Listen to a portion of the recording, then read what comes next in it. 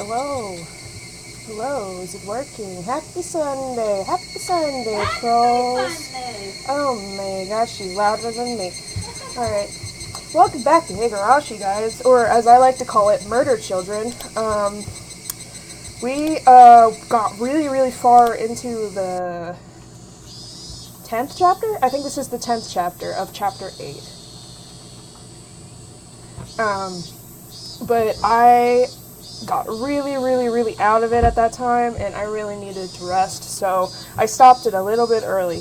So I hopefully will be able to finish this one and the last chapter, which is chapter 11. And that's going to be the end of the series, guys. I swear to God, I'm going to freaking die. There are, like, extra stories, which I don't know if I'm going to do them on stream or not. I may just play them myself, because they've taken up, like, all of my streaming right now, and I just kind of want to play something else. But we'll see. Anyways, we're gonna see if we can save everybody, guys. This bitch gotta get what's coming to her, man. Takuro didn't have enough stamina to walk around in the mountains. Oh, I forgot, my mic is down.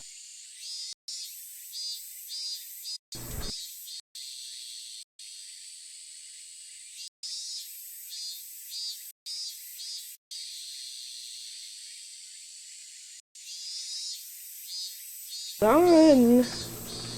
I hid the mic from you. It's probably much better now. I forgot. Because I have to hide the mic from the children. The kitty children. Yep. She was running out of breath, but even so, she continued to scream at the mountain dogs on the radio. She wasn't using an intercom like the mountain dogs were. Instead, she was using the communication unit on the back one of the dogs, so he constantly had to listen to her yelling.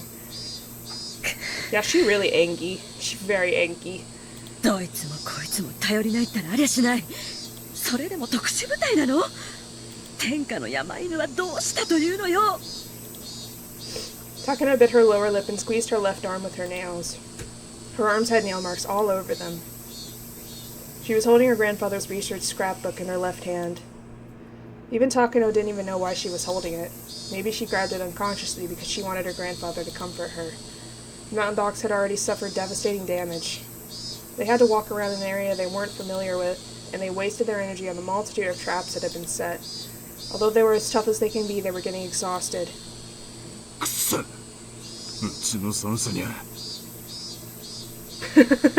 I don't think she does. Nah, I don't think she does. ウグイス1よりウグイス13。用心しろ。お前の左翼が沈黙した。今度はお前が狙われるぞ。ふざけるなよ。なんだってんだよ。俺かよ、畜生。 He panicked. The same thing kept happening. His team members had been going down one at a time, starting from the left flank, and he was next. Did that mean the enemy was coming from his 9 o'clock? No, those demons didn't think normally. On this mountain, being aware of 360 degrees around yourself wasn't enough. Even being cautious of the ground below your feet and sky above your head wasn't enough. Where are they fucking coming from? Those bastards. Come the fuck at me. Nightingale 13 held his taser in front of him as he looked around timidly. This taser could have been a powerful weapon, but it was far more effective used indoors. On this mountain, it was almost worthless. Nightingale 13 heard a noise behind him from a bush. He thought he saw something, so he fired his taser. The electrodes flew out into the bush. Could you just imagine it? He felt a tug on his taser. The cord from the taser was stuck in the bush, and he couldn't rewind it. It was useless before. It's certainly become that way. He heard a noise behind him again, and this time he saw someone coming at him. But his weapon was useless. The newcomer growled at him. It's Han Yu aggressively shouting, ow, ow, ow, ow, ow, ow, like a puppy. Oh, that's funny. I was expecting, like, Satoko to come out going, oh, ho, ho, ho, ho, you stepped into my trap, and you get the aggressive puppy girl. That was all it took, because he was so scared he didn't think. That was exactly what Satoko expected. Satoko, who was up in the tree, dropped a middle bucket on his head. Bang! It landed perfectly. The bucket had some drawings on it. What were they? They were drawings of strange unknown creatures. They somehow resembled those strange characters you see on educational TV programs.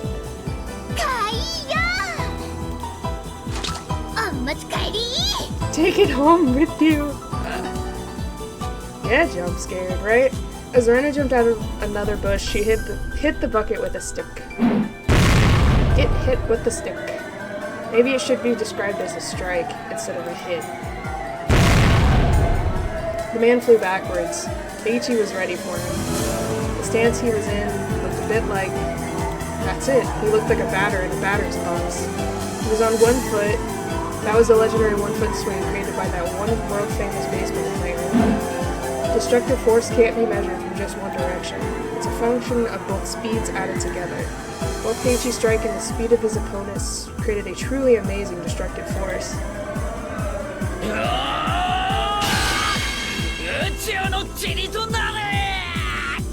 With an exhilarating and magnificent sound, the mountain dog flew into the air in the opposite direction. Bye! Then he rolled down on the ground and stopped. There, Rika awaited him. It was almost as though they calculated that he would end up there.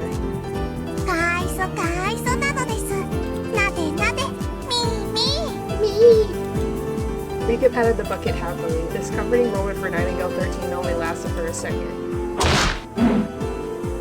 Mion shot her taser at his butt. Of course at her butt.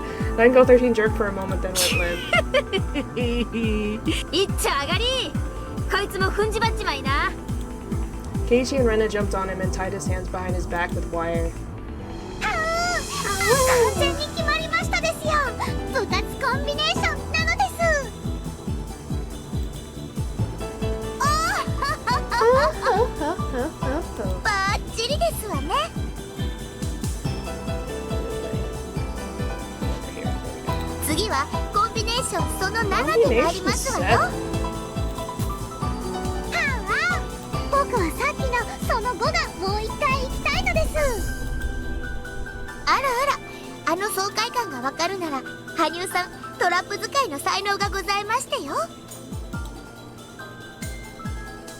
Hanyu and Satoko high-fived. While Keiichi and Rena tied Nightingale 13 up, Rika tried to send something in the air.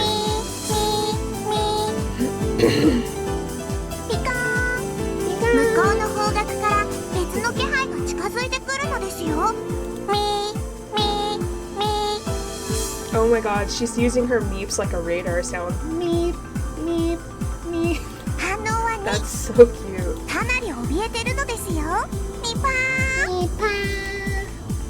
Rika reported to Mion she was a bit like a radar. She turned into a truck backing up. Exactly. Mion didn't even care about the guy they had just knocked out. She was already trying to figure out their next move while looking at Satoko's map and using the info Rika gave her. Everyone eagerly awaited Mion's next order.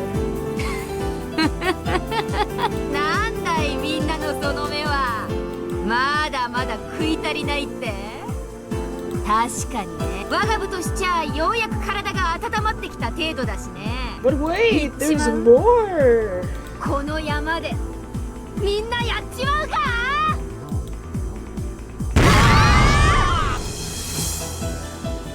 Mion was a great leader. She had both leadership skills and tactical ability, but more than anything else, she was great at encouraging people's spirits.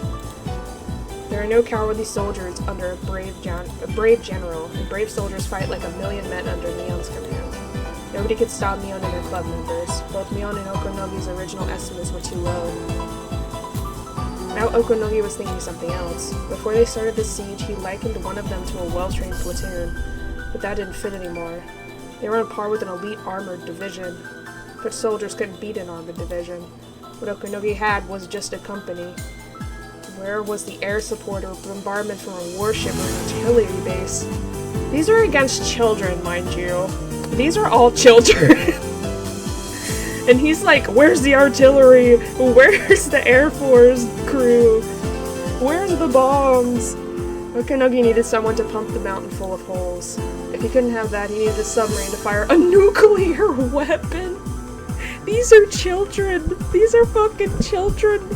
Oh my god. I think he crazy. If he couldn't have that, he wanted to retreat. Okonogi no longer doubted it. The enemy commander was a genius. Under a mighty commander, all soldiers became heroes. He wanted to see the face of the commander, or at least he wanted to know their name. But then Okonogi remembered the demons used to live in Yamazawa. He also realized the commander had to be a demon.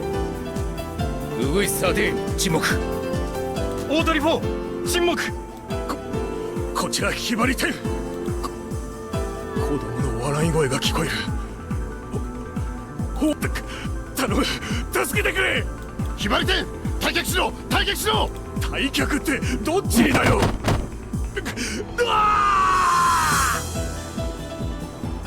大鳥ないんだ。敵の一人を発見追跡している。応援を送ってくれ。大鳥ない。どこにいるんだ。所在地がわからない。周辺の状況を送られたし。霧が出てる。寒い寒い。ここは河原。大鳥ない。地図上ありえない。落ち着いて状況を確認しろ。そんな河原の向こうに死んだ姉ちゃんが。Oh, it's a hallucinogen. He may or may not be slightly being a bit dramatic, right? 大鳥ない大鳥ない応答しろ。大鳥ない沈黙。無理だ。奴らはこの山の鬼だ。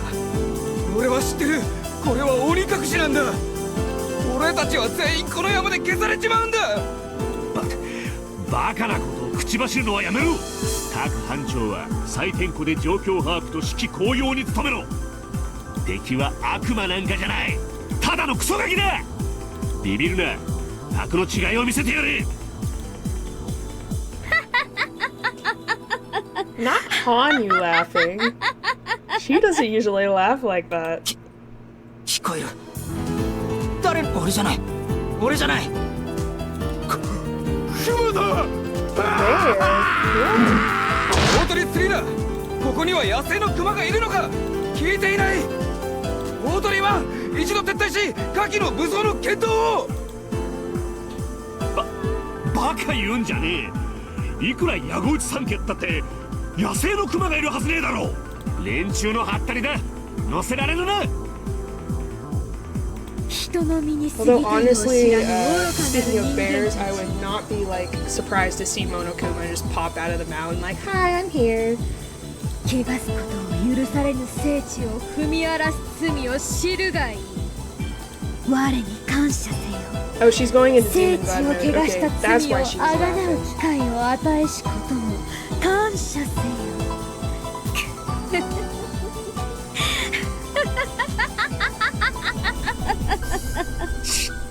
ちくしょう。誰かのインカムを奪ってやがるんだ。敵の指揮減退戦術に乗るな。恐れを知ることかなわぬ哀れな人間どもよ。よかろう。汝らがその身でしか知ることができないというなら、我がウグイス1だ。光栄が来ていない。バカな。どこへ行った。応答しろ。哀れなウグイスが一羽踏み込むことを許されぬ地に迷い込む。そんなにも知りたいか。鬼の世を知りたいか。告げよ。人の世に別れよ。我が忠告に耳を重ぬ具を今より知れ。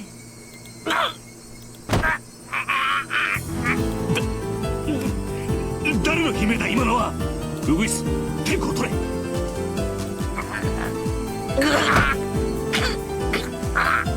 またやられた。 Get ripped. 誰が沈黙した。それより本部、俺の左肩には誰かいるんだよな。俺は孤立してるんじゃないよな。まだ聞きたいか。痛みを伴う声が。 Yeah, if I heard that, I would be like, Audi 3000, like, goodbye. なんだよ今の音。何がひしゃげたらあんな音になるんだよ。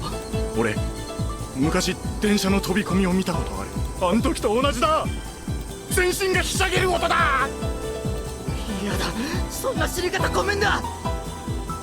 死にたくねえ。死にたくねえ。やめてくれ山の神様。俺も好きでやってるわけじゃねえんだ。給料もらってやってるだけなんだ。ウグイス1より本部。ダメだ。士気の高揚は困難。隊員の脱落と士気低下は深刻。これ以上の戦線維持は困難。損害が増えるだけだ。だから落ち着けグリスマン。他の隊員は野戦の素人ばかりじゃねえか。お前はあの地獄の卒業生だろうが、そのお前が混乱してどうするんだ。落ち着け。お前が範を示せ。本部、ウグイスワンが応答しない。そんな、あの人がやられるなんてダメだ。やっぱり悪魔だ。ダメだ。敵は心理戦までこなしやがるのか。ガキどものくせにプロの不正規戦部隊に指揮減退戦術まで仕掛けやがるというのか。 Radios are usually helpful communication tools, but in this case they backfired. The club members took an intercom from a mountain dog they knocked out and used it to corner the other members psychologically. It worked even more effectively because they were in enemy territory, were unfamiliar with the terrain. The best solution would be to make everyone stop using the intercom, but that would give the enemy more chances to attack them individually. Okunogi was growing fearful of the club members as he still hadn't grasped their true identities.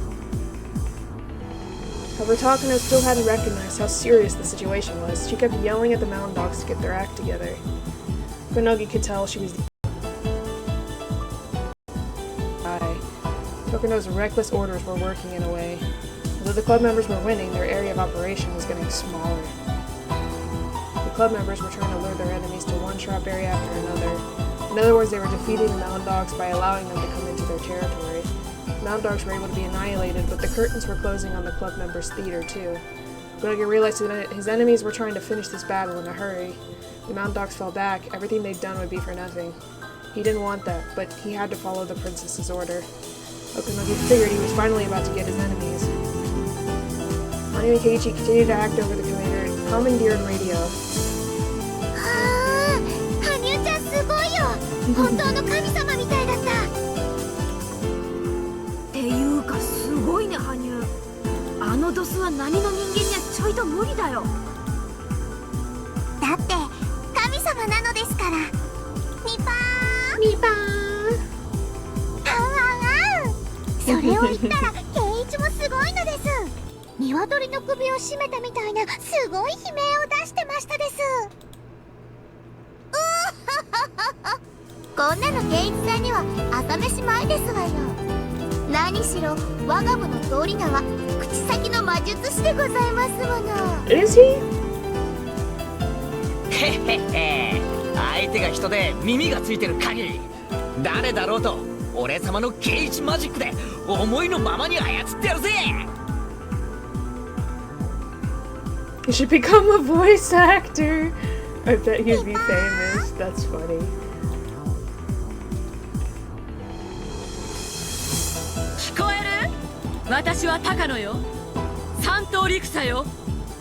あんたたちの最上位の上 I'm your 司よ。 boss's boss. 聞きなさい。鬼もいないし神様もいないわ。もしいるなら戦いなさい。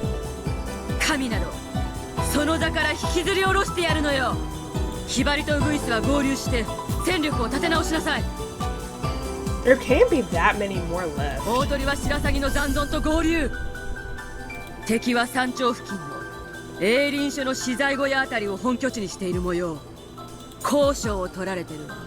こちらの動きが筒抜けのはず。奇襲はあって当たり前よ。差し違えてでも倒しなさい。サンサ、武装に戻る許可を。奴らを制圧するにはテーサーでは無理です。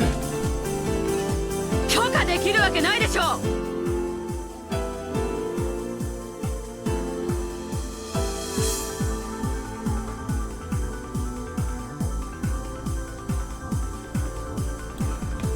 私たちは今奴らを完全に包囲して追い詰めているのよ。ここで引けば取り逃がすわよ。私たちはあいつらの首に両手をかけてる。あとは締めるだけなのよ。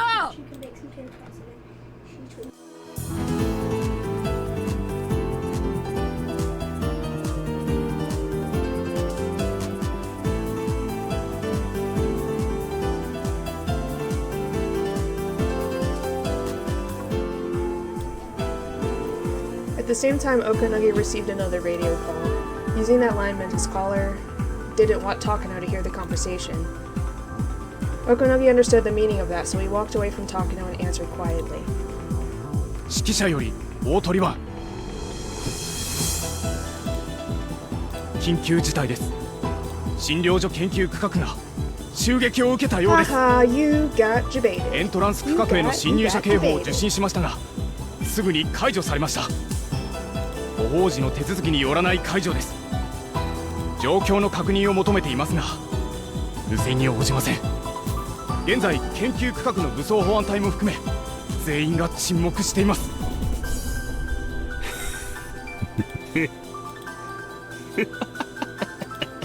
Okonogi understood everything. He had been fooled.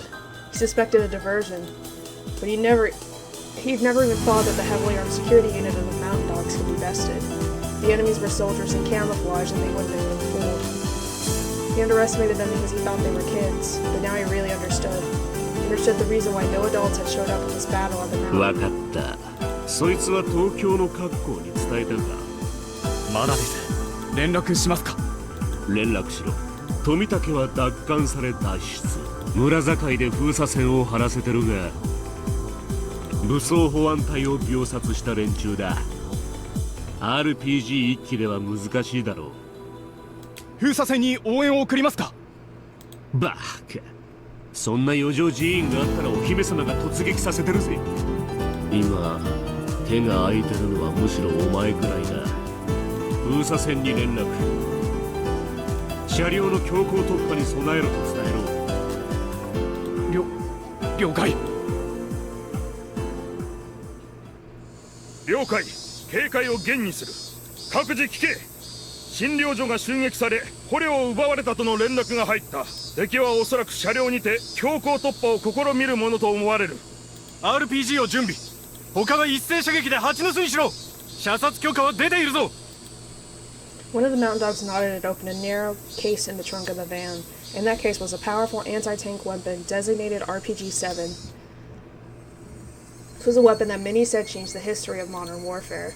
After all, this terrifying weapon had a firing range over several hundred meters and was capable of burying most tanks in existence. The dawn of this weapon meant that we were now in an age where a lone foot soldier possessed the firepower to destroy a tank.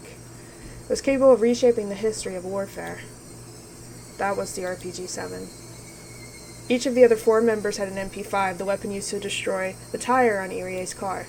There was no question that the blockade team was well armed. They waited in the van until the enemy vehicle showed up. Once they saw a suspicious vehicle, they were planning to stop it by moving into the middle of the road. They intended to destroy that vehicle by firing all at once. They all watched very carefully for suspicious vehicles coming from Hinamizawa.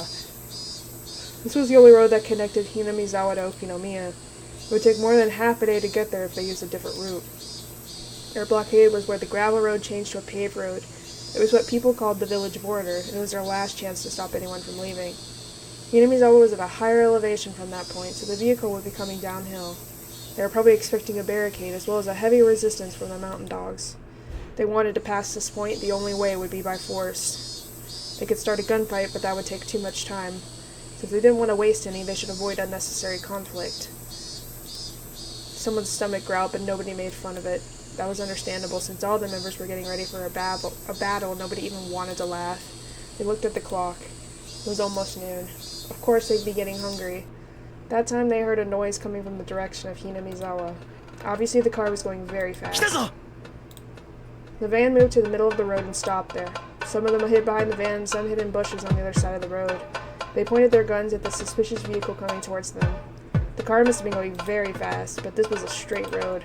No matter how fast it was going, it couldn't escape. That car happened to belong to Kasai. The shining black paint and the sound of the engine made it clear that it was a very nice car. ギリギリまで引き寄せろ。撃てるのは一発だぞ。一撃で仕留めろ。RPG-7 fires unguided rockets, therefore hitting a quick-moving target is extremely difficult. In this case, however, their target was straight ahead. If the car tried to swerve suddenly, it would flip. If that was the case, it wasn't necessary to shoot directly at it. Besides, according to what Kasai said, his power could easily flip a car without a direct hit. Even if there was only one chance to fire, the Mountain Dogs were definitely in an advantageous position. That's what you 富武さん、不審なワゴンが路上を封鎖してます。伏せてください。注意して。向こうのワゴンの鼻先に当てるようにするんだ。分かってます。一度経験してますのでコツは分かってますよ。 The mountain dogs aimed at the vehicle. It was coming right ま for だ them. まだ引き寄せろ。距離100未満まで引き寄せろ。分かってる。即挙してろ。 The mountain dogs in the bushes laid in wait, ready to fire. The rocket on the tip glinted eerily like it was waiting for its 距離 prey. 200、150。攻撃用意。 The soldier put his finger on the trigger of the RPG-7. 赤坂さん、衝撃に備えてください。距離100。撃て What happened? Didn't the RPG-7 fire? That was when one measured the distance next to the shooter noticed something. The shooter's shoulder had been hit and he was tumbling to the ground. スナイパー。銃声はなかった。距離400以上だ。そんなのどうでもいい。撃て撃て撃て撃て。 Only their regular guns could stop the car now. The other mountain dogs fired all at once. But immediately they realized something. The car had been hit by a hail of bullets at close range. Any normal car would have been on fire in short order. But there was nothing. This wasn't a normal car. そりゃそうです。園崎家御用達の防弾リムジンですから。 Bulletproof limousine. Oh, hell yeah. Riding in style. RPG を観測手が拾った。撃たせるな。この距離で外すのね。 Shion and Kase were far beyond that straight road. They were in the enemy's blind spot on the other side of the hill, on top of an abandoned car. Shion was on her knees checking the mountain dog's movements with a pair of military-grade, high-powered binoculars. Kase was lying on top of the car with a sniper rifle in his hands. Shion figured this would be where the mountain dogs would place their ambush. The only way for them to beat the dogs was to snipe at them. Both Shion and Kase took sniping lessons in the U.S. during the damn conflict. Kase was now aiming at the man who picked up the RPG-7 and was trying to take position with it. 早く撃て。吹き飛ばせよ。Again, the RPG wasn't fired and was down on the ground. The two who tried to shoot were both groaning and flushing at their wounds. They were both shot in the shoulder. The wounds wouldn't kill them, but they definitely couldn't fire that rocket. The car had arrived. The mountain dog screamed and dove out of the way. Akasaga must have been used to driving in this kind of situation. He hit the nose of the van just right and broke through the blockade. The van was hurled away and spun in a 追撃しろ。 circle. 行くぞ。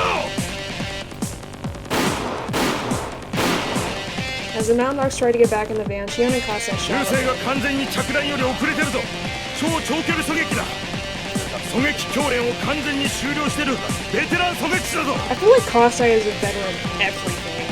He's a veteran sniper, he's a veteran like shotgun user. あとそれと同格のベテラン観測手がペアだ。こっちの動きが丸見えらしいぞ。狙いが正確すぎる。 The scope on a sniper rifle is one specifically made for sniping. Therefore, its field of vision is so narrow that the sniper is unable to see their surroundings well. That's why it's always necessary to pair up with a spotter. The spotter uses powerful binoculars to probe the situation and communicate information to the sniper. Makes sense. Snipers can't do their job alone. Potential is unleashed only when paired up with a spotter equally as skilled. They tried to stand up and climb into the van, but the ultra-velocity rifle bullets pinned them down. The bullets ripped through the air, traveling faster than the speed of sound. The noise those bullets created was nothing like the sound from a normal gun. It almost sounded like the Grim Reaper himself swinging down his sight. Furthermore, they could see the mountain dogs, but the dogs couldn't see them. Only those who actually had experience being sniped that could understand this fear. ダメだ。車に近づけない。俺たちはいい。お前たちだけでも追え。分かった。俺たちだけで追撃する。 There was a driver and one mountain dog in the van. They had to leave, otherwise it would be too late. The driver made a snap judgment and slammed on the gas pedal. どうですか。追って来てる。運転がうまいね。あんなワゴン車なのに追い上げてくるよ。それは参りました。応戦を頼みます。任せて。 They were talking over the window near one of the back seats and leaned down. Hot air blew into the car. With the car was jolted up and down on the bumpy road, he checked the mechanism of his gun calmly. He did it naturally, so examining his favorite camera. The gun had been taken from one of the security guards in the basement. One of the dogs in the van had the same gun in his hands. Their weapons were evenly matched. The road was no longer straight, it curved like a snake. There were some bumps and sharp curves which made things in the car fly all over it. A gunfight in this situation would be extremely difficult. Tomitake realized he would empty and no time would be wasted bullets. So instead of firing recklessly, he carefully waited for the right distance. In doing so, tried to convince his enemy that he's still out of range to make them close the gap. On the other hand, the mountain dog couldn't take it any longer. He fired, wasting his bullets on the bumpy road. Some of his bullets hit the body of Kasai's car, making a nasty and metallic noise. 富武さん、身を乗り出していては危険です。大丈夫、あんな下手くそじゃ当たらないよ。僕の生徒だったらゼロからやり直しだな。このような状況下では動きを読む。挙動を予測し、弾幕で予測射撃をするんだ。当てようと思わない。弾幕に突っ込ませるようにするんだ。こういう風にね。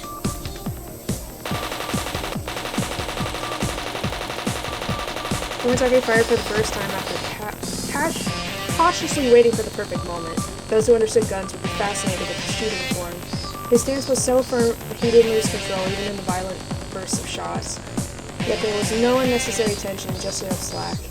Despite being in such an anomalous position after leaning out the car, Tomitake was shooting very precisely. It was nothing like what the mountain dog said earlier.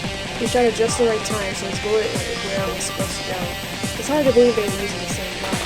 Nasty metallic sounds etched themselves into the body of the van, which made the mountain dog realize just how good Tomitake was. くそ、あいつめちゃくちゃ射撃がうまいぞ。ただの東京の渋谷じゃねえのかよ。俺、噂に聞いたことがあるんだ。富武に事故でジム屋に移ったらしいの。教官時代は不正規戦部隊の射撃教官だったと聞いたぞ。なんだよそれ。ってことはあいつ。Tomitake started to aim for the driver's seat to pressure them to give up. The mountain dog's fatality line of predicament. Tomitake was capable of hitting his targets easily even on such a bad road. Furthermore, they were in a bulletproof limousine. The mountain dogs were in a regular van. The van which incidentally was facing a woodland in the zoo. All his shots had just been warning ones. Unless the mountain dogs called off the chase, Tomitake would start shooting at them soon enough. They had no chance of winning. 大鳥湾より追跡車両。封鎖線が突破されたならそれ以上はもういい。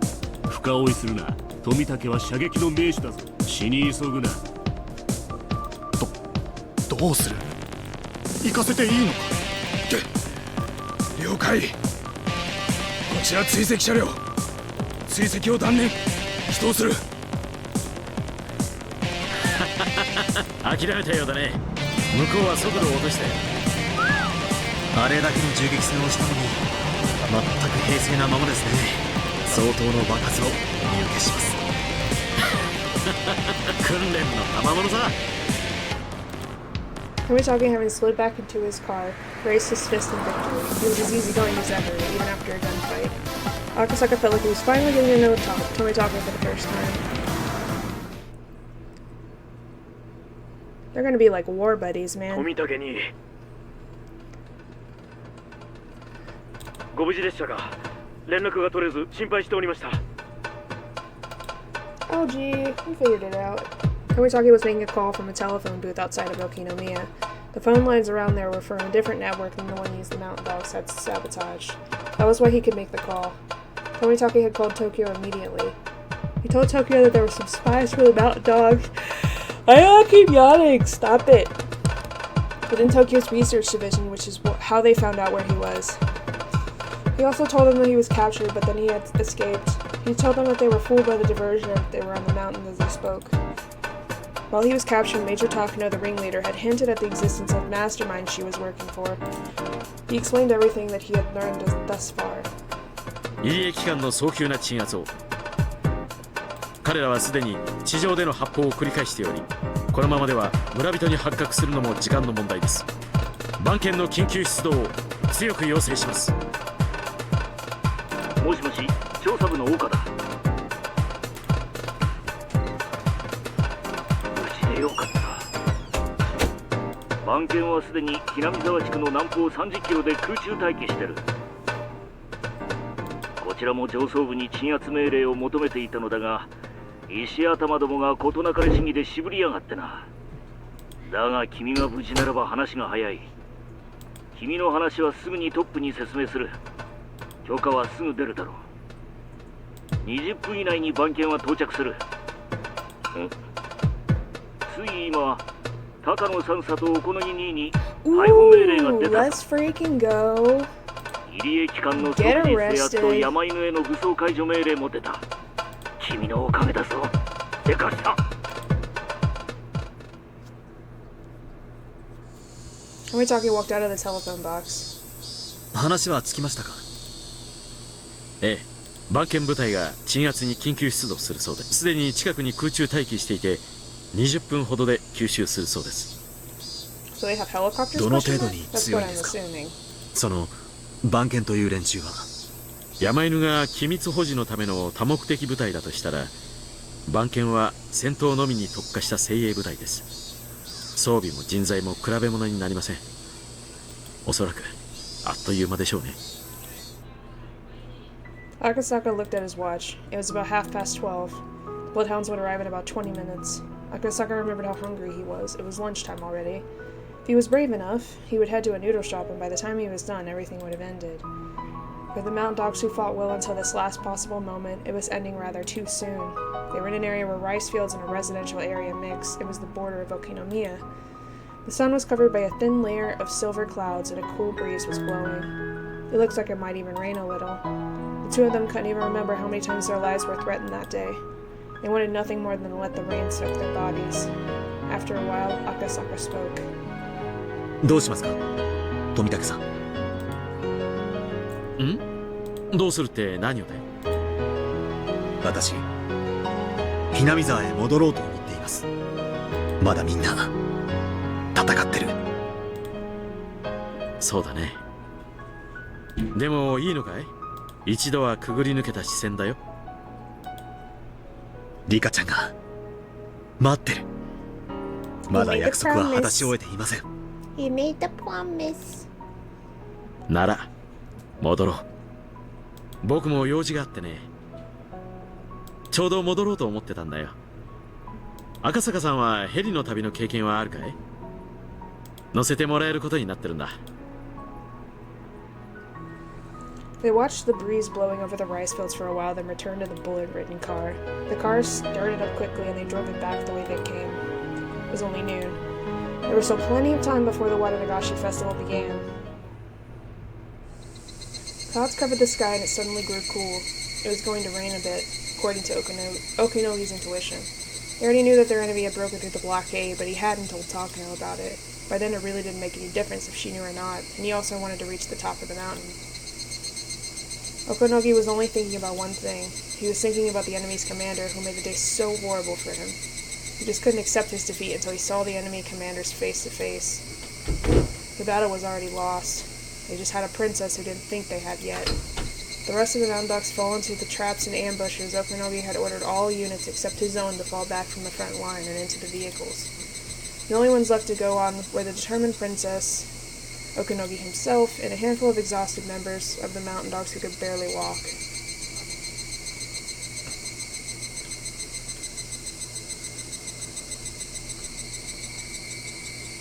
Eventually, the slope became a little more gentle. Okinogi and his companions finally arrived at the storage shack at the Forest Service. Club members were already aware that the mountain dogs had been almost totally annihilated. Both the numbers and strength of the dogs had fallen far below that of the club members. Therefore, when Okinogi saw his opponents lined up there to welcome them, he wasn't surprised. It was all the kids who'd driven the mountain dogs to destruction that entire day. They had also fought with everything they had. Though they overwhelmed us from start to finish, they had used up all their stamina, and they were on their last legs as well. Still, their willpower kept them standing, a will born of the victor's honor, which God granted only to the winners. いたわ。あるよ、おころぎ、トライさせなさい。サンサ、よくもこんなざまの我々をこき使えるもんです。何？私に逆らう気なの？まさか逆らう気なんか最初からありませんやね。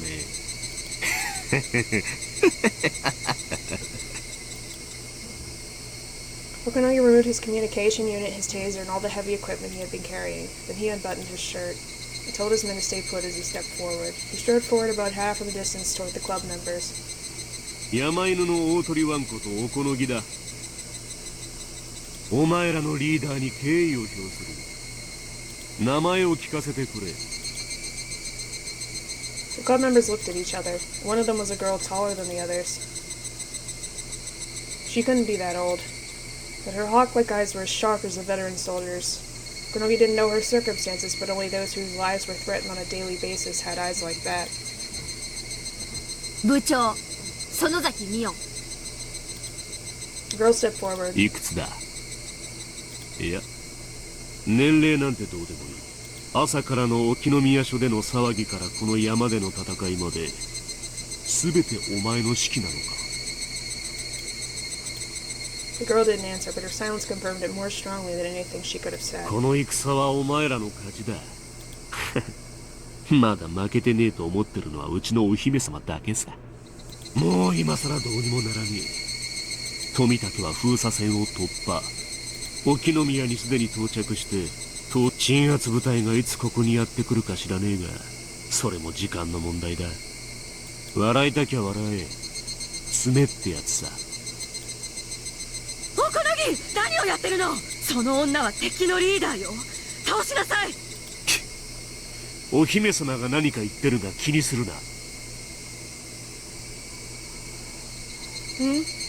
Oh, a helicopter. Because he's a, 望みは何？ soldier guy? I don't know. お前も大将。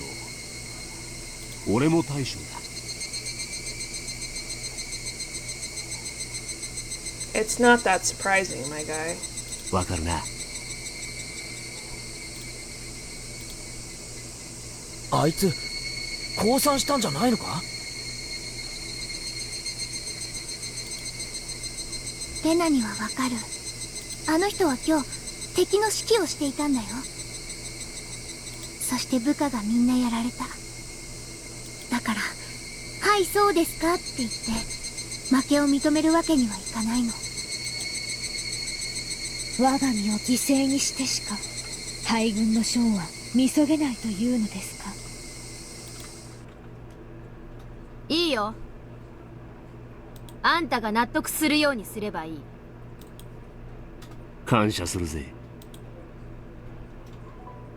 Mion took a stance. Okonogi took a stance too. Although Okonogi was nothing like Akasaka, he was still a close combat specialist. Even when exhausted, there was no way Mion could defeat him. Takano thought so too. She thought Mion was underestimating Okonogi. But Mion knew. She knew that she was the only one who could put him at ease. 行くぜ。やれOkonogi readied, launched sharp from his waist. But Mion deflected it to the side with her elbow, wrapped her arm around underneath it, wrenching it back behind him and forcing it up into a hold. She twisted his arm even further. Okonogi was certain she was going to snap a bone. It was an excellent technique.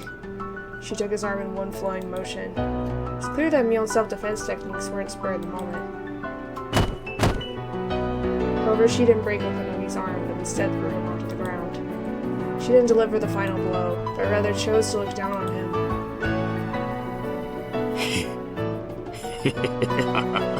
やるな。おこのぎ、何やってるの？早く制圧しなさい。うるせえ！黙ってみて！こいつは大将戦だ。Okonogi got up quickly, took a stance once again, and swung his arm down. Mion avoided it effortlessly, and just like she did before, she grabbed his arm and turned it around. They were in the same position as before. Just like what happened then, she didn't break his arm, but threw him onto the ground and looked down on him. 回転投げか。当て身を入れねえところを見ると実戦向きじゃねえな。むしろお上品に演舞を見せる流派だった。ちなみに腕を決めた時、下がる相手の顔面に膝が入れられるぞ。She doesn't want to. そうなんだ。今度試してみるよ。ミオンってすげえ。向こうの隊長と互角に渡り合ってるぞ。おこのぎ、武器を使いなさい。何をやってるの？行くぞ！キャー！ He got a stronger drive this time. He tried to kick right through her from a step and a half away. Yet this time Mion stepped in to watch her own attacks. Jumping right towards the foot, trying hard to kick her. Mion kept herself low as she entered close range with Okonogi, shutting out his leg trying to kick her. So of course he went after her head. He raised his right arm to elbow her in the skull, but this time Mion rose up, using both hands to keep his arm from swinging down. Unlike the flowing motions from earlier, this was simply a contest of strength. His physique was overwhelmingly superior to hers, so she couldn't win that test of strength. But suddenly Mion let go, and allowed Okonogi's elbow to come down. She stepped to the side. It's another repeat of before. Okonogi's arm was held to his back and he ended up in the same position. What came after was different. Okonogi's face lowered as Mion lifted his arm up high, and then she swiftly brought her knee into his face. It was exactly the technique Okonogi told her about just earlier. Once again, he was down on the ground. そう飲み込みが早いじゃん She's a Sonozaki, what do you expect? 戦略、戦術、そして戦闘、すべて三拍子揃ってるぜ。 Yep, she was trained to be the head of the Sonozakis, お so... めえみてえな奴が俺の役をやるべきなんだよ。山犬みてえなクソどもの隊長をな。ごめんだね。あんたらみたいなネクラそうな秘密部隊の隊長なんて。 Mion scoffed. He took it with a smile, too. He wasn't trying to be humble, it was just his pure reaction. お前ほどの器は日本の不正規戦部隊長なんて売れないぜ。サスでもデルタでもスペツナズでもどこでも最高の人材になれるだろうぜ。何しろサス？デルタフォース？くだらないね。そんな退屈なところじゃ私を飼いならせやしないよ。そうだろうな。そうだろうよ。なら聞かせてくれ。お前ほどのやつなら何の隊長を望む？隊長なんて興味ないね。部長でいいね。部長、英国情報部あたりってとこか。ふん、妥当だな。ダメダメダメ。あのね、私がやりたい部長はたった一つ。南沢分校の我が部の部長だけさ。罰ゲームのない戦いなんてごめんだね。口先の魔術師前原圭、カーイーモードの竜宮レナ、トラップ使いの聡子に模様落としのリカちゃん、そして期待の新人フルで羽生。これだけ揃ってなけりゃ世界のどこだろうと退屈だね。勝てねえよ。こんなやつが隊長だったんじゃ勝てるわけねえやね。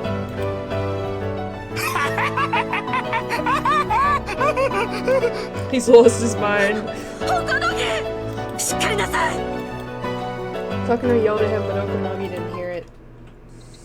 これでウォーミングアップはいいだろう。次の一撃でぶち抜いてやるぜ。当たったら死ぬぞ。覚悟しな。キナ、あんたに似合いの最後をくれてやるよ。あんたが欲しいと思ってる決定的な最後をくれてやる。よく言ってくれた。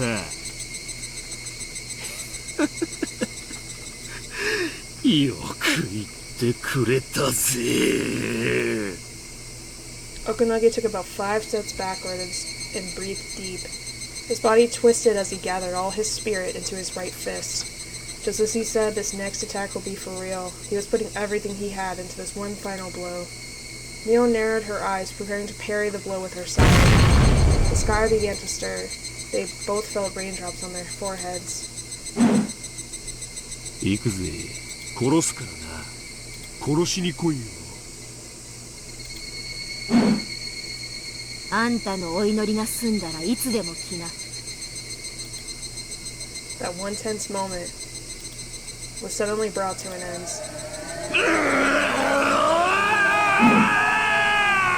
He dashed forward from a low position, just like a runner from the starting line.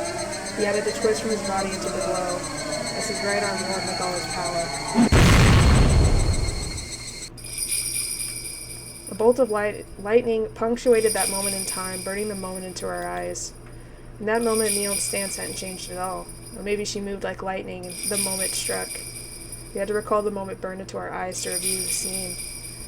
Okonogi had swung with his right fist, which had enough power to shatter Mion's bones. So what if 100% of his power was directed back at him in a counterattack? When the lightning struck, Okonogi's body had been flying through the air. It was a legendary technique in Japanese martial arts, passed down in Judo and Aikido, the air throw. This is of one being thrown without his opponent even touching him, a miraculous technique that occurs at lightning speed.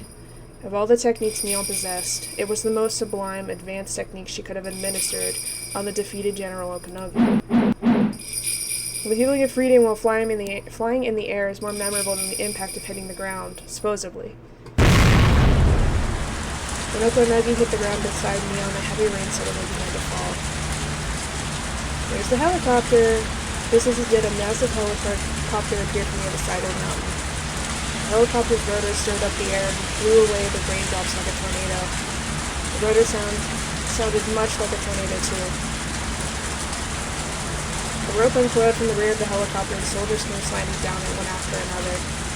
The onlookers were stunned for a moment before realizing what they were seeing. It was the bloodhounds. The bloodhounds that Tomitake had called in. Having realized how bad the situation had become, Okonogi returned to the other members of the mountain dogs. Nothing was going their way anymore. The mountain dogs ran down the slope and disappeared into the woods. The Jag talked with them. He couldn't understand what was going on. A voice echoed from a speaker attached to another helicopter circling around the mountain. 慰霊機関の全職員に次ぐ。本日1230に慰霊機関の全権限は凍結され、上級司令部の直轄となった。また同時刻、上級司令部は慰霊機関全職員の武装解除を命じた。山犬中隊全隊員は直ちに武装解除し、慰霊診療所裏駐車場もしくは山頂資材置き場に集合せよ。これに応じない場合、国内法及び自衛隊法に基づき厳正に対処することをここに通告する。Bloodhound members continued to slide down the rope from the helicopter. Even at a glance, they were very different from the mountain dogs. They were armed more heavily, and the guns they had were much larger. Such things clearly differentiated the two units. これで私たちの勝ちですの？わかりませんのです。僕も初めてのことなので、勝ったのかわからないのです。Kotoko and Rika sat down and hugged each other. They were both soaked in the rain, but they still sat down in the mud. Neil suddenly stood solemnly in the rain as the leader of the winning team. The mountain dogs had abandoned the field. They had run away with their tails between their legs. Keiichi and Rena ran over to Mion. Mion. みーちゃん、終わったね。ああ、これで部活は終わりさ。Just an average, I don't know, club activity, it's fine. みんなも無事？みーちゃん、勝ち取れる最高の勝利を勝ち取ったんだよ。ミオンがみんなを率いたんだ。ミオンのおかげの勝利さ。But Mion didn't seem to be listening to Keiichi and Rena. Instead, she mumbled to herself. 私さ、部活の罰ゲームって好きなんだよね。部活ってさ、残酷だよね。仲間で戦い合ってさ、ビリを決める。つまりそれは、その子がビリだってみんなが見下すことなんだよね。見下してなんかいねえだろ。楽しく罰ゲームをして、それでおしまいさ。そう、罰ゲームで楽しく遊んで、敗戦の賞の責任をさ、楽しくみんなで笑って、それでチャラにできるから好きなんだよね。負けた本人も含めてみんなで笑って誰も傷つかない。みんなで楽しく笑っておしまいにできる。おこのぎってやつは私に投げ飛ばされて叩きのめされなきゃ自分の罪でさ。そりゃさ、今日何度もヤバい目にあったよ。殺されそうに何度もなったよ。でもさ、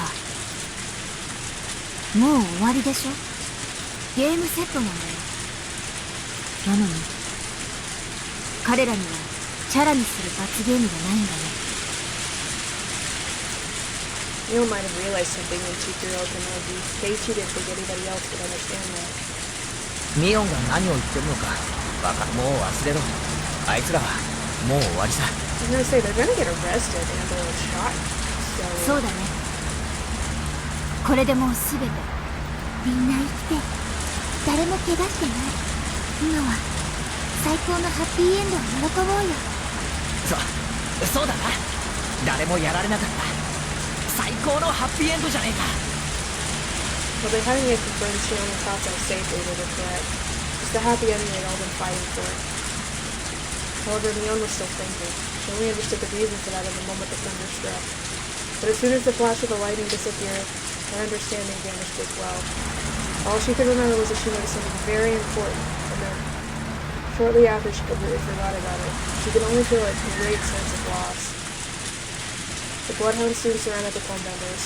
At first they thought the club members were their enemies, but when Tomoitaki appeared, he explained the whole situation. The commander of the Bloodhounds appeared to beg the club members not to say a word about anything, as if it was a politically sensitive incident.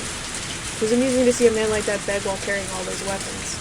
Of course, they had no intention of talking to anyone about it. Once it had ended, it all felt like a bad dream. If, on the following day, someone asked them what they'd been doing, they might not even remember it. This day was that unrealistic for them.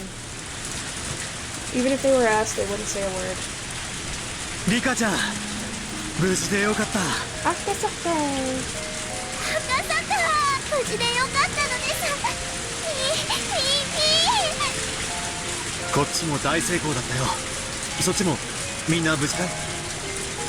入江診療所はすでに彼らが制圧したそうだよ。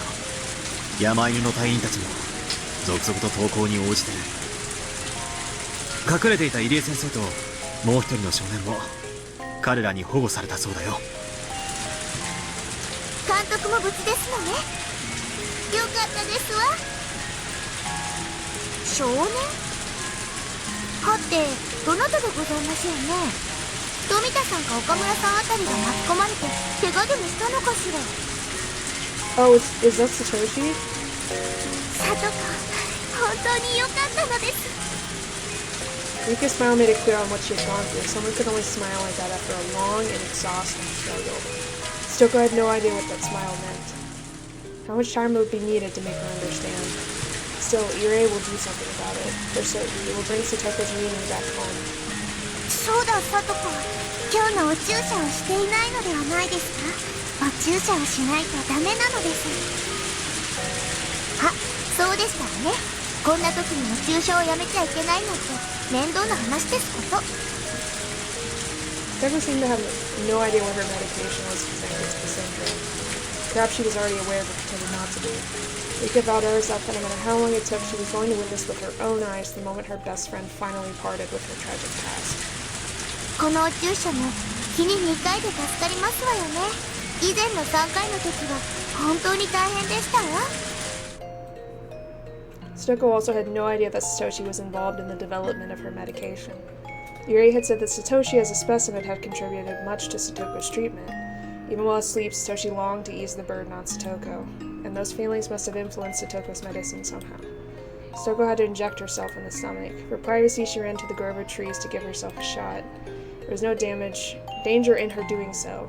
One after another, the bloodhounds dropped down from the helicopters. Each helicopter must have carried at least 20 to 30 soldiers. Damn! There was one helicopter at the top of the mountain and two more halfway down the slope. Troops were pouring down from all over, leading to the impression that the entire mountain was under the bloodhounds' control. Nobody fired their weapons even once. The mountain dogs had no choice.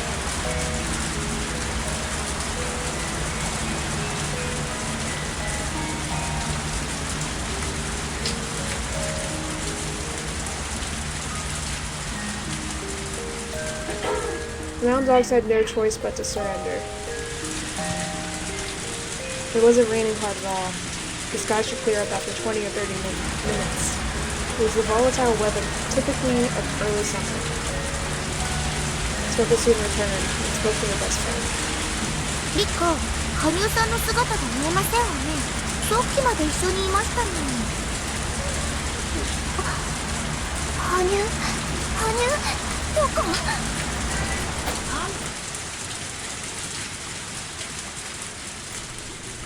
It was stupid of me to think that Tokyo had sent more support. They're acting as if they've known that they're lost for a while now. I was the only one who didn't know. どういうことなの？状況がさっぱりわからないわよ、おころぎ。手詰まりって富武が呼んだ番犬が到着したんですよ。番犬？名前は聞いたことあるけど、でもどうして応戦しないのよ。ご冗談を。山犬は所詮傍聴部隊です。対して番犬は本間門の戦闘部隊ですよ。花から勝ち目なんざありませんね。The remaining three members looked at me in exhaustion. 大体どうして番犬が来るのよ。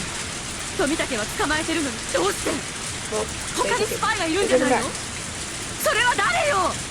さんさ、すでに診療所が襲撃され、富武2位が奪い返されたことはご存知ないのですか？ One of the three spoke up steadily that Okonogi signaled him to shut up. そんなの聞いてないわよ。それはいつよ。どうなってるの、このぎ。それに村から逃げられないよう封鎖部隊というのもいるんでしょ。 They broke down the blockade. They aren't even responding to me anymore. I've been left behind. I'm the only one who didn't know. I'm being left out. The members looked at Okinogi waiting for his command. Nobody is waiting for my order. Nobody even cares about my orders. 隊長、指揮者より無線です。 One of the members handed the intercom to Okinogi. 大鳥ワンダー。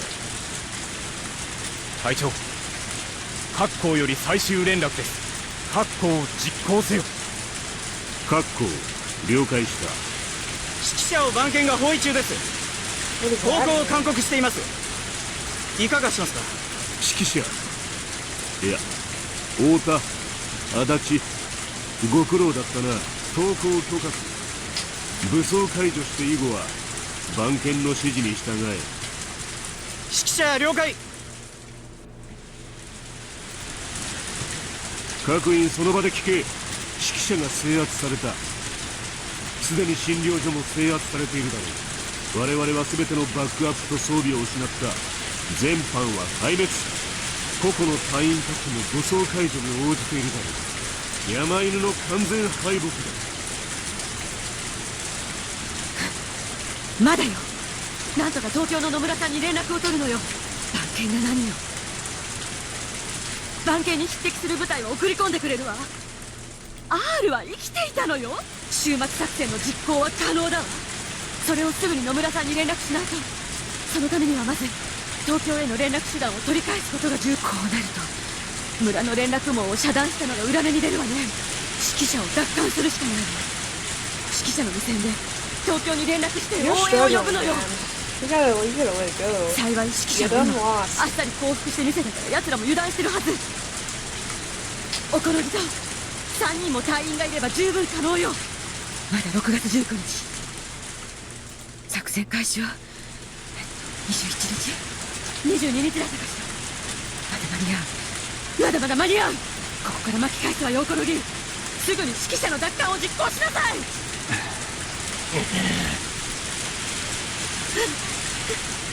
なんで誰も私の言うこと聞けないの。私は3歳よ。おこのぎよりずっと偉いのよ。おこのぎの言うことは聞けて、どうして私の言うことが聞けないの。 Cause you're a bitch. Nobody likes you. サンサ、さっきから飛び回ってるヘリが言う通りですわ。このゲームはうちらの負けです。これ以上の往生際の悪さは互いに得になりませんね。何を言うの、このぎ。まだよ。もうくじけるの。あなたも R が生きているのを見たでしょ。今日の一日が狂い出したのは R が死んだなんて噂が流れたからよ。でも R は生きていた。今日の一日はなかったことになるのよ。緊急マニュアルはまだ生きてるわ。女王感染者が生きている以上改めて殺せば、そこから48時間の緊急マニュアル執行可能な時間が。 Isn't the manual like what is the word? Like discontinued now though? 緊急マニュアルがどうこうって次元じゃもうないんです Because technically she's still alive, but I think they dissolved that. もう東京は女王感染者とかそれが死んだら48時間とかもう終末作戦は完全に失敗しました我々のクライアントはすでに証拠の隠滅に走り回っているでしょう我々の役目ももうおしまいですが山犬なんて面白い舞台を10年ほど指揮させてもらいました貴重な経験ができましたがそれも今日でおしまいですそしてサンサあんたの役割ももうおしまいです At least he is like able to recognize this. And like he's being respectable about it. She's just a sore loser. She can't. 私の役割何のことよサンサあんたの役目その手に持っておられるスクラップ帳を育て上げることでした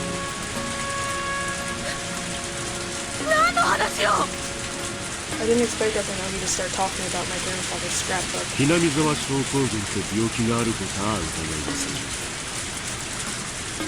だが女王が死ぬと48時間で村中が大パニックになるっていうのは見た者がいます Oh, you about to make her mad. 本当か嘘かなんてわかりゃバカなこと言わないでほら書いてあるわよどこのページかしら他の類似の脳内寄生重症の症例から類推して統計的にこんな時に限って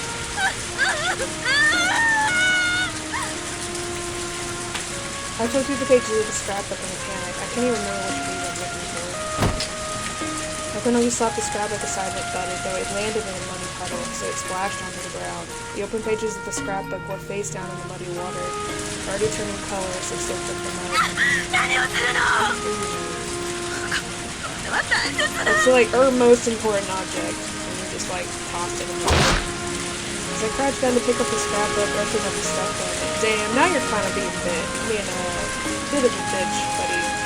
Splash of muddy water hit me in the face. I had to witness my precious scrapbook being stepped on and covered in filth. サンサこのスクラップに書いてあることが本当だろうとでっち上げだろうと真実だろうと虚偽だろうそれはどういう意味よ I tried to get the scrapbook from under Okunogi's foot, but I couldn't pull it out. 東京のクライアントが期待してたんだそのスクラップ帳の中身をどれだけの人間が信じてくれるかってことなんです本当か嘘かはどうでもいいただ信憑性さえありゃよかったんです本当か嘘かどうでもそうですどっちでもいいんですでっかい研究所で偉い先生方が研究してこれこれこういう結果ですっていう専門用語だらけの難しい資料を作ってくれて中身などろくにわからねえ連中を騙せるだけの信憑性ってやつをそのスクラップ帳に与えることがあんたの役割だったんです嘘なんかじゃないわ私と祖父が何年にもわたって研究してきて足をどけなさいよ Scrapbook is getting so confusing. I try my best so it's not ruined for the studies. 女王が死んだら村は皆殺し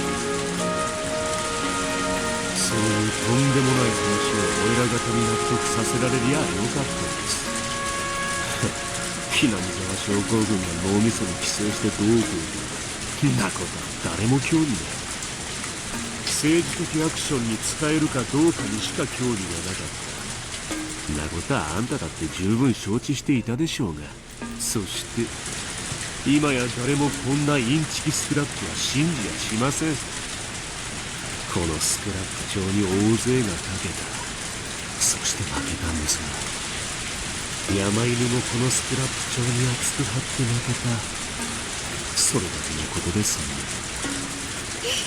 インチキスクラップなんかじゃないこれは真実なのよ全部真実。おじいちゃんが調べて、私が調べて、そして書き上げてきた真実の研究結果なのよ。だってみんな信じてくれた。だからあんな立派な研究所を作ってくれたのよ。信じてくれたからみんな Nope. そう、野 They 村 were さん trying だ to って。 use her. だからこそ私に声をかけてくれたのよ。この研究の進化を分かってくれるクライアント、きっと他にだっているわ。だってこの研究は人類の未来の可能性に。Okay, no, we got fed up and kicked him. I didn't weigh much, so I fell backwards and became soaked in the holy water. Okanagi walked over and looked down at me. 幸いなことに東京のクライアントもそしてうちらもサンサにまだ期待している役割があるんですわ。おい、 Only Mountain Dogs handed the gun to Okanagi. Okanagi checked the cylinder and then threw it over to me. 何よこれ。サンサ、そいつで自分の頭 Oh! ぶち抜いてくれま I せ don't ん know か if we want to do that. I looked at the gun. I'm used to seeing guns working at the Area Institute as I do. I was never frightened by guns before, but for the first time I felt scared just looking at them. よくあるやつですわ。トカゲの尻尾ってやつです。サンサ、敗軍の将の責任ってやつで、そいつで自分の I don't know 頭 if it has to be that ぶち抜い serious. てく I'm ださい。 okay with her just going to jail. I mean, she don't have to kill herself. そんな。 That's a little extreme. Nobody has ever told me to die before. Nobody has ever told me to kill myself. クライアントもうちらもサンサが死んでくれりゃサンサがあることないことやってくれたって True, こと she would be で the scapegoat. Yep. まあすでに東京はその準備に入ってますんで Or are they planning to kill her anyway? 他のこと言わないで。そんなことできるわけ。I'm starting to sob. My body is shaking all over. まあ無理ならいいんです。今のあんたにそこまで求めるのは酷でしょう。 Okanagi pulled his gun out and pointed it at me. The other members, having realized everything would work out if I died, just looked at me coldly. 投降を説得するも堅くなに拒否し抵抗銃撃戦になりやむなく射殺そっちが本当の筋書きなんです。自殺用の銃は短くない時間世話になったことへの俺なりの気遣いだったつもりです。そんな筋書き嫌よ。嫌よ嫌。そんなの誰が考えたのよ。あんたがさっきから助けを求めたいって言っておられる東京の野村さんです。終末作戦が失敗した時に備えダメージコントロールを図る作戦ってのもちゃん野村さんの暗号名はカッコ Ah, that's what the cuckoo is そして about. Okay, サンサの暗号名は got you. ヒナでした So ね。 that's Nomura. When they said cuckoo, that's Nomura. カッコが卵をどこに産むかご存知ですか。 I don't actually. カッコの卵はよその鳥の巣に産みつけられそこから帰ったカッコはですねもともとの巣のヒナを突き落として So she meant to kill 巣 her を all 乗っ取っちまう along. んだそうです。 Damn. 巣から Well, 落 if ち she た飛 if べな she いヒナ failed, は地面で if she の would た have くり done it like she did the last, Ma, you know, 普通は。 how many times? 野犬や山犬に食われて殺されちまうってことですわ。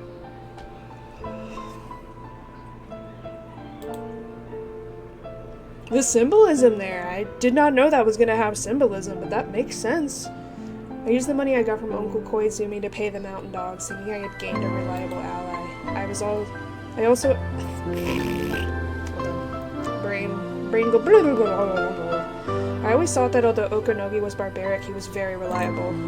But my nest had been taken over. サンサあんたの味方なんていなかったんです。 Shoot her anyway, she's ugly crying. We can't have damn trolls, okay?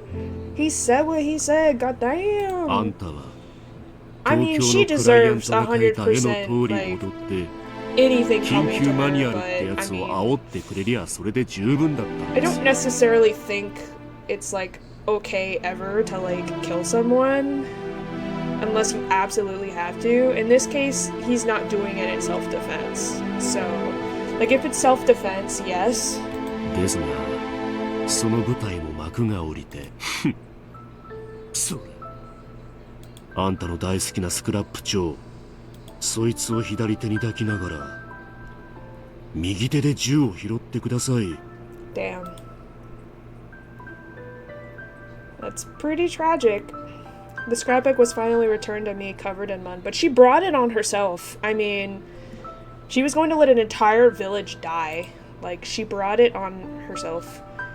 I held it with both hands and cried. What a joke the entire life of Mio Takano was.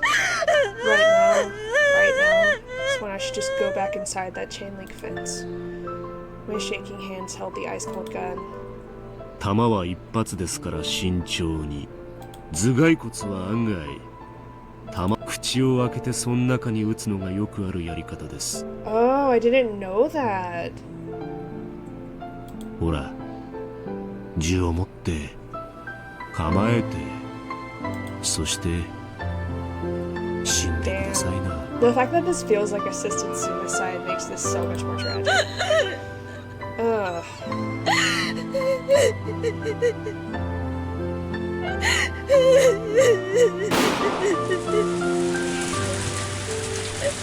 In the hills of the mountain, a single gunshot echoed. With that gunshot, members of the Bloodhounds rushed in.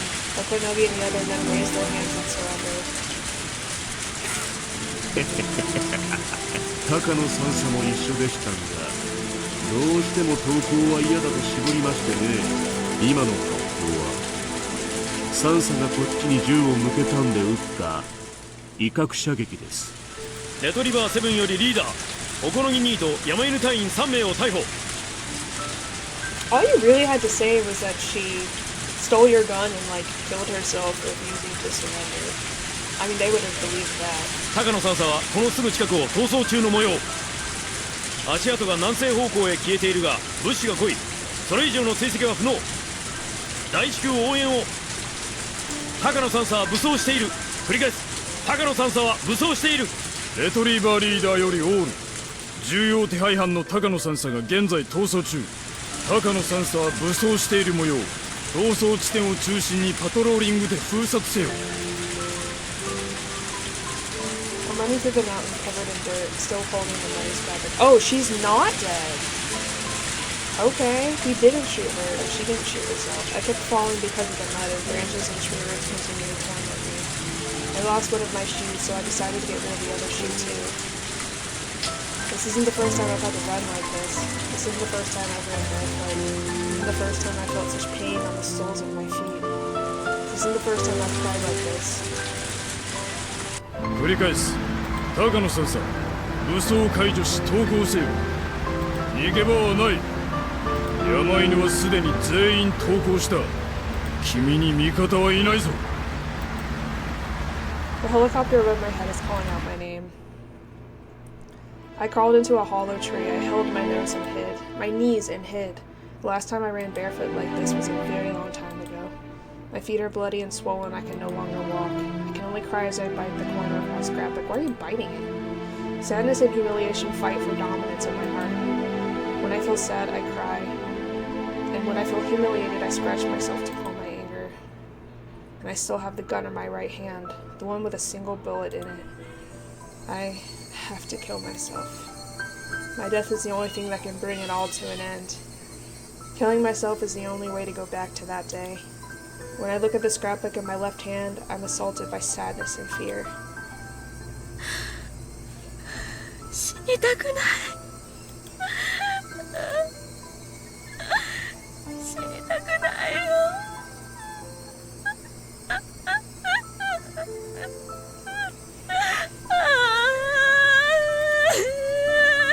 Just die, atone for your actions with your death.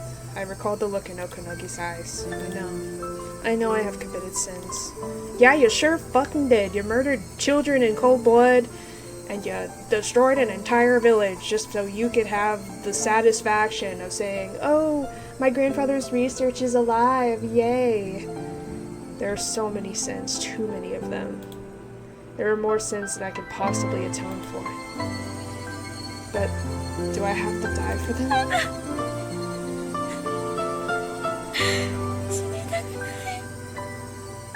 I mean, put her in solitary confinement the rest of her life. That's probably going to be more painful than death at this point.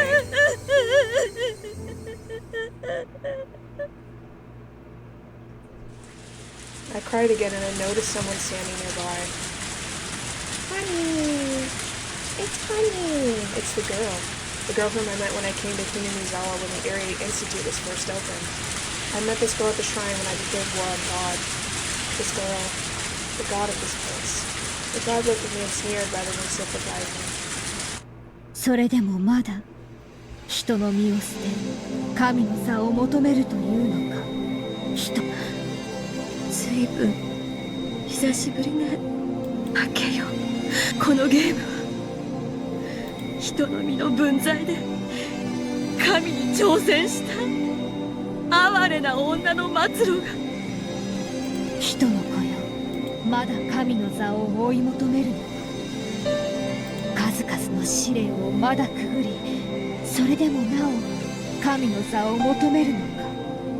冗談じゃないわ。神の座なんてもう無理じゃない。人の子よ、聞け。今こそ神になる道を示そう。そなたの右手に持つ鉄の火で己が生に別れを告げるがいい。神の座に肉の器は不要。人にその姿を認められようなどと思ってはならぬ。神とは孤独な存在。それに好んでなりたがる愚かな人の子よ。それでもなお神の座を目指すというのか。これで私の頭を打ち抜けっていう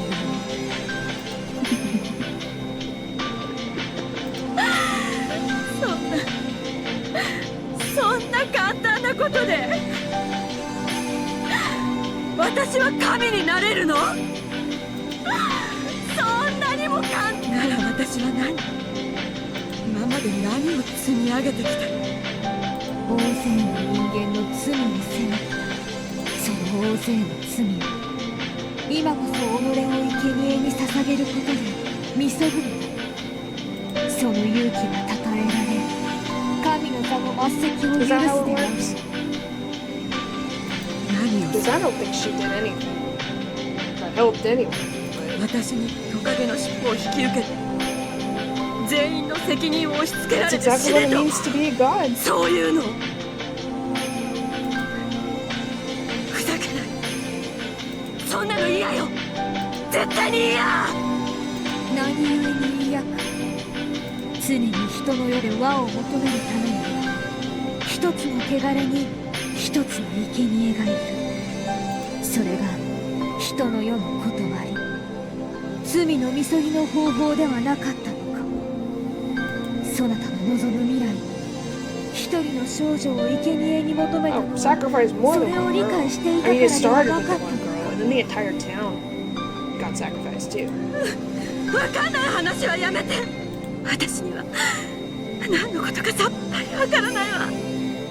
それがわからぬなら、所詮は人の世、神の座を求めた身の程知らずを食いよ。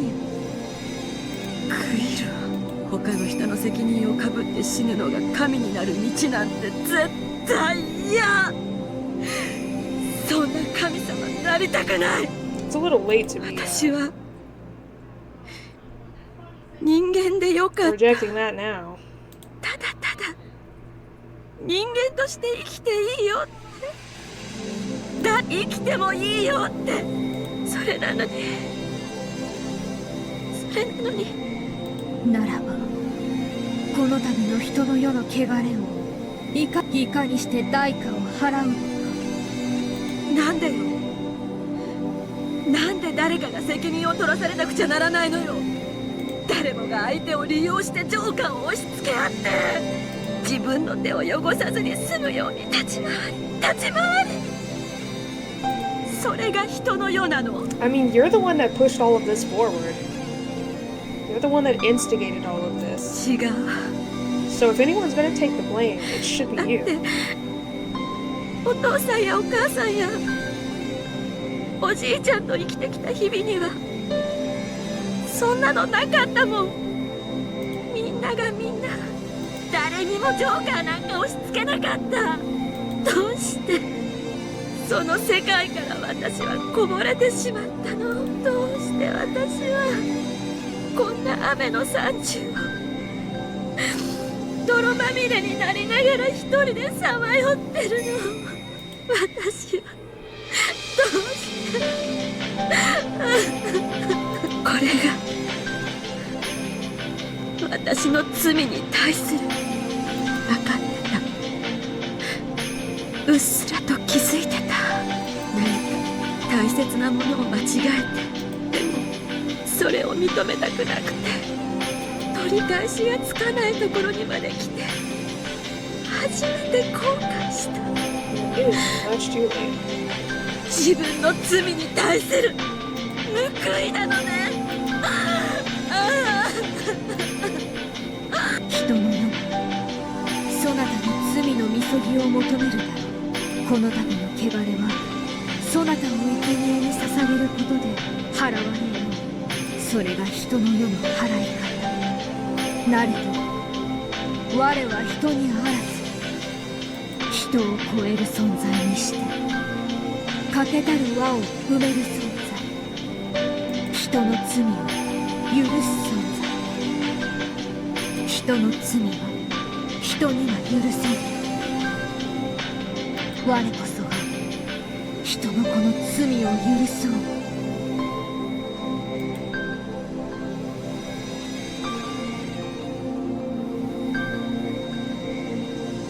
Forgive him. Demanding a sacrifice to be paid for his sins isn't the way of the human world, it's the way of demons. This is not the world of man, this is a world of demons, created by man and the demons infesting them.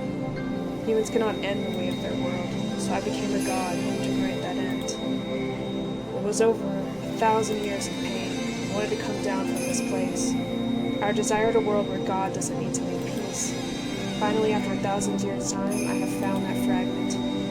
Come, child of man, I will forgive your sins in my name. Kneel and repent.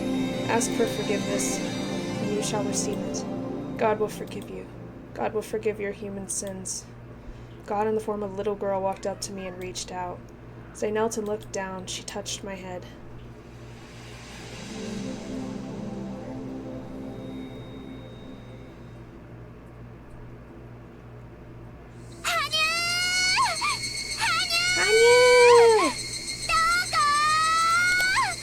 I'll say it again, because it's been a minute. Damn, it's a good thing I didn't keep trying to do this the other night, because I would have been so freaking exhausted, man. It's still going. I'm already 2 hours in. I heard voices in the distance. Then I saw a girl standing in front of me. She's one of Neil's club members, my most hated enemies. Shit, she's found me. The rain had already ceased. I decided to come out of the hollow tree. After the rain, it had grown so humid I was starting to sweat all over. I'm soaked in sweat, mud, rain. I feel filthy. Been bitten by mosquitoes and my body is itching all over. This is why I hate the mountains. 声を上げてはダメよ。 I pointed the gun at her. The girl just looked at me calmly as if she didn't see it.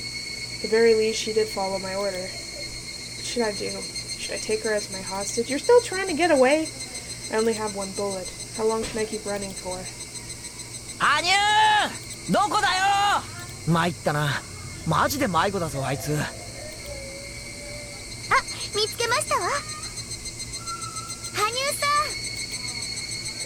羽生、一体今までどこで。本当に最後の最後までついてないわね。いや、あるいはついてるのかしら。最後の最後で一矢報いることはできそうね。みんな、これが何かわかるわね。銃よ。身動きしちゃダメよ。これで状況は逆転ね。What are you gonna do? くそ、なんてこと。ミオンちゃん、他の誰かを撃たれたくなかったら一歩 I 前に出 know, なさ right? As soon as I い。 think it's gonna end, it's gonna end. I've only got a little bit more left. It just keeps growing, and I'm like, stop, stop, please. I've been on this series for like ダ years メだよ、 now. みーちゃん。 Don't step forward quietly. She certainly has a lot of courage. No wonder she's the leader. あなたのおかげで私はもうめちゃくちゃよ。私を Wait, 殺 did I そうと save the chapters that こ I の needed 山 to 地に read? 怖いお兄さんたちが歩き回ってるわ。 So apparently there's a few more chapters in like side games. One is called Hope Plus, one is called Ray, and then one is called the console arcs, which came from the either PSP or PS2 era. I don't remember, but there's like a handful of those chapters that are apparently like extremely important and like really worth playing through, and then the rest of them are just kind of like extra stuff, like extra sillies. So I may go through and compile what ones I need to play or that are recommended and play through those after this as well. But we'll decide after I finish this because oh my god. どうせ私は許されない。でもこのままではあまりに悔しいわ。 All the other ones, like the ones that aren't super important or whatever, I'm just gonna play off stream because I do せ want め to て play お them 返 just し to を see. してやりたいの。 I've been told they're just silly little things that don't really matter too much to the story, so they're not really worth streaming. 偉そうに言ってるけど、その銃に弾が一発しかないのは知ってるぜ。その通りよ。でもその一発でミオンちゃんが死んでしまうかもしれないとは考えない？高野、ミーを撃つ気ですか？誰も動いちゃダメよ。焦って撃ったら誰にみんな私の後ろに隠れてて。勇敢ね。 She only has one bullet. I know, right? It's the fact that she's like still being a bitch right now. Like she fucking lost. She was groveling in the dirt, and now she's like, "Oh, I'm still gonna try to shoot one of you because I'm just a bitch and I don't want to, you know, admit defeat." 誰かを撃たれるくらい I don't understand. 自分が撃たれようという自己犠 I don't 牲。 understand. As soon as I think she's regained like a little bit of her like humanity, nope, she does this again. まあね、拳銃の一発でそうそう人間くたばるもんじゃない。当たりどころにもよるだろうけどさ。驚くわ。なんて勇気なの。みんなに代わって私に撃たせようってこと。言っておくけど、銃声がすれば怖いお兄さんたちが殺到するだろうから、それを恐れて私が発砲しないなんてのはじゃあ撃てばいいよ。ただしその一発を撃った後、私の仲間はあんたを八つ裂きにするよ。 It's the laughing, the cocky laughing that gets on my nerves. I'm like, please stop. Please cease and desist. You're the only one laughing. 望 Stop む it. ところよ。人を呪わばなんとやら。おこのぎを屈服させるほどの名将と相打ちなら、それも悪くないわね。 Why does she have to die because you lost? That doesn't make any sense. 撃ちなよ。その代わり絶対私に当てな。私以外の仲間に当ててみろ。あんたを死ぬより辛い目に遭わせてやる。怖い。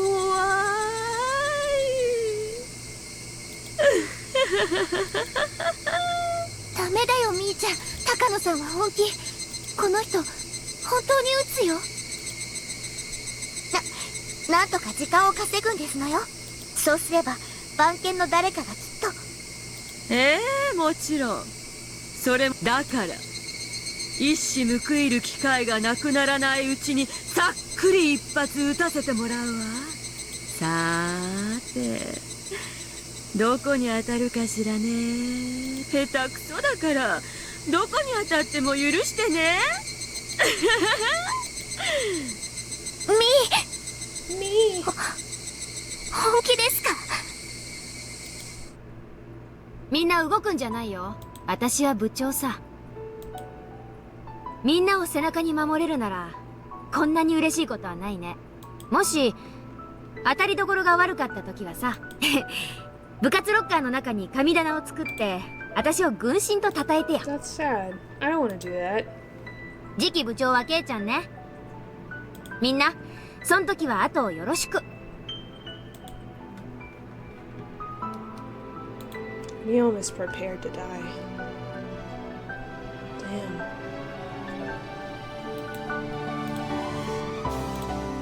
I'm already cornered. I won't accept any words of negotiation. Neom understands that. She doesn't want anyone else to be killed. That was why she chose to be a shield for her friends. It was an easy decision to make for her, because none of her friends would end up hurt. If she ends up just getting injured, that would be a stroke of luck as far as she's concerned. Even if she doesn't make it, she thinks that's far better than seeing any of her friends die. That's why Takano will shoot. Even though she understands Neom's noble intentions playfully well, it's too visceral for her to accept, so she'll shoot. I will pull the trigger. With all of the absurdities of the human world riding on that bullet, I will shoot her. あなたたちよくゲームはするわよね。トランプのババ抜きはやる？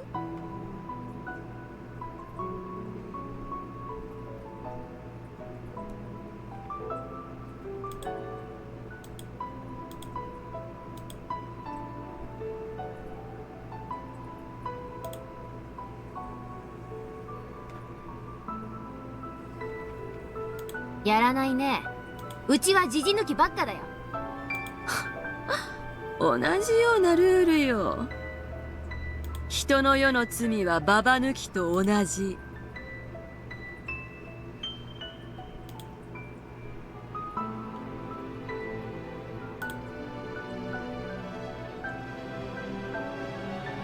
誰もが一枚のババを互いに押し付け合う。それは勝者を求めるゲームではなく、一人の敗者と生贄を決めるゲーム。私はその馬場を引いた。そのカードをもう渡す相手がいない。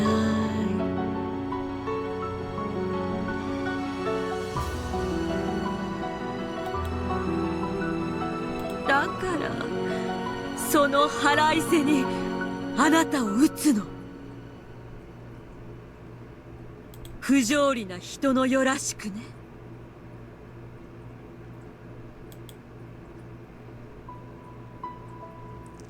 I'm preparing myself to shoot. There's no hesitation left in me. I will shoot her. I'm serious. Mion closed her eyes and opened her arms to try and shield her friends as much as she could. That was when Hanyu stepped forward and placed herself in front of Mion. 羽生、危ないから下がって。勇敢なるミオン、あなたの勇気はそれで十分です。人の世のババ抜きが必ず人に押し付けられなければならないものならば、それを引き受けるのが私の役目。羽生、あんたリカ。 Sorry, my bad. I missed something. この世界はすごく楽しかったです。私も部活メンバーに加われてよかった。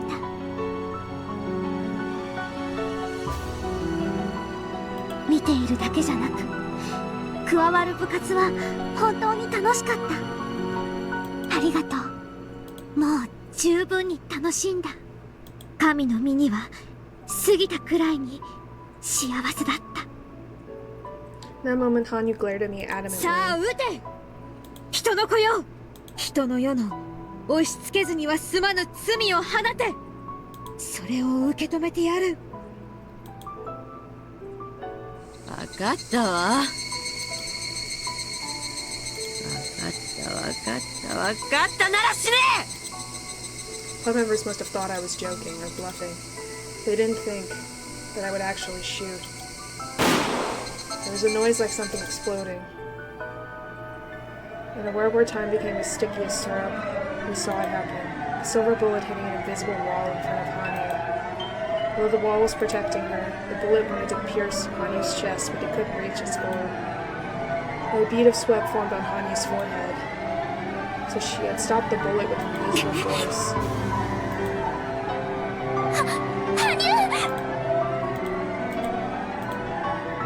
大丈夫です。人の身でもこれくらいのことはできますです。 The silver bullet was being pushed back. Takano was startled by this otherworldly phenomenon, but then she spoke one phrase. この化け物が The silver bullet smashed through that invisible wall. There was no longer a wall at all. There was no wall to protect Hanyu from the bullet. The bullet approached Hanyu's chest. Somebody let out a silent scream. Nobody could stop it. Nobody could stop that bullet. In a world of frozen time, nobody could stop the bullet that was stopped just inches in front of Hanyu's chest. Hanyu's friends had seen this scene before. A moment of checkmate. No matter how much they screamed, there was no way to avoid this tragedy. They knew that from their memories. あなたは死ぬ。好きなだけ走馬灯をご覧なさい。それが終わったら胸板をぶち抜かれて血をばらまいて、自分の血で溺れてのたうち回って死になさい。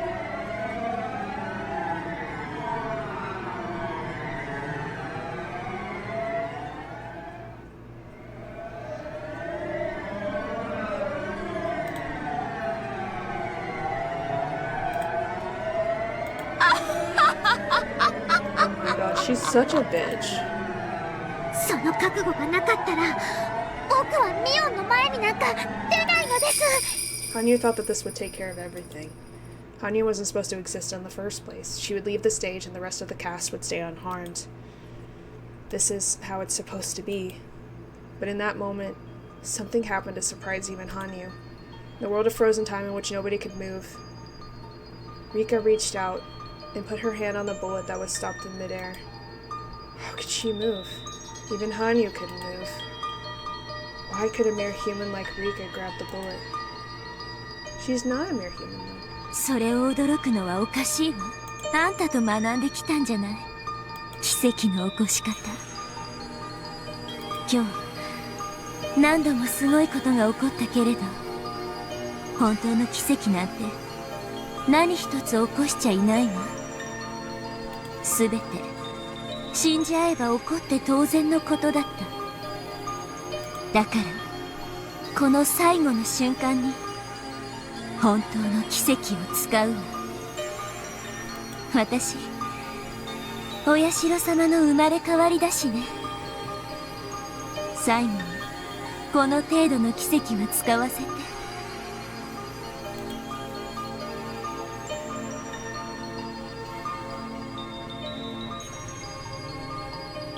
Rika rubbed the frozen bullet gently, very gently, and then held it, and embraced it lovingly, her hands on her chest. In that world where not even Hanyu could 高野 move, も羽生も人の話を聞かないやつだってことも分かったわ。ミオンの話を聞いてた？私たちはババ抜きなんてやらないわ。ジジ抜きしかやらない。それを高野は同じようなゲームだと笑ったけど、全然違うゲームなのよ。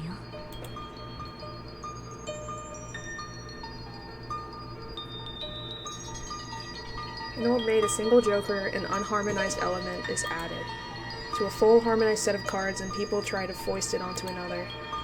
But in Old Bachelor, one card is removed from that harmonized world, and everyone foists the unharmonized fragments onto each other. It's different than having a joker, because everything would be in harmony if there wasn't something missing. Players try to get rid of something in both games, but what they try to get rid of is very different. ジジ抜きも同じ。敗者の手元に1枚カードが残って終わる。それを高野が同じだと例えた気持ちはよくわかるわ。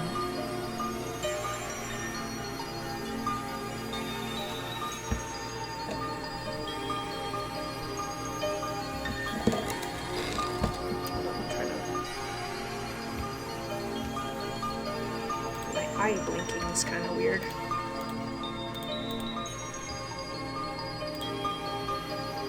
Okay, looks better now.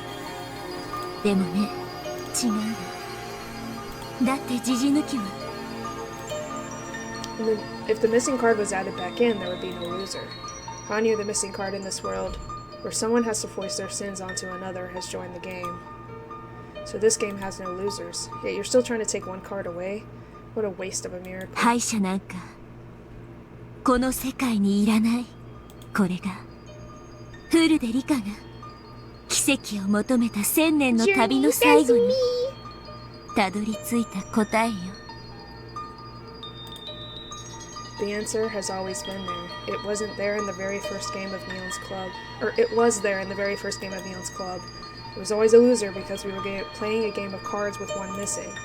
If we could fill in for the missing card by believing each other and helping each other, then it would complete a full deck of 52 cards. Complete world without a loser. Complete world where no one is left out. Nobody has to stay out of the circle. Nobody has to cry or be burned with sins. Or where everyone holds each other's hand and forgives each other's sins. When people live, there will be sin. What's important isn't to avoid sins, but to forgive them. The world can only become ugly and twisted when people try to stay pure. Let us accept our sins. Let us all forgive. It's the answer Rika Furude reached, a complete world. A world free from the sins of the human world where one has to become a loser. Rika reached that as a human being. After an unbelievably long time, she finally reached it. Mother. The frozen time had begun to thaw. There was smoke coming from the muzzle of Takuno's gun, so it was definitely fired. However, nobody got hit. Keiichi looked around fearfully to make sure nobody was bleeding. They were all fine. Nobody had been shot. 外しやがった。邪魔はないね。The tension lifted in Mion's body and she began to sweat all over.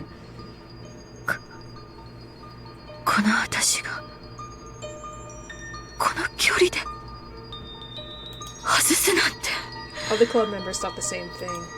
It was a miracle that the bullet didn't hit anyone. The club members had all felt the same way. They were all thinking, if it's going to hit someone, let it hit me. However, Rika Furude wished for a miracle that was far beyond that. Rika wished for a miracle that was higher than self-sacrifice. She wished for a world where the bullet wouldn't hit anyone. She wished for a world where Takano wouldn't be hurt because she shot someone. Footsteps were rushing towards them. Takano tried to run, but she tripped over a root and the scrapbook in her hand scattered everywhere. She tried to gather up the papers. Members of the Bloodhounds surrounded her. All the Bloodhounds pointed their guns her way, and some even poked her with them, but Takano still didn't stop gathering up the papers. Some of the men stepped on the papers, and Takano tried to pull them out from under them. She tried to pull them out, begging them in tears not to step on her precious papers. 高野さんさん、あなたを逮捕します。私が全部。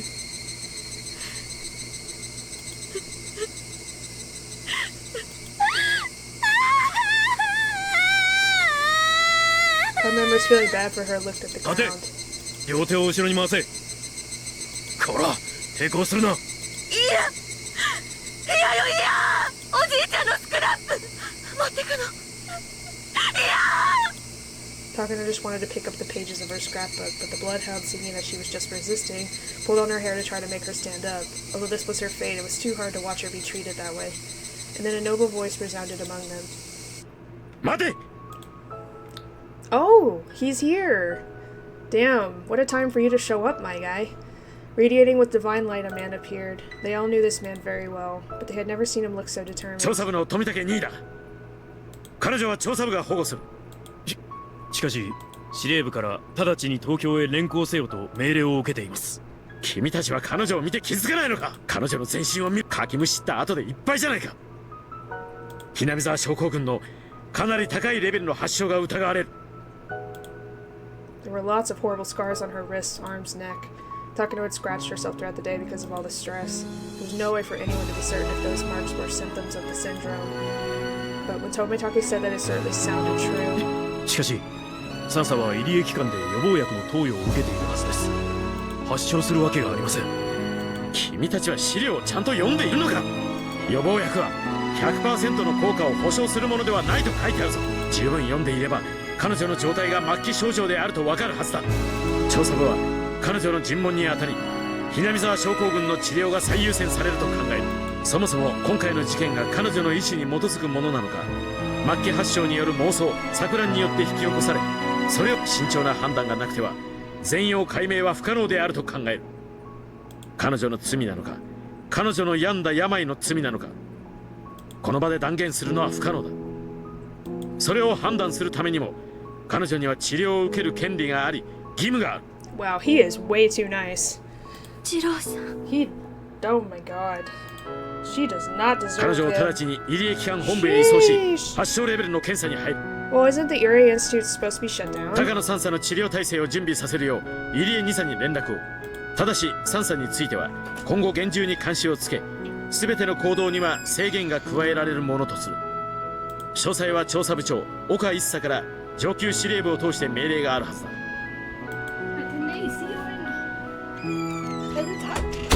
The Bloodhounds conveyed all this information over the radio, and nobody had any objections. Their job was to arrest her, after all. Any interrogations or investigations after that were the job of investigations. So if those were the orders from investigations, then that was that. Tomitake walked over to the muddy figure of Takano.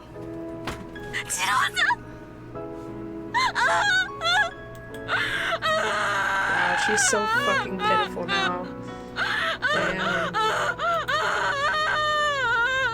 Takano buried her face in Tomitake's chest and cried. Only Tomitake and Takano knew the meaning of those tears. 遅くなったね。君を迎えに来たよ。Wow, she does not deserve him. This guy is way too nice. Jeez. Wow, I would have ditched her. Bye bye, Felicia. You 君 go. がそうだと思っているような悪い人じゃないんだ。やり直そう。今度こそ君の本当の人生。正しい身を He has a point. She went under the name Mio Takano, so they can like kill Mio Takano and then revitalize her. I don't know if that's the word. As her like birth name, because she went by a different name. Technically. 私いっぱい罪にま I み don't れ know if た。 I would ever trust her after all that. After. やり直したりなんかしちゃいけない。死ななきゃいけない。じゃなきゃ。私は自分の罪の重さ First で。 of all, you need fucking therapy. Number one. 君の罪はひょっとすると You need to 軽 be いものじ treated ゃ for ない the かもしれない。 syndrome. You need psychological therapy and medication, 僕が一緒だ and to be constantly monitored 24/7. だから一緒に償おう。高野美代の罪を償おう。そして僕と一緒に田無美代子を取り戻そう。その日まで僕は決して Wow. 君のそばを離れない。 To have a Tomitake in your life, man, that would forgive you after you literally almost murdered an entire village. Like, bro. 私は生きてていいの。みんながお前が死ねば丸く収まるって私に言うよ。それでも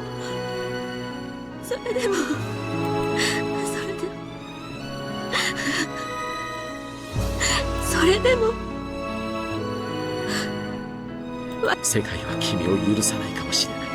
でもそれがなんだってんだよ。僕が君を許すよ。だから生きよう。死ぬことは罪の償いにはならない。生きて償い、世界に許しを請おう。そしてやり直すんだ。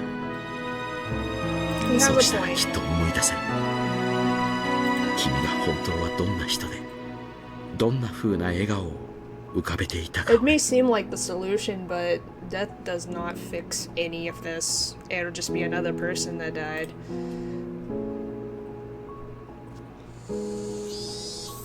After a while, Takano was taken to the Irie Institute in handcuffs. So does that mean they're gonna keep the Irie Institute?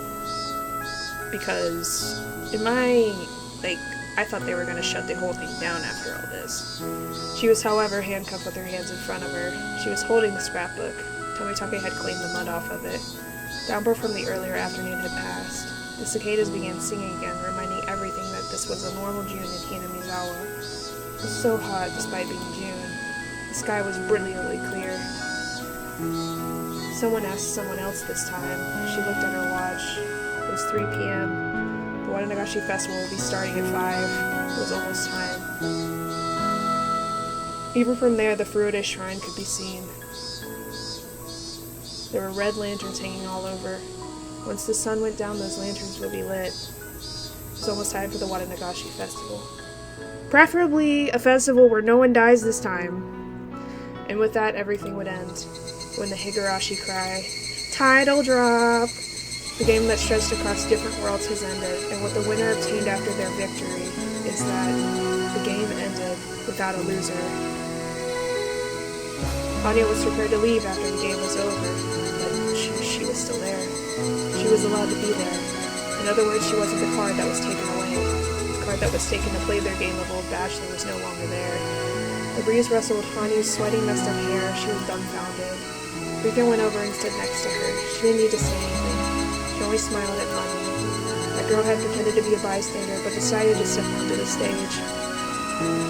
And then she thought that was enough, and tried to step off of it. With those memories of her bright time on stage, she tried to step off, but someone grabbed her sleeve and stopped her. She was told she could stay. She realized she was still on the stage, and she didn't have to leave after all. There was a spot for her on the stage, and she was no longer a bystander.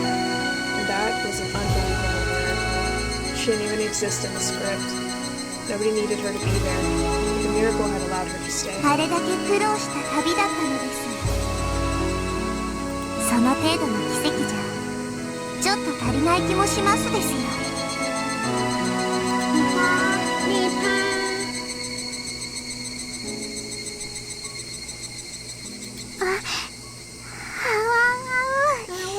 十分ですよ。こんな奇跡、僕の身には十分すぎて。Rika smiled at Hanyu one more time and passed her what was in her right hand. Hanyu felt something cold and hard. What was it? Hanyu slowly opened her hand and looked at it. It was the bullet Takano had fired. This was the proof of their miracle. It was the proof that Hanyu could exist there.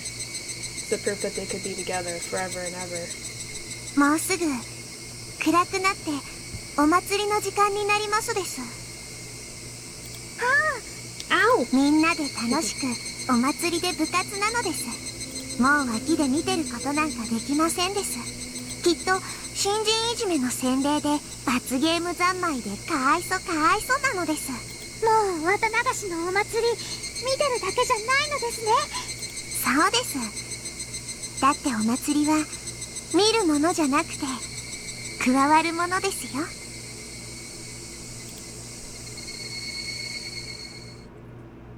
Were they testing the speakers? It was still bright outside, but there was music playing already. The cheap dubbed BGM collection of festival music could be heard from the Furude Shrine in the distance. It sounded so exciting to her. This was what she wanted to join in on all this time. Rika held her hand. Let's go together. Let's go to the Watanagashi Festival. All of us, together. Yeah.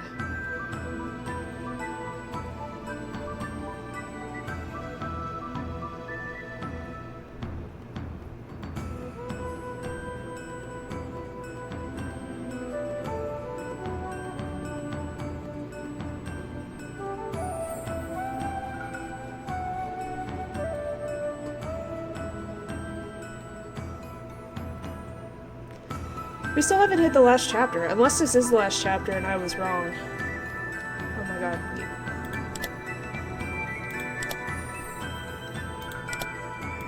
We're gonna save again, because that was a lot. They had almost too much energy left. It had been a long day and many things had happened, but they still had the energy to go to the festival. Not me, I would have been taking a snooze fest after all that. That was a lot of stress, man. It was after all the special day of Wada Nagashi. The curse of Oyashiro had been lifted, and no tragedy would ever occur again. It was the first peaceful Wada Nagashi, the first one without a tragedy since the dam conflict. The villagers had noticed that the phone lines were disconnected during the day, but it was fixed so quickly they didn't pay much attention. They heard the SDF helicopter near the mountains, but rumor had it that they came to the wrong place for their training. The elderly villagers laughed and said the young men of the National Defense Force need to pay more attention. These youngsters these days. Some people say the SDF even came to the area clinic.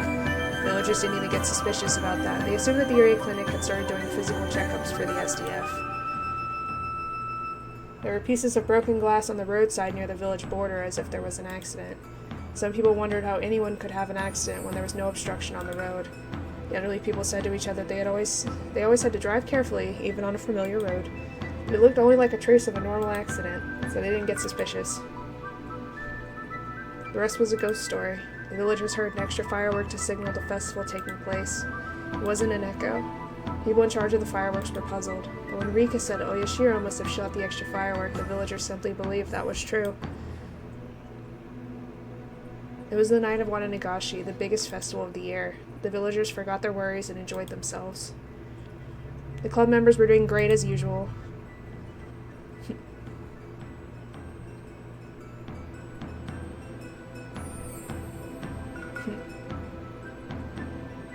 Everybody's fine! Everything's fine! Somehow, some way.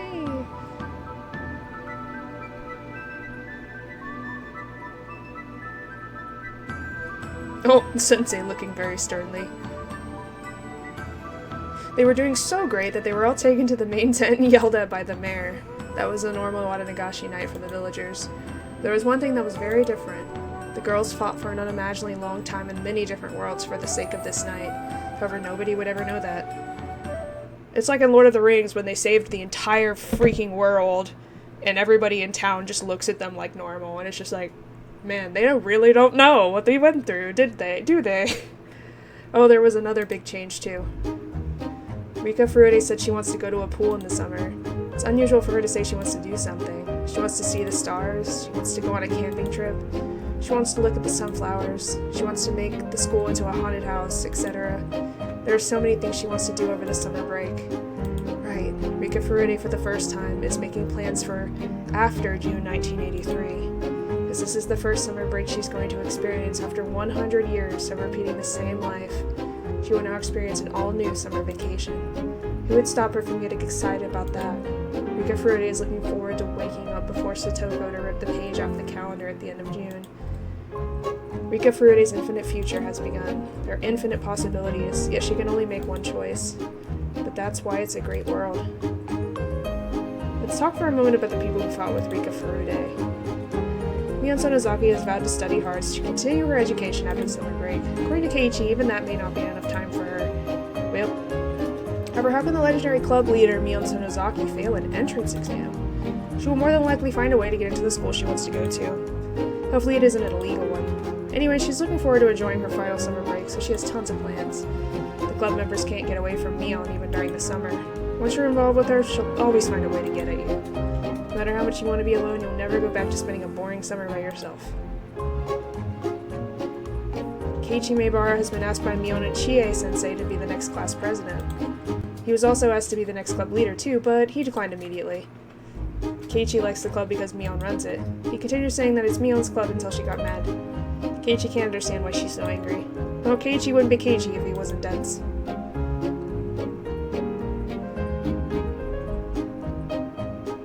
So things are rather lively around him again today. His good name continues to spread, even in Okinomiya.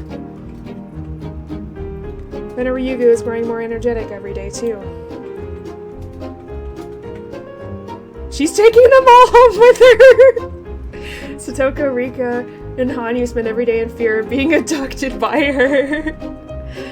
Me too, Rena, me too. Still, she's been acting more mature lately. She takes care of her younger classmates. She's almost like a mother figure to the class. I can see that. She's like a mother to all of the club members, too. After hearing that, Keiichi said he'd be a father for the class. Oh, whoa! As usual, Rena thought about that too much and blushed. Sotoko Hojo is as lively as ever. She used up most of her traps on the mountain during the battle with the mountain dog, so she's setting up new ones for the next event. Rumor has it some members of the Bloodhounds were so impressed with her trap techniques that they asked her for some lessons. There's supposed to be a training area near Mount Fuji, and they asked her to set up her traps there. That's not a very good idea. The Sea of Trees really will become a forest of no return. Either way, Sotoko keeps saying how she wants to fight against the Bloodhounds next. She's invincible. Also, she's become a great cook. That's because Hanyu has been teaching her. According to Hanyu, Stoko's a quick learner, as compared to Rika. Stoko's dream is to master fried chicken, which is her brother's favorite, and welcome him home with it. I'm the only one who knows this, but her dream may come true very soon. As for her brother, Satoshi Hojo has yet to return home. His condition is unchanged. If there's been any change, it's in Shion Sonozaki. She goes to the clinic on her days off. Nobody knows why she goes there, but she seems to be very happy, so nobody pays much attention to it. Mion has teased Shion... Words. Brain? I love you, brain. Function, please. Mion has teased Shion by saying that maybe she's planning on getting implants, but Shion just smiles. Also, for whatever reason, she's been visiting her relative's clothes shop and buying up all kinds of men's clothing. Lately, she's even started buying more than just men's clothing, but why is she so excited when she visits the clinic with a maid outfit that's not her size? Now, bit of mystery. The biggest change is probably that Shion babies Satoko nowadays. She tries to make Satoko call her Nini, which only annoys Satoko. Kyosuke Irie has two jobs now. On one hand, he's a respected doctor, and on the other, he's an evangelist for maids. That's an occupation? What do you mean? Irie Clinic was supposed to be closed, but the villagers pleaded with the authorities not to shut it down. While Irie isn't originally from the village, he and everyone else feel that he's one of the villagers now. He's an indispensable part of village life. The conservative attitude towards Hinamizawa syndrome is gone, and now it is being researched very proactively. The syndrome is being researched so passionately that hopefully in the near future all the victims of this disease will be freed for good. Also later on, Irie will publish an advanced article about the influence of the brain on human behavior, which will surprise people in the medical world. I won't go into the details here, but it'll talk about how one should hate the sins instead of the sinner. The deceased Hifumi Takano and Mio Takano's names will be mentioned in that article. Jiro Tomitake still visits Hinamizawa every season. He's still known as the fighting traveling photographer, and he continues to walk around the village looking for good picture spots. However, he isn't seen in the village as much as before. His bicycle is always parked around the back of the clinic, so maybe he spends a lot of time there. Some villagers say maybe he's sick and being treated, but his bright smiles proves they are wrong. Mio Takano hasn't been seen since that day. Nobody knows where she's gone, but obviously Tomitake isn't worried, so she must be doing just fine. She'll probably show up one day out of nowhere and start telling ghost stories to scare some kids. As long as she doesn't start enacting a ghost story.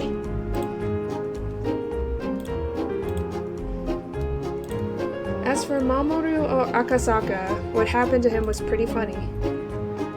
His wife and daughter followed him in secret. They pretended to run into him at the festival. Rika called him Papa, so things grew complicated all of a sudden. Akasaka's wife smiled, but she choked his neck with her braided hair. Her arms were folded, but her brain moved like a tail. Squeeze!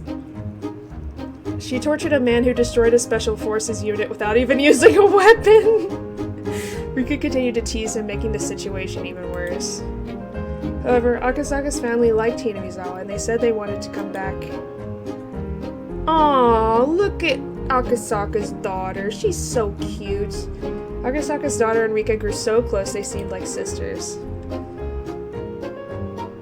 Oishi! Kurado Oishi has gone back into playing mahjong. Hey! For whatever reason, Akane Sonozaki has joined his table too, and there's rumors a riot squad almost got dispatched to the mahjong parlor one time. Damn, what happened? What happened, guys? His colleague Sayoishi has calmed down quite a bit. It's probably because he has reached closer within himself. But his colleagues know nothing about that. He's planning to move to Hokkaido when he retires, but he wants to come back every summer. His bright second life is waiting for him. Good on him. Tatsuyoshi Kasai hasn't changed much compared to the others. To some people, this was a life-changing event, but for Kasai, it was just another episode added to his tales of heroics. According to Kasai, this incident was just a little bigger than, just a smidge bigger than usual. I mean, almost the end of the village, but it's not a big deal. It's fine. If this was just a little unusual, then what in the world would be needed to impress him? Shion insists that he will tell her, but Kasai only tells her that it's a secret. Also, he regretted exposing that part of his past. Shion keeps begging him to tell her all about it, but he simply ignores her. He's being a good uncle. Uncle Kasai. Let me talk about myself, too. I, Hanyu, am doing great in my new life as Hanyu Furude. I'm finally getting better at playing games, and now I'm taking the role of the club's Dark Horse, a position formerly reserved for Keiichi Maebara. I have a bad habit of believing everything I hear, so Miona and the others always tell me some strange things. Me too! I'm gullible too! Thanks to that, I'm getting tougher, to put it in a good way. Shrewd, to put it in a bad one. But then I need to, otherwise I wouldn't survive in this club. I'm going to continue to learn a lot of stuff through these club activities so I can live in this human world. What about Rika? Rika. Sunday, June 19th, 1983. Night falls on my longest day of the past 1,000 years. Club members are having a blast. A lot of people are here. Stall vendors are still doing business. The speakers are blaring rough yet excited festival music.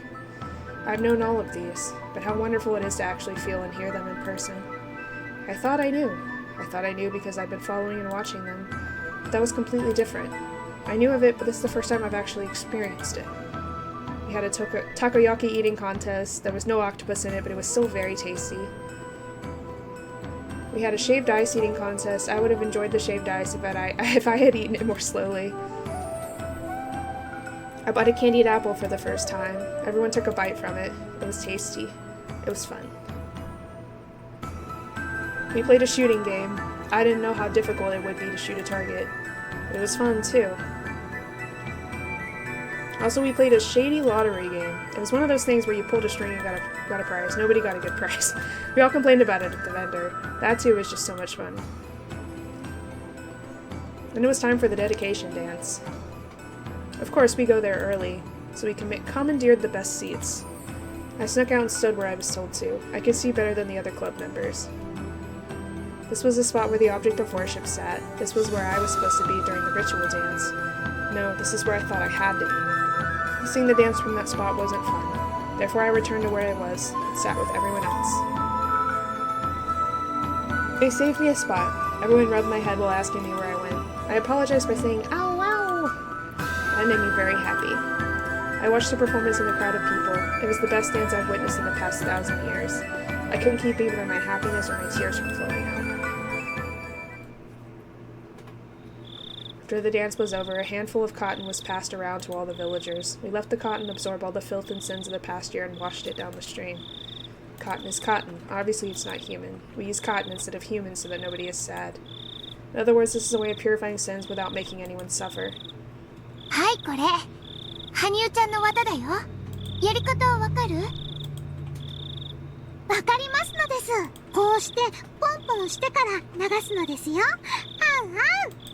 Ow, wow! The girl who gave me the cotton took the letter I from her name during last year's Wada Nagashi and washed it down the stream. By doing so, she was freed from her suffering and began a new life. We drifted our sins down the stream. It's not the same as pushing our sins onto the cotton. Instead, we wash away our own sins and forgive ourselves. We forgive each other, we help each other, and that's how we create our own story. I put my cotton in the stream gently. Where's Rika? I'm assuming she's there with them.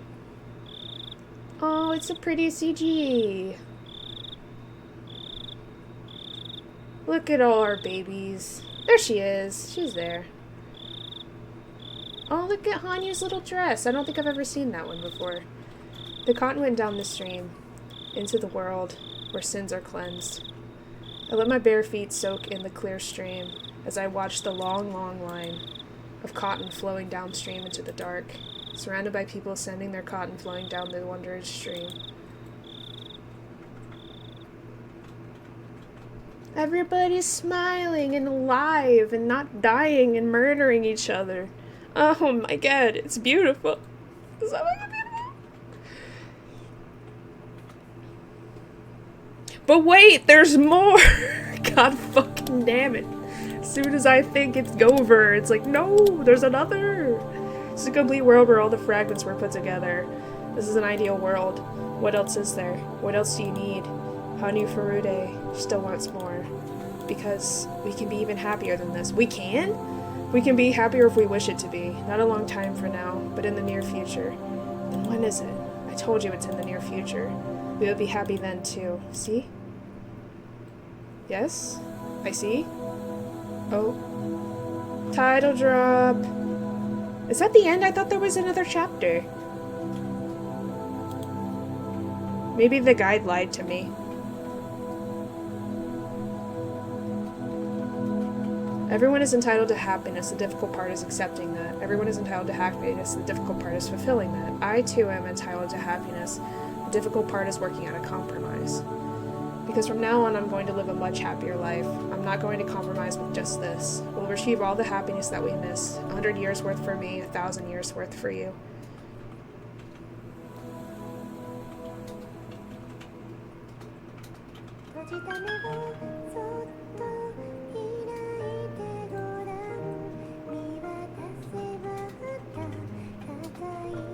Credits?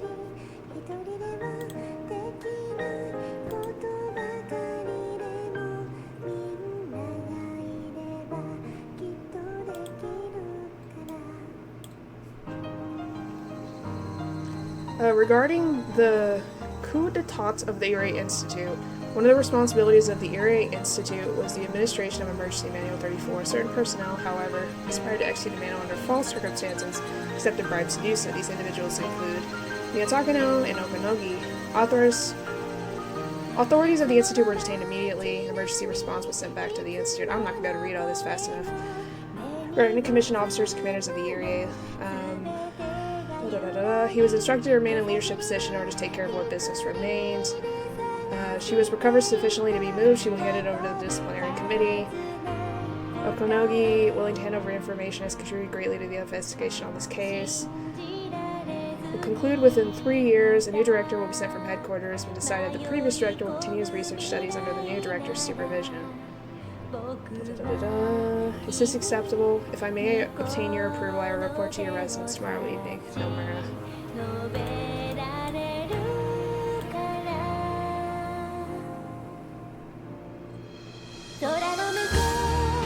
Pretty song! We did it, everybody! I think we have final credits. I think. I fucking think. I don't know anymore. Help. Oh! Did I do it? Did I do it, everybody? Did I do it? Everybody put in their final votes. Did I finally beat the game? Did I? I don't know. After like 7 years. Oh my god. So actually, let me check while these credits are going on. I'll pull up my YouTube channel. I started this series as a Let's Play with my IRL face long time ago.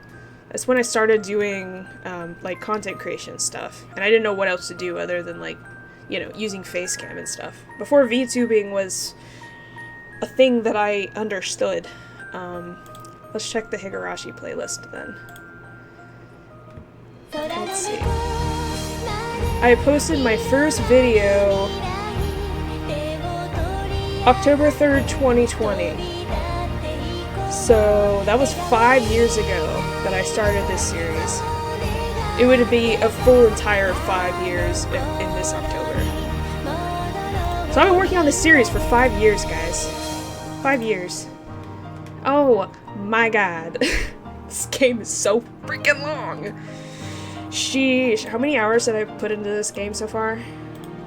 This game right here. That's gotta be a lie. That's what it said yesterday. You're lying to me! Don't lie to me, god damn it.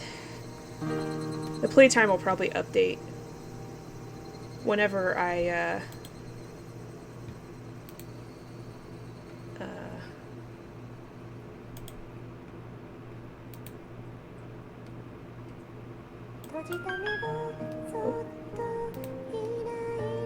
Did we do it, everybody?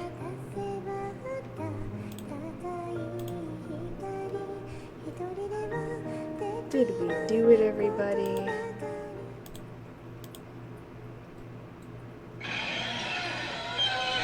The scenario jump mode has been unlocked. This game features a scenario jump mode.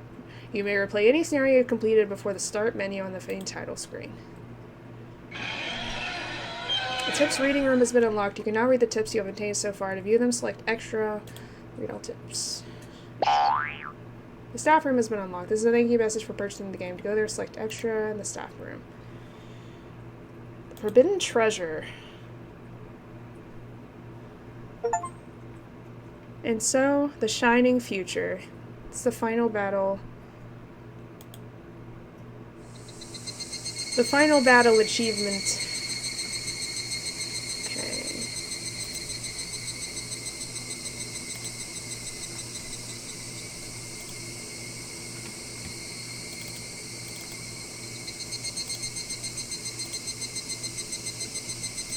Yeah, I'm checking something real quick.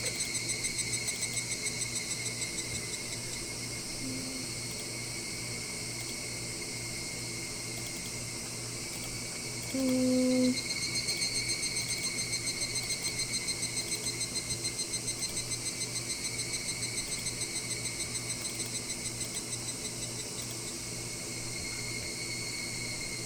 thought it had a thing.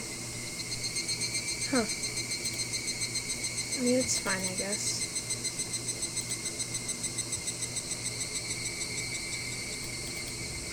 Okay. So, extra... staff room. I'm probably not going to do the staff room, that's just extra stuff. The forbidden treasure. I always read all the tips, so...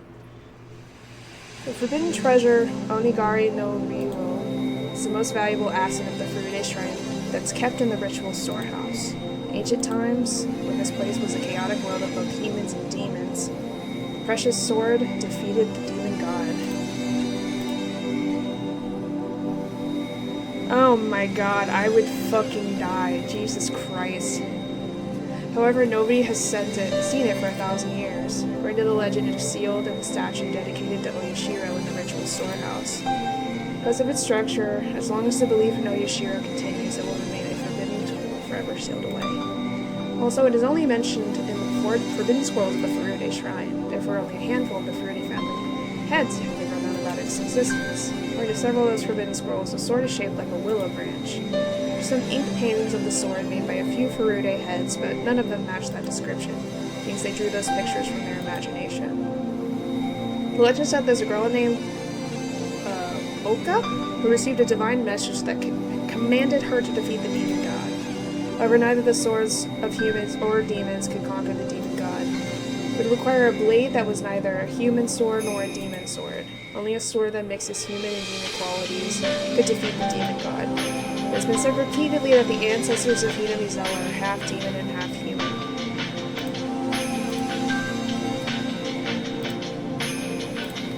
I'm going to check some.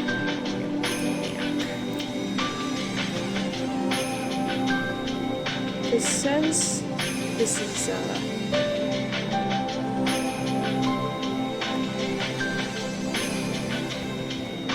oh, it's under the community tab, right?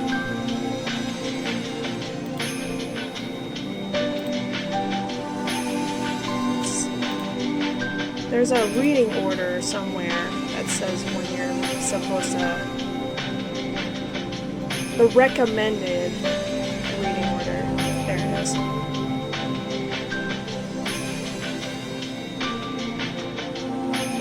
Okay. Oka Furude, days unknown, is said to be the first person whose blood was mixed in that way. This description is what conveys that. Heaven gave Oka a precious sword. The precious sword was shaped like a willow branch. Its tip split 3 ways, which symbolized heaven, earth, and people in unity. It also symbolizes the harmony between heaven, demons, and humans. Oka headed to the swamp where the demon god hid and defeated him with his treasured sword. Each forbidden scroll describes how she defeated the demon god differently. Some say she disciplined him, some say he ran away, some say he surrendered. What happened to the demon god afterwards is unclear too. The Elder Scroll says the precious sword destroyed the demon god's horn, but other books don't mention that. The precious sword that defeated the demon god was in a shrine and was called Onigabe no Ryo. Oka sealed this precious sword in the deepest place of the shrine to hide its existence forever. Even if it was created to slay the demon god, the sword didn't belong in this world anymore. It shouldn't exist on the face of the earth. Some said that was why it was removed from the human world, but some said Oka was the daughter of the demon god and that she wanted to banish the sword that killed her mother. The ancient cult of Oyashiro suggested Oyashiro was this demon god, the source of chaos, the source of all that was evil, the source of all friction. Prevent the demon god from returning to the human world through worship and comfort is the root of that ancient cult. This may be a type of cult devoted to an evil god. This idea that it's not worship for protection, but to stave off a curse links slightly to the modern worship of Oyashiro. It seems slightly distant from the modern worship that asks for Oyashiro blessings and sees them as a god of marriage and good relationships. It fosters the argument that humans are good by nature, saying that all discord is the work of Oyashiro and there are no demons in the world of man. After that, the legend continues on to what we know today, the harmony of humans and demons. But in this era, all the scrolls of the origin of the belief in Oyashiro and the scrolls of the matriarch of the Furude family have been sealed due to being forbidden. That happened probably because the new image of Oyashiro said that of a loving and affectionate god, and the ancient image of Oyashiro, the source of all evil, didn't match. It became too difficult to explain the faith's doctrine. Also, if one believes these forbidden scrolls, the Furude family was descended from one who killed her own mother, that would mean their blood was cursed. If all this is true, then today's faith is very different from one that was started by the matriarch. One of the leaders of the Furude family from hundreds of years ago wrote this. The Onigiri no Ryo, the legendary precious sword, is the symbol of both the Furude family and the sins of the human world. It was an era where people pushed the source of their evil onto others and could only purify their sins by killing one another. The matriarch took in the root of all evil herself and let her child murder her. This was how this place was freed from the chaos. The matriarch usually means Oka Furude, but sometimes it means her mother. The notion that the matriarch was the demon god was a taboo among the Furude family. However, obviously some leaders interpreted it that way. In the Furude family, or when the world of man commits the foolish act of seeking to blame others and tries to return to the world of demons, that is when faith will disappear and the statue's head will shatter. That's when the Onigari no Ryo will appear before us. The second coming will once again revive the memory of the Furude's forgotten sins. Is the demon god a fictional legend, or someone who actually existed? In some rare cases, babies were born with horns and they were called children of the demon god. Descendants of the Furude family who will read this, the myths passed down by a forbidden scrolls are numerous and their content vastly differs. But don't get caught up in the smoke. No matter how different all these scrolls are, this is one thing they all want to convey. Search the heart of Oka Furude, the one who sealed the Onigiri no Ryo forever. This is the fate that all the Furude family leaders must understand. Okay. Interesting lore stuff. I don't know why that's at the end of the entire game, but interesting, I guess. I'm sure there's a reason. Read all tips. There's only one, but okay. Give me an achievement anyway. Hell yeah. Oh yeah. Oh my god, guys. We finished it, and I still have like 7 more hours. Oh, damn this fucking game. Okay. So what I'm gonna do is I've pulled up a little guide on like the recommended reading order. And this is supposed to show me like what order I should like read all of these in, because there's a lot of extra side stories that I have not read, but I have the games for. So it says to start with, let's see, let's quit this. the police case files, which are gonna be in... God dang it. Okay, I'm gonna copy this list because I have to get into my Steam to access stuff, and this is a Steam guide. So let's go ahead, copy paste this onto a little sticky note, put you over here, put you over here, go to, not that, console arcs. Listen game executor. What do you mean? It just worked yesterday, the other day. Okay, hold on. Hold on, please hold. Please hold. Do I have to have this?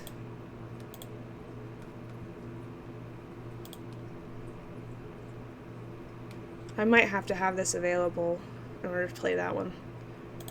Everyone please hold. Please hold. It is happening, I promise. I promise.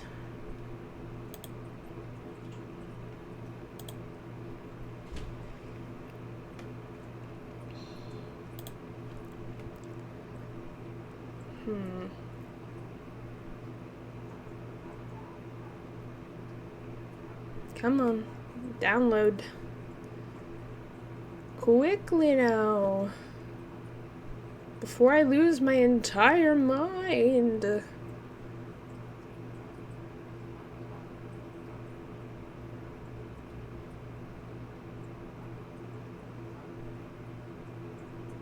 Okay.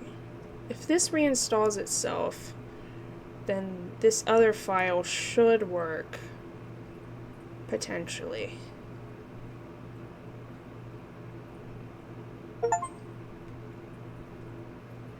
Okay.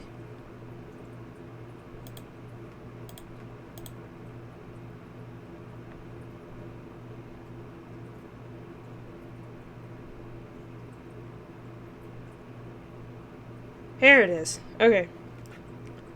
I don't know if this is actually a file.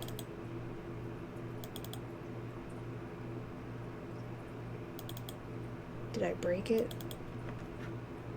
Please don't tell me I broke it.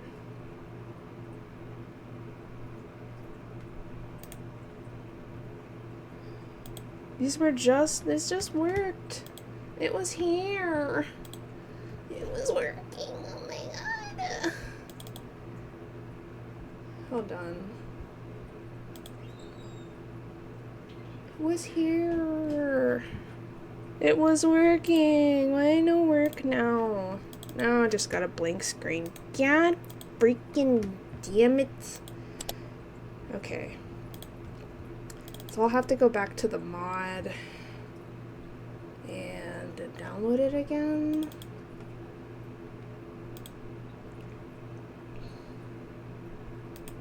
I don't need the first one. Let's see. Because it was working, and then it didn't work. Shut up.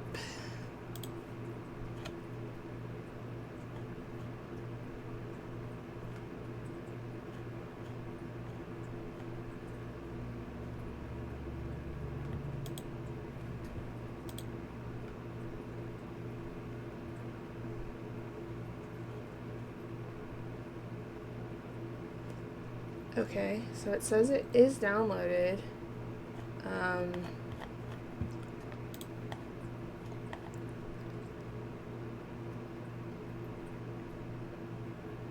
Okay, the tutorial here.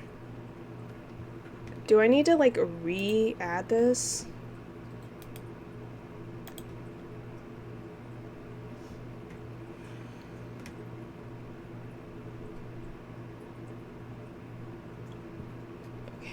I might need to re-add this, hang on. Okay. Add a non-Steam game.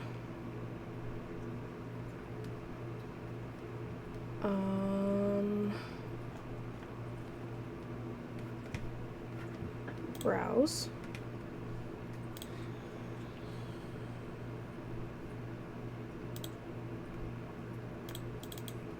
Windows, program files, Steam. Common. Higurashi Chapter 4, Chapter 4 EXE. Gib. Add selected programs.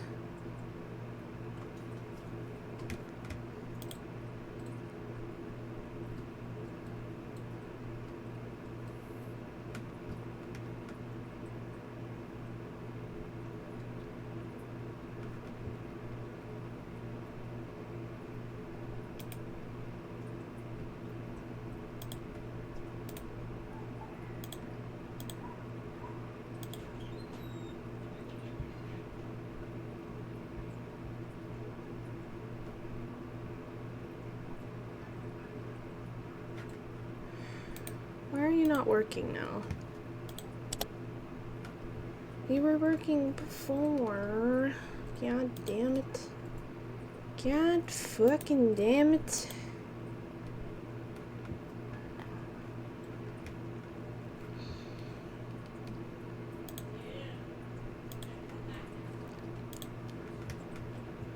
Let's see.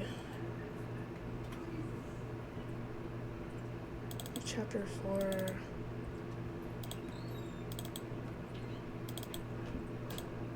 Should be episode 4.exe.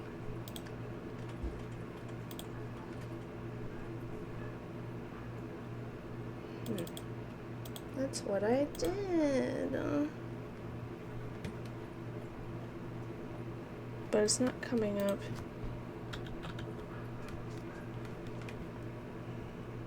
Oh my god, it broke. It done broke, did it? Fucking Christ. Okay. Let's remove, uninstall, reinstall,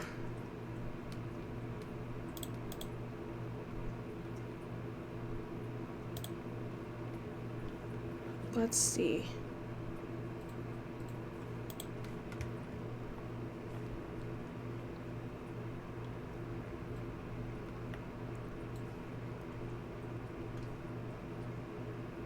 Because it said it's already downloaded. I know I already downloaded it on here.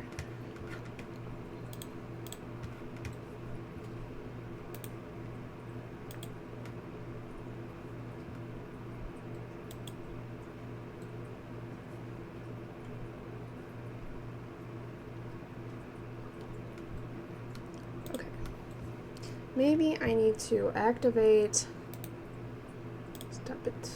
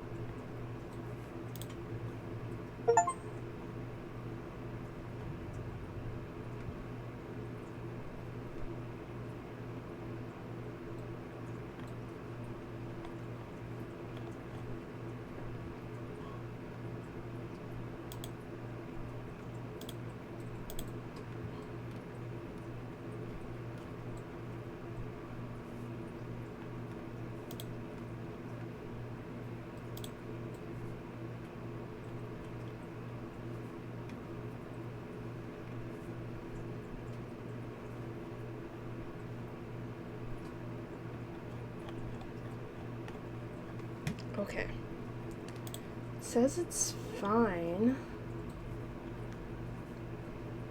God, come back here.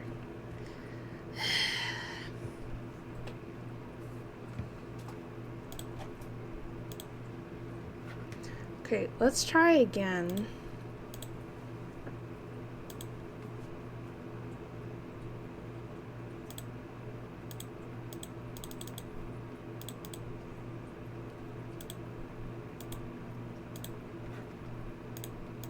Oh, it's over here. Okay, never mind. Get out of here, bros.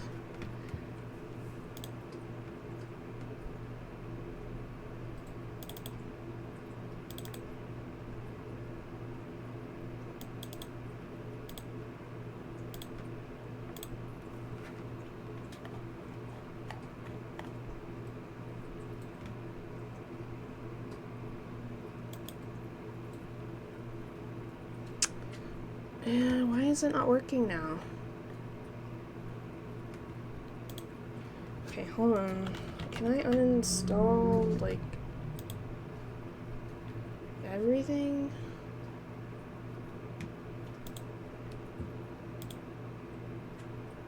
I don't think that's gonna change it. Fuck. It was just working.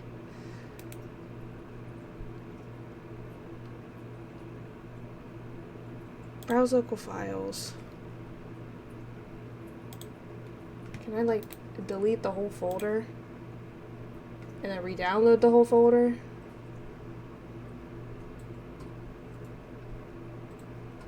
Maybe that'll fix everything.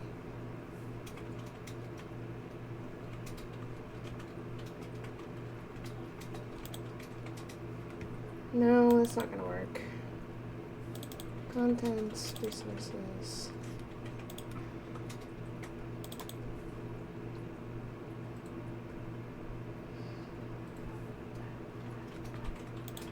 Should I just delete the data then, maybe?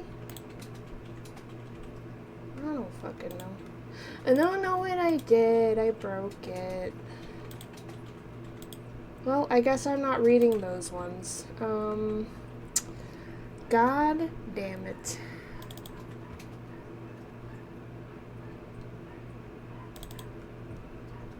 Those ones were important. I wanted to read them. Smack it till it works. I hope. I wish I could.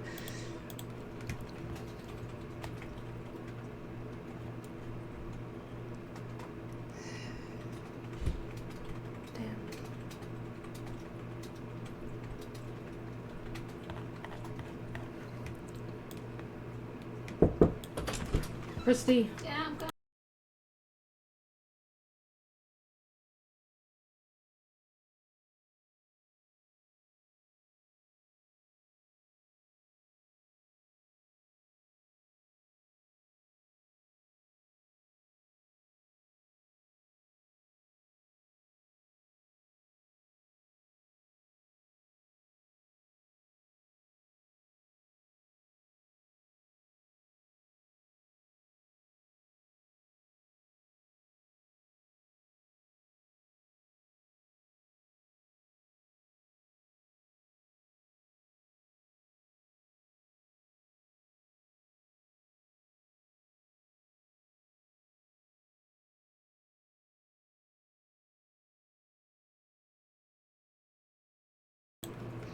I'm doing my best, everybody.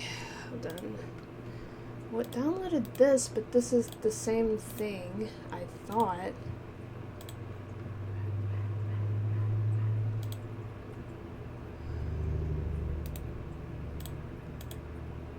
I don't know why it would need another one. It doesn't make any sense to me, but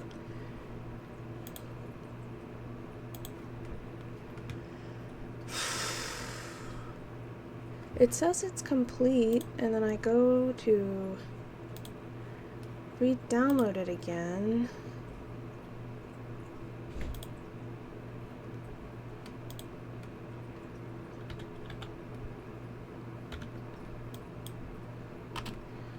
Browse. It says it should have her face on it, but it does not no more. So, you see, what problem?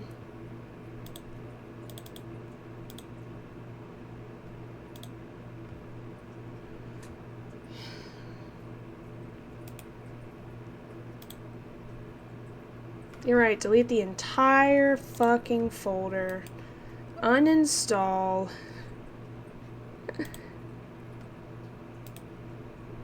And then reinstall. God damn it. God fucking damn it.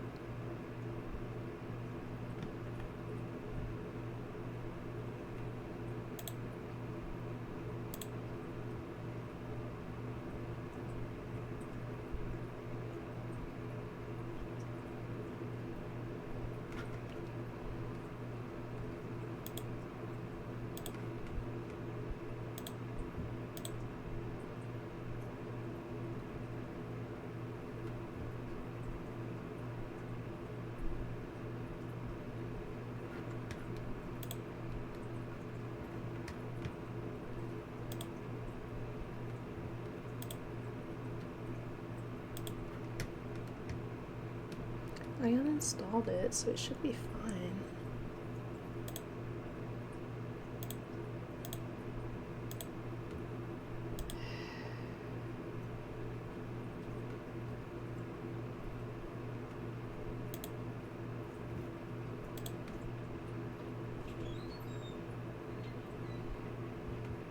Oh my god.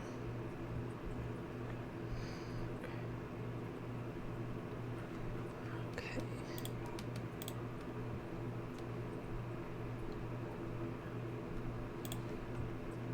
Do I need to reinstall the Chapter 4 mod?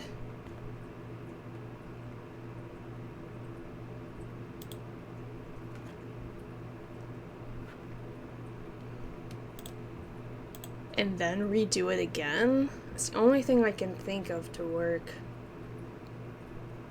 Because something with the files are not working the way it is now.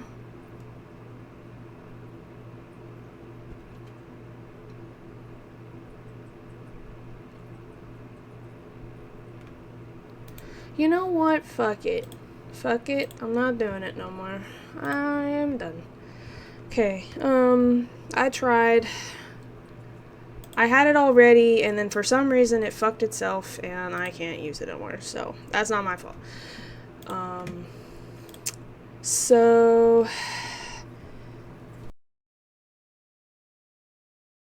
now I can't get it to work. So, let me pull up the next game. I'm not sure which files are which ones now, though, is the problem.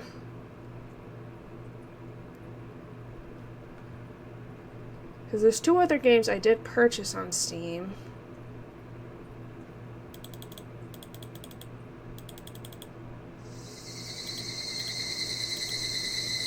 Okay.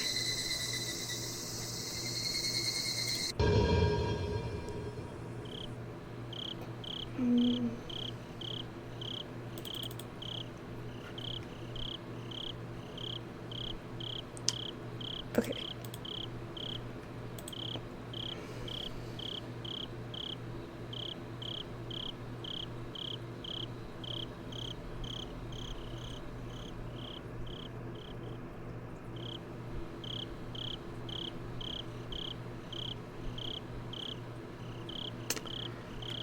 This one is one of the ones I need. Okay, so we'll read this one.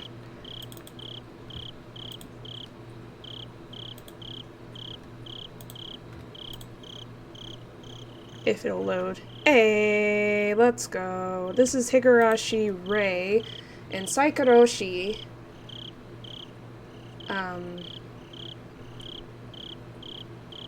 is one of the routes that is one of the recommended ones that they say to read, so I'm going to read that one. Which means I need to change my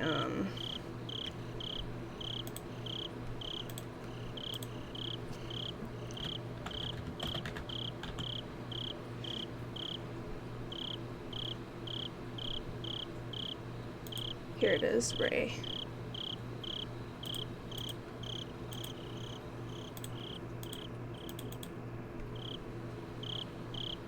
Okay. Here we go. Should be updated to the new game now.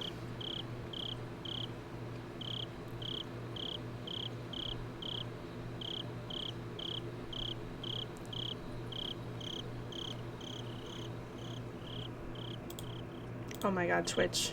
Jesus Christ. Why is everything breaking on me? Stop it. Stop it. Oh my god, what? Okay. I'm assuming the internet's just being slow, I guess. Mute. Okay, it did update the game. Okay. I'm gonna do this one. Don't do that. Any of that. Don't do that. Bread rained down from the heavens. Some lamented that it was not meat. Meat rained down from the heavens. Some lamented that they preferred bread. God descended from the heavens. Until I know what makes them all happy, water shall rain down. Okay. The cicada's chorus had been growing increasingly lively. Strange weather during that never-ending June had been hot enough to make us feel like summer had come early. But even so, it was still only June. Once we got closer to summer in July, the season graced us with even more summery weather. Today, to fulfill my dream, we all went to play at the swimming pool. The dream might have seemed humble at first, but I didn't have to look back at the 100-year journey it took to achieve it anymore. Still, I decided I shouldn't forget about it. For many people, this was a perfectly ordinary day, but for me, it had taken so many years of wandering just to get here that made it feel faint. Remembering it made this seemingly average, regular life fill me with such profound happiness. いやーカメラを持ってこなかったのはこの園崎美音一生の不覚だね。レナにカメラはいらないよ。しっかりこの目に焼き付けちゃったもん。まぶたを閉じるとケイジ君の可愛い姿が浮かんでくるよ。浮かばんでいい浮かばんでいい。そのまぶたヤスリで削り取ってくれるわ。プールに行くのに水着を忘れるなんて自業自得じゃありませんの。そしてうさんくさい海パンを履いて大騒ぎなんて初めから終わりまで全部自業自得でございましたよ。圭一はミーに感謝した方がいいのですよ。もしミーが白鳥さんのパンツを持ってきてなかったらきっとオットセイさんがゆらゆらで大変なことになっていたのですよ。ミパーミパーいやいや実に愉快だったよ。今日のプールは特に何も予定してなかったんでたまには静かにお水遊びができるかななんて思ってたらやっぱりこのメンバーじゃ何も起こらないって方が不思議だもんね。いやそれだけは断じてありえねえ。何も予定してなかったらあんな恥ずかしい白鳥のパンツをわざわざ持ってくるわけねえだろ。何か口実をつけて俺に履かせようと企んでいたに違いねえでもとっても楽しい一日だったからレナは大満足だったかな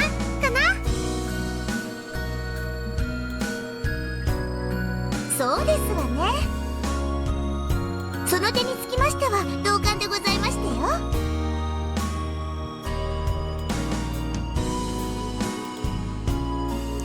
I sent her back just as brilliant a smile, expressing just how much fun all the wrong was about today. You go, son.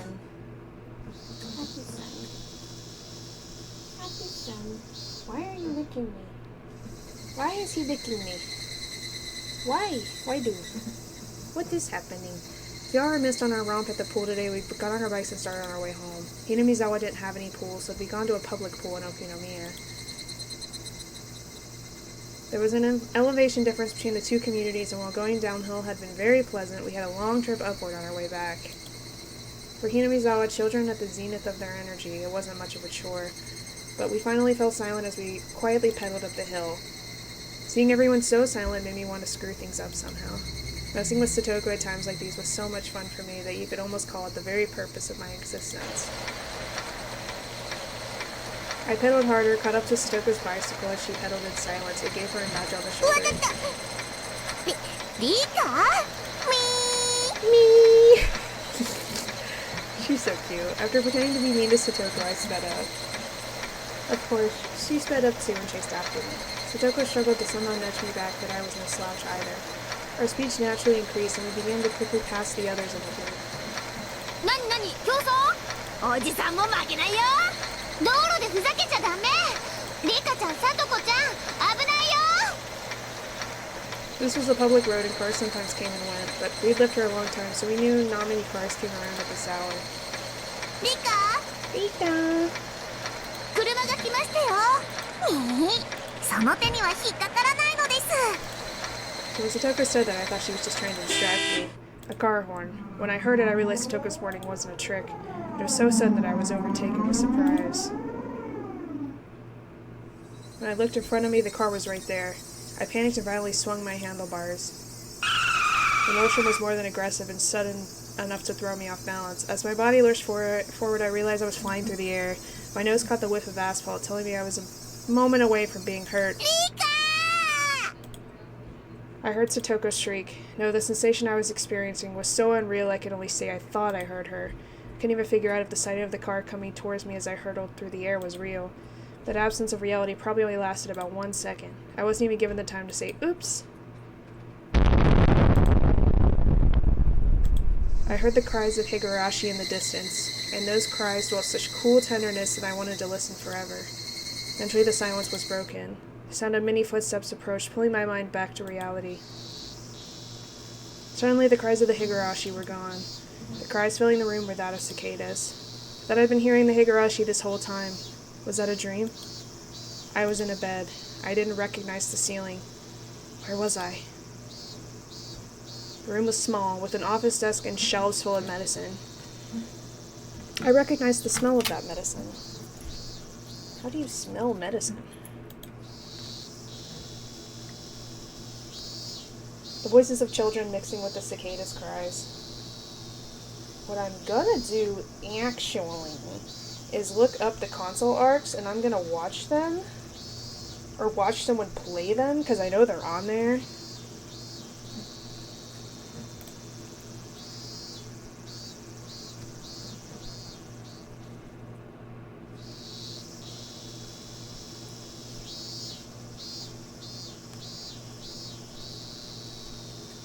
I knew right away. I was at school. I was in bed at the nurse's office. The door opened and Ch.8 appeared. Behind her was Satoko and... Huh? My mind went blank. It was the face of someone who couldn't have been there. 大丈夫ですか、フルデさん。よかった。本当に心配しましたよ。もうすぐ診療所の先生が来てくれますからね。まだ横になっていてください。よかった。Satoshi's awake! What the fuck? 本当に心配したよ。My mind was still blank. Amazed, I kept staring at his face as he spoke words of concern. This person could not possibly be at school in 1983. サトシ。大丈夫？まだ調子良くないみたいだね。先生が来てくれるまで横になっていなさい。それより、北条聡子さん、どこに隠れました？ Ch.8 raised her voice and turned back towards the hallway before Satoko poked her face out, looking as though she was sulking. 私、そんなに強く投げてないもん。フルデさんが大げさなだけだもん。そんな謝り方はありません。ちゃんとフルデさんに謝りなさい。I sensed something a little strange about Satoko's tone and mood. In any case, judging by the situation, Satoko had done something to me. And as a result, I'd been carried to the nurse's office. That's how it looked to me. But didn't I pass out after falling off my bike on the way home from Okinomi with everyone? ほら、聡子さん。Ch.8 called Satoko in a firm voice. Ch.8 called Satoko Satoko-san before Satoshi went missing. The only time there were two people named Hojo was when Satoko and Satoshi were both here together. In other words, before June 1982. Then, was this the past? Was I repeating everything again? I felt a chill start to crawl through me. I'd gone through all that hardship to get past June of 1983, and now the world had rewound to the past again. The dead end of June 1983 that I challenged for over 100 years had finally broke through. Would I have to defeat it again? I certainly learned many things and defeated my fate with certain willpower, but I was also saved by a lot of luck. There was no proof I could challenge June 1983 again and defeat it like I did last time, which meant I was probably hit by that car in the bike accident and killed. And just before dying, I'd rejected death and rewound the world. That way, that unrealistic memory cut off was definitely similar to when I'd rewound the world previously. Then would I have to undertake a terribly long journey again? That can't be. The idea was infinitely terrifying. As it dawned upon me, I felt as though my vision was growing distant. I still hadn't understood just how terrifying this was just yet. ほらサトコ、謝らないとダメだよ。グルテさん、後ろからボールをぶつけてごめんなさいでした。だってぼんやり突っ立ってて邪魔だったんだもん。Stoka's apology was strange. It wasn't even an apology, really. It literally sounded like an excuse. She looked at Ch.8 and Satoshi, wondering if this was enough. Didn't seem like Satoshi had any intention on apologizing for throwing the ball at me. Because Satoko wasn't even looking at me, not really. It was like I didn't belong in her world. She'd never treated me this coldly before. Before anything else, she's talking strangely. Didn't seem like the situation that had befallen me was a rewind to so far in the past that Satoshi was still around. Something else had happened, something bizarre that I didn't understand. That's how I felt as I listened to the odd way Satoko was talking. She sounded far more normal than the Satoko I knew. Satoko made a face like reading out a standard written apology was enough, then ran out into the hallway. I checked the clock. It was right in the middle of afternoon break. She was probably rushing back to the schoolyard because she didn't want to miss any more playtime. She turned her back on me and ran away. I suddenly felt very cold and sad. If the Satoko I knew had hurt me enough to put me in the nurse's office, she would have stayed with me the entire time. Her footsteps vanished before she even looked at me once. It didn't seem like she hated me. It felt like she wasn't even interested. What was happening? What year and what month was it right now, anyway? Connie was nowhere to be found. Despite wanting to know, no calendar or anything like one was nearby, so I didn't seem like I could find out right now. Most normal people would give you a strange look if you asked what the year and month were, and I learned from my long journey that I had to be careful about that. Big yawns. Instead, I decided to push that question aside for the moment. ごめんねリカちゃん、サトコには後でよく言っておくよ。きっとリカちゃんが寂しそうにしてたんで遊びに誘ってあげたかったんだよ。ありがとうなのです。もう気にしてませんのでいいのですよ。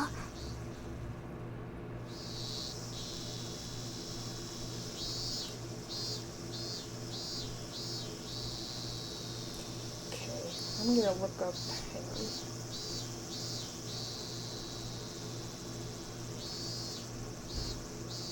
Looking up the console arcs on YouTube, because I know I saw somebody playing it. Satoko's older brother Satoshi apologized in her stead. He seemed no different from the Satoshi I knew. そう。じゃあ僕はもう行くから。ありがとうなのですよ、サト。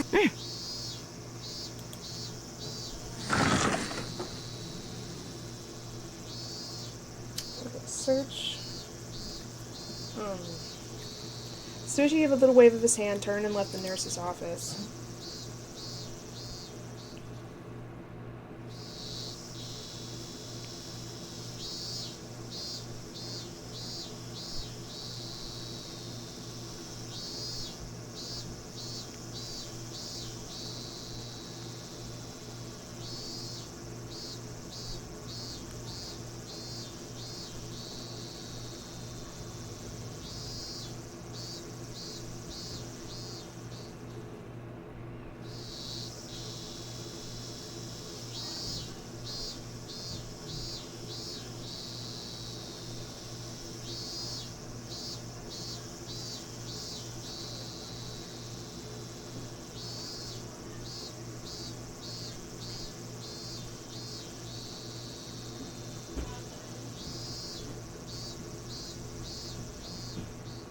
What are the ones from the console arcs that I need? It's the,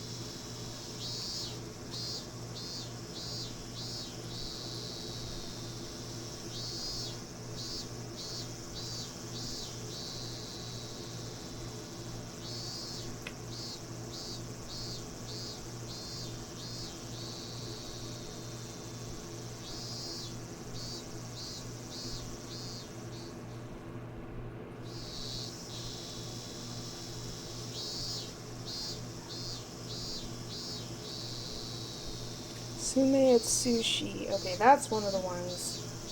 So we're gonna add this to the watch later. Kage Buoshi, that's another one.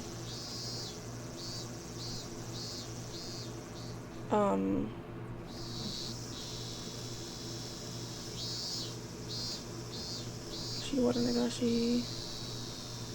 I guess basically from here all the way down are things I've never seen before.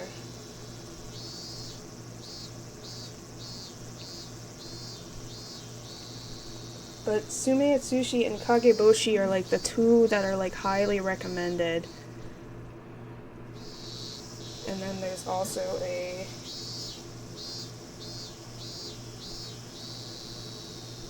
police case files.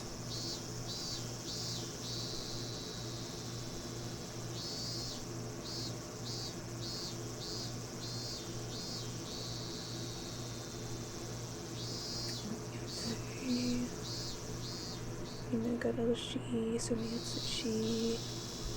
Okay. I think. Kotohokushi. I think I saw that on here. That's Whole Plus. Anything on the Ho and Rei, I've done. It's just the console arc stuff. Okay. Let me look up console arc.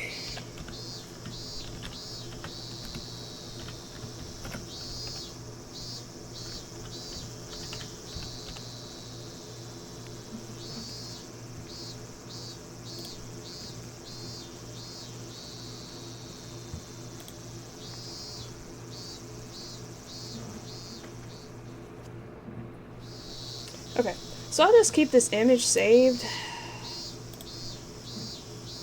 God damn it. Let me have this. Let me have it. No, god damn it. I'll save it as a file, I guess. We'll use the snippy tool.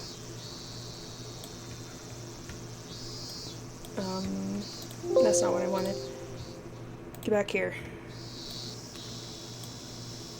Mode. Freeform. No, not the... Okay. That's not what I wanted. Rectangular. This.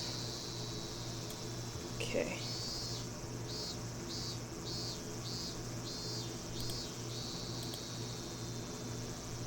Okay, I'm gonna save this. I'm gonna read them on my own, because unless you guys want to watch it, I don't know if there's commentary on it though. I have no idea, but we're gonna finish this chapter first.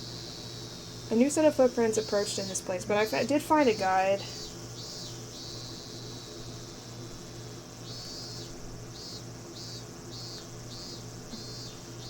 I go through most of them, so I will like go through and favorite which ones that I haven't finished, and I'm gonna go through and read them on my own or watch them on my own.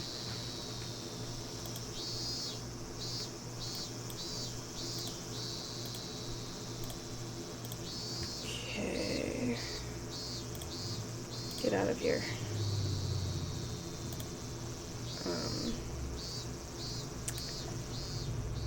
Downloads, it would be under downloads then.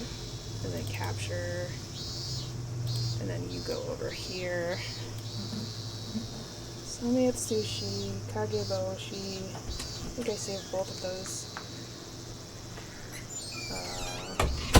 Kageboshi. Okay, I'm just gonna watch most of these then, I guess.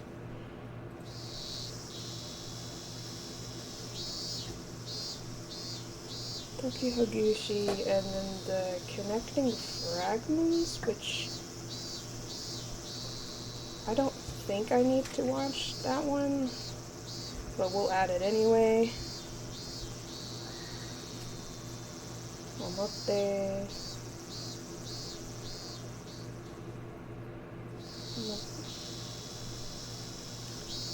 Later.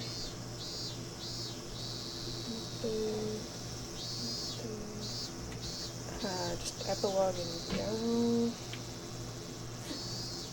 Tadaima washi.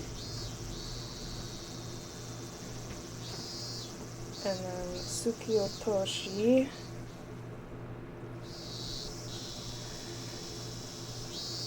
Yoigoshi. Police case files.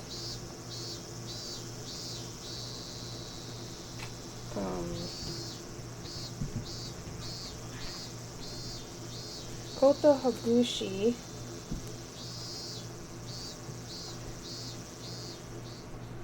Saikoroshi. That's Koto Hagushi. Haji Saraishi, that's another one.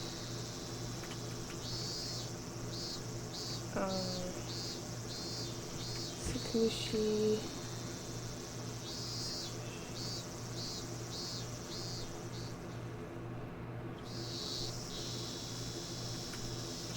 I think I'm still missing some.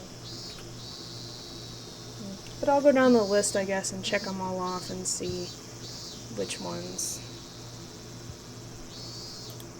Anyways, we'll try to finish this chapter at least. New set of footsteps approached in his place. From their pace and sound, it wasn't a child. It was probably Coach. Ch.8 had called for him. 先生。急にお呼びしてしまってすみません。さっき意識が戻ったところなんです。そうですかね。それはよかったよかった。 It was a throaty voice. It wasn't Irie? The man who suddenly appeared was what I'd never seen in the clinic or even at the Irie Institute. He was a large man with round curves, the exact opposite of Irie. The stubble on his face made him seem rugged. He was so distant that I wouldn't forget him even if I'd only met him once. And yet I had no recollection of him. But he was wearing a white robe. Ch.8 had called him the doctor from the clinic. So he must have been a doctor from the Irie clinic, but I'd never met him before. やあ、リカちゃん。災難だったな。 Oh, goodness. Bless you. Bless you, child. ボールがぶつかったのは後頭部。ちょっと見せてもらっていいかい？ Me. Not waiting for an answer, the mountaineer-ish doctor felt around the back of my hand. His fingers were encultured, completely different from Irie's delicate 今度は hands. 目を見せてくれるかい？大丈夫みたいだな。何か頭痛とかはするかい？酔うとか平衡感覚がおかしいとかあるかな？ないのです。多分大丈夫とは思いますけどね。念のため診療所に連れて行って脳波を見ましょう。まあわしの見たところ問題なしですな。The doctor laughed uproariously, spraying spittle everywhere. Gross.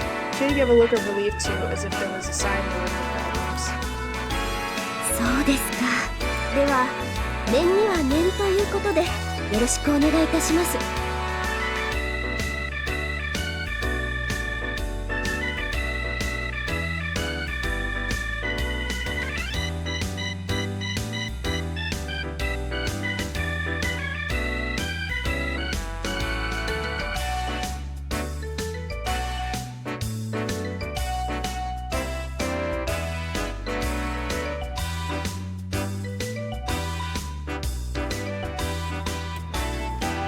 フルデさん、先生と一緒に診療所に行ってきてください。 The sun was gracing me with his presence earlier. 午後の診療が始まる前に済ませてしまおう。さあ、行こう。 The big doctor, after too familiar for my taste, pushed me out the door, and before I could fight my feeling of wrongness, I was taken out of the nurse's office. What's going on? What was this world? Sometimes the dice came up with strange numbers and caused little differences, but this was the first world that felt this wrong. After repeating this world for over 100 years, I thought I'd figure out pretty much every event, and yet this all felt so strange to me. There was something immeasurable about how strange it was, and I couldn't help but feel intensely anxious. I put my shoes on at the entrance before being taken to a parked car in front of the school gate. All the while I stared at the big man's back as he walked, racking my brains trying to remember him, but I couldn't come up with anything. Mouth. Wayne. Okay. No matter how much I thought back, I couldn't recall any man like this in the Mountain Dogs, much less the Irie Institute. If Satoshi was here, it meant it had to be before June 1982. Hanya would always be here as soon as I woke up. She'd tell me what was going on in that world. But in this world, I haven't seen Hanyu even once. The radiant sunlight, the annoying cicada cries, the lively voices of my classmates, I knew them all so well, but something was different. It almost made me sick.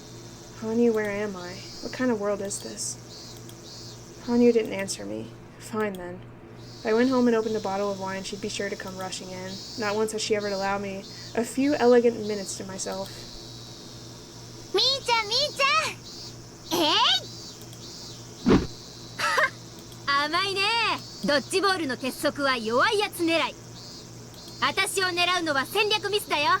それ、次にとろいやつはお前さ。いってててて。 I saw several classmates playing a game of dodgeball. Mion and Rena were there in the crowd. Rena? Anywhere where Rena was present was later than April 1982, and Satoshi disappeared from the village in June 1982. The only time Ren and Satoshi could be here at the same time was the short span from April to June 1982. It didn't seem like I'd gone as far in the past as I'd feared, but I still had to repeat the June of 1983. That hadn't changed. Do I have to complete those long, difficult days of nothing but strife yet again? Teaming up with my friends, trusting each other, grappling with our suspicions of each other, believing in miracles, and fighting alongside everyone. All the coincidences in the world to help save us. If we missed any one of those elements of the process, this world would end in horrific tragedy. I'd gone past this dead end before. This was the second time, so I understood a little of how to fight against Takedo's group. So I probably wouldn't have to spend another whole 100 years. Even still, it would definitely take several of those years, if not dozens. But I never wanted to spend another day in that June of 1983 ever again. The despair I felt at reaching the goal once, then getting kicked back to the start. Me too, Riga. Me too. I got into the man's car, and as I bumped over the rough roads, I sorted out the situation I was in. That day in July 1983. I went to have a good time at the pool with everyone, and on my way home there was an accident, and I died. But before dying, I used the power I never thought I'd have to use again to turn back time once more. This world was probably in June of 1982. It was considerably hot, so the Higurashi festival couldn't be far off, and that meant the countdown to Satoshi's disappearance had already begun. Earlier in the nurse's office, he'd given me a kind and considerable words, but an unyielding darkness would have been starting to take control of his heart. His fear of his unescapable terminal illness's footsteps. I thought back to how the Hojo siblings had looked at the nurse's office. It's Stoka and Satoshi's everyday sibling relationship. It would cease to be an everyday thing in just another few days or weeks. Stoka's somewhat cold treatment of me had hurt, but then I remembered that I felt pity for her. Satoko, for now at least, treasure that time. The relationship with Satoshi was limited. That cool fact hadn't been overruled a single time in any of those 100 years of worlds. In other words, it was inevitable. I can only sympathize with the fate awaiting Satoko now. Eventually the Irie clinic came to view. Every time I saw it, I was struck by its magnificence. It was always too much for Hinamizawa. But this time, the clinic building felt a little dull, as though affected by the sadness coloring my heart. The car came to a stop in the employee parking lot near the back entrance. 歩けるかい？具合は大丈夫かな？みー、全然平気なのです。検査なんて大げさなのですよ。頭はその場では何もなくても後から突然来ることもあるから怖いんだ。きっちり検査しような。何事もなければ午後の授業には戻れるよ。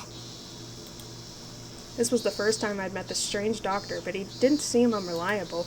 Maybe the cloudiness of my expression made me look like I was worried my injury was serious, and that was why he tried to cheer me up. His attempt at encouragement was off base, but for now I told myself he wasn't a bad person at least. The air inside the clinic smelled unfamiliar to me. Inside it was the same clinic as the one I knew, but something was different. On the whole, it felt odd, like I'd find cobwebs if I looked, and I'd recognize none of the nurses we passed. The only people I knew were some elderly villagers chatting as they watched TV in the waiting room. あんで、リカちゃんじゃねえの？どうしちゃったの？風？校庭で飛んできたボールが後頭部に当たったんですよ。一応脳波を見ておこうと思いましてね。頭は怖いからね。でも若いんだからボールの一つや二つ平気平気。 The old people laughed aloud as though rubbing some spit on the bump would fix it. Something about their behavior was strange, too. The people I knew would get out of their beads, start praying, and make a big fuss just because I got a bump on the head. That's what I was thinking. They'd be a lot more concerned. Maybe they say 1 or 2 balls is fine because you're young if I were a normal child, but for me in particular in Hinamizawa, that was impossible. This all seemed very wrong. Something huge, something I couldn't ignore was different about this world. さあ、リカちゃん、入って入って。For the large man went straight into the examination room, he called me in. The Queen Carrier had come from an examination, and the next logical step was that Irie, the director, would appear, but he hadn't appeared yet. The discomfort I'd been feeling this whole time got even stronger. Then I spotted something odd. It was a notice from the hospital hung in the waiting room. Please be sure to bring your insurance card on your first checkup of the month. Takano Clinic. What? Now hold on just a second.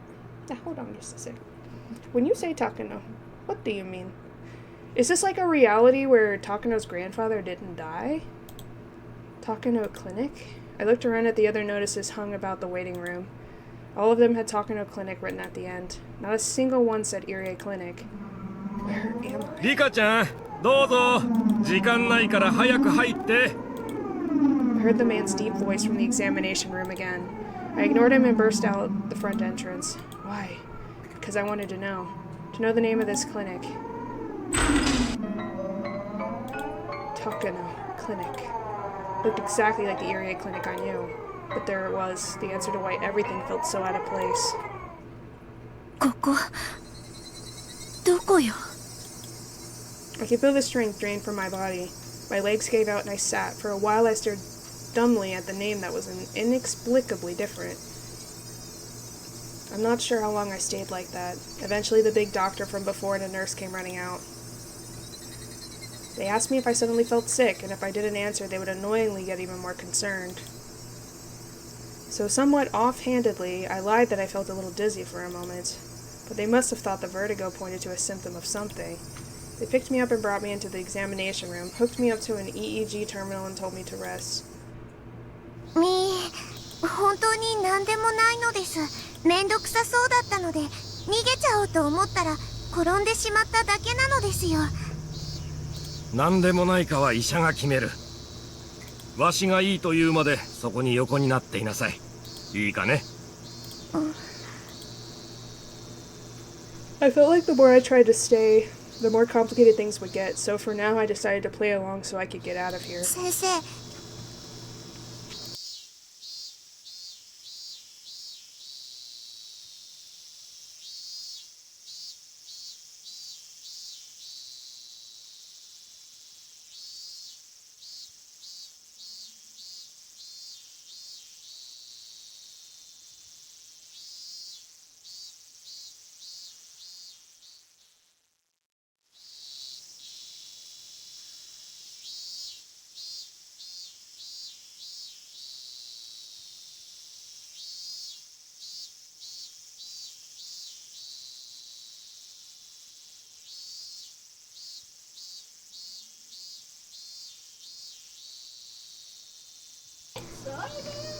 入江というお医者はいますか？何？誰だって？入江です。入江？それはリカちゃんの主治医かい？どこの病院だい？ We're getting nowhere. Is Irie not in this world? Compared to everything the other adults like Akasaka and Kasai did during the long battle of June 19, Irie's presence might have seemed to matter little, but it was extremely important that he was around. Without his determination to sever the chains of sadness created by Hinamizawa syndrome, there was essentially no way for Hinamizawa to break free of its 1,000-year curse. And Irie wasn't here. Plus, Irie was my only ally who knew I was the Queen Carrier. That ally was gone. The strange way Satoko was talking, the absence of my one ally from Tokyo, Irie, no doubt some unpleasant die had landed on a one. Despite my ally Irie not being there, was Takano still behind everything? When you get one bad roll, you get a bunch more. 高野先生はずいぶん前にお亡くなりになられてるよ。Oh, Dr. Takano passed この村にこんな立派な診療所を建てられた功績を称えてね、その名を診療所名に残してるんだよ。わしはお会いしたことはないんだが、大変立派な先生だったという話だよ。立派な先生ですか。 Would the apocalypse Takano ever be praised as a splendid doctor? She passed away a while ago? They're talking about her grandfather. There's no way it's her. Absolutely not. When I looked around the examination room, I found a picture of some old people hanging in a frame. On it was written, founder and first director Hifumi Takano, which was her grandfather. Hifumi Takano? Wasn't that the man Takano looked up to, who she called her grandfather? He was the first one to discover the Hinamizawa syndrome, but nobody accepted his theories about it, and he passed away in despair. Takano had understood his chagrin? That's a nice word. Eventually made a big decision that began to build a future so stable you could call it fate. That Takano? 鳥の鷹の鷹野さん？高い低いの鷹野先生じゃなくて？わしは知らんがね。看護師さんにもいないし、わしが来る前に辞めた古い看護師さんかね？ So her grandfather did exist and died. Is this a world where Takano doesn't exist? That's so weird. 違うと思います。若い女なのです。うちにはそんな人はおらんがね。そんな看護師さんがいたら、ぜひうちに勤めてもらいたいね。She was a nurse here before they turned it into like a bigger thing. The man laughed with delight. He certainly didn't look like he was lying. He was speaking the truth. Then even Takano is gone. Irie was absent, Takano was absent. The Irie Institute didn't have its director or vice director. What did that all mean? Who was the director then? Oh, and what about the mountain dogs? The Irie Institute was at its heart a research institution. Without them acting as its hands and feet, it couldn't おこのぎ exist. 造園という造園屋さんはありますですか？造園屋さん？さあね、造園屋さんにご縁があったことはないからね。ちょっとわかりかねるけど、それはどこの業者さん？沖宮に事務所があったと思いましたです。なら後で電話帳で調べてみたらいい。個人では載せない人もいるけど、会社とかなら大抵は載ってると思うがね。Could the Irie Institute not exist in this world? Would that mean this world didn't have a dead end at all? I couldn't figure anything out. Which dice were showing 1 and which were showing 6? Was the stranger part the dots on the dice themselves? The game board I was a piece on now and the game board I knew, were they different? Let's be a little more optimistic. Was it possible that Tokyo hadn't chosen Irie, but this man instead? Then would this man know I was the Queen Carrier? If he did, then a number of things would fall into place. Prudence have given me a brain scan after just getting knocked over by a ball to the head. Wasn't that because he... Then was this man playing the role of Irie in this world? I looked up the name tag on the road he put on after coming in and read the name. Yamamoto. Yamamoto. It was a natural response. It seemed the name Yamamoto wasn't a problem. Was this Yamamoto person the director of the Irie Institute, or rather, the Yamamoto Institute? It was also possible that he'd crowned this clinic with the Takano name in commemoration of him succeeding Hifumi Takano's research. 山本はひなみ沢症候群のことはわかりますか？ひなみ沢なんだって？僕が女王感染者だとかわかりますか？女王様？リカちゃんじゃまだお姫様ってところだな。将来は女王様になりたいのかい？そりゃでっかい夢だね。はい、OK。もう外していいよ。I learned from just that short exchange that the Yamamoto had nothing to do with the Hinamizawa syndrome. There were a few people unconnected to Tokyo and the Irie Institute too, but they were only a small handful of nurses and office workers. Besides, the Queen Carrier was currently in the clinic. Anyone connected to the Hinamizawa syndrome would have come rushing to me. Yamamoto had rushed to me, but he didn't know why. Didn't know I was Queen Carrier. What did that mean? I listened hard to try and catch the sound of Irie's indiscreet laughter, but all I heard was the TV in the waiting room and the motor of the Goldfish Aquarium. That maid-obsessed man with his ulterior motives during checkups was nowhere to be seen in the examination room. It was simply uncomfortable, and the smells of dust and medicine made me feel unpleasant. Now I knew. This really wasn't the clinic I knew. It wasn't just a strange feeling anymore. It was a clear fact now. Yamamoto left for a moment, then came back and told me there was nothing wrong with my readings. 具合が悪いところがないなら学校にもう戻ってもいいよ。No. もうすぐ午後の診療が始まっちゃうから送ってあげられないけど大丈夫かな。一人で学校まで行けるかい？みーじゃはいかいいえかわかんないよ。どっちだい？はい、大丈夫です。一人で学校に戻れますです。そうか。じゃあもう行きなさい。千恵先生には学校にこれから戻ると電話しておくよ。When I saw Yamamoto pick up the phone on the table, I spotted a tabletop calendar next to it. June... I'm sorry, what? Showa 58? Showa 58. What was that in AD again? The Pacific War ended in Showa 20, which was 1945. Oh my god. 58 minus 20. I'm bad at borrowing, but luckily I don't need it. 38. 38 plus 20 is definitely 58. Then if you add 38 to 1945, 45 plus 38 is 83. It's 1983? June? Wasn't the same period of time I had just been living in? But, that's impossible. In 1983, Satoshi is here? And Irie isn't here, Takano isn't here, Satoko isn't acting strangely, and even Hanyu is gone. Where am I?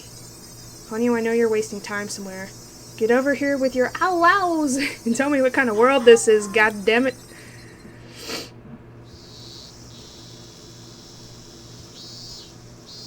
I walked through downtown on my way back to school. All the storefronts were familiar, nothing had changed. But for some reason there were less people in more stores with their shutters closed. This apparent state of decline reminded me of New Year's or New Year's Eve. It was a strange sight during the season when you could hear cicadas crying. I barely passed anyone, and even when old people walked by, they didn't talk to me. Normally, if I met an old person in the middle of the day like this, they'd ask if I had a cold and was staying home from school, or they'd start rubbing their prayer beads and saying weird things. There was none of that, just like the old people in the clinic that reacted with disinterest. I wasn't in the mood for it anyway, so I was thankful they didn't do any of that. But there was already a heap of oddities before me, and I couldn't help but feel like it was growing even bigger. Afternoon break was long over by the time I got back to school, and it was now time for afternoon classes. I went through the entrance and changed into my slippers. I noticed another rare, strange thing. There were a lot of empty shoe cubbies. Empty was different from absent. Anyone enrolled would leave either slippers or regular footwear in their locker, no matter what. If neither were present, that would mean they weren't in the class to begin with. Sometimes people took their slippers home to wash during the weekends, but any lockers being empty during the day was unthinkable. I counted a little over 10 pairs of shoes. That was only half of how many people were in the school I knew. Everything was so messed up. I had no idea what was going on. I steeled myself and opened the classroom door. Everyone turned around to look at me. There truly was half of the familiar classmates there.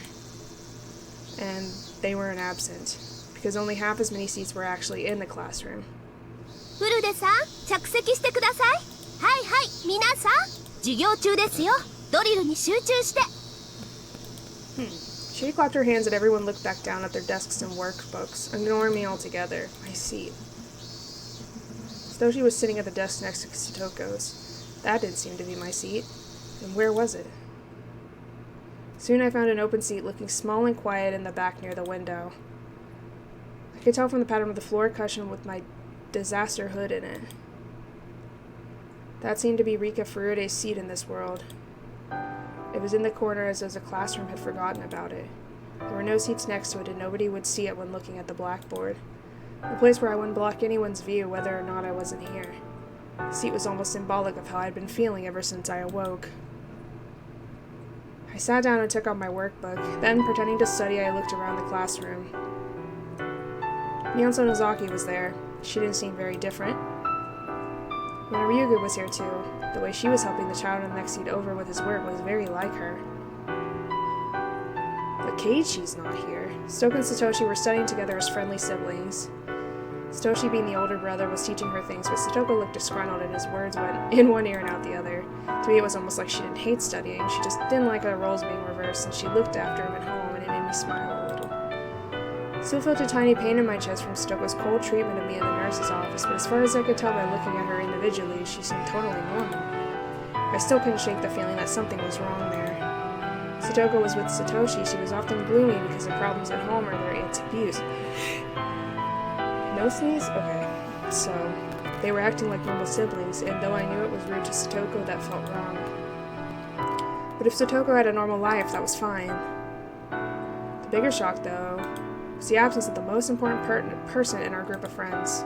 I looked around the room several times for him, but he wasn't here. Keiichi Maebara wasn't here. I made multiple excuses, like I wasn't seeing right or he happened to be absent today. Even the list of students on cleaning duty hanging on the wall didn't have Keiichi's name on it. Everyone in the class would have had their names on there, but Keiichi's wasn't. Keiichi Maebara did not exist in this classroom, even though it was June of 1983 in this world. I see. On rare occasions there would be a world where Keiichi hadn't moved here. It wasn't the first time, but it was a sad thing. Keiichi was an important key to crushing the fate of June 1983. If he wasn't on the game board, this game was predetermined to be a loss. Was this even a game at all? No Irie, no Takano, no signs of the Institute from Tokyo researching Hina-Mizawa syndrome. If none of them were here, didn't that mean there was nobody at all to fight? If I didn't need to fight, then, in a sense, Keiichi's absence wasn't an issue. Actually, in this case, June 1983 wasn't fated to be a dead end, and... in other words, in this world, 1,000 dice all turned up ones, and that changed the absolute fate Takano had constructed with her certain willpower into something else? I had no idea what was what. Could this world even be explained by what dots came up on the dice? Where am I? Someone tell me. Obviously unable to focus during class, my head was filled with the listless cries of the cicadas and the feeling of being out of place that I couldn't get rid of. Kids! Lei! Sayonara! Thankfully, Mion was still class president. For some reason, that was a relief.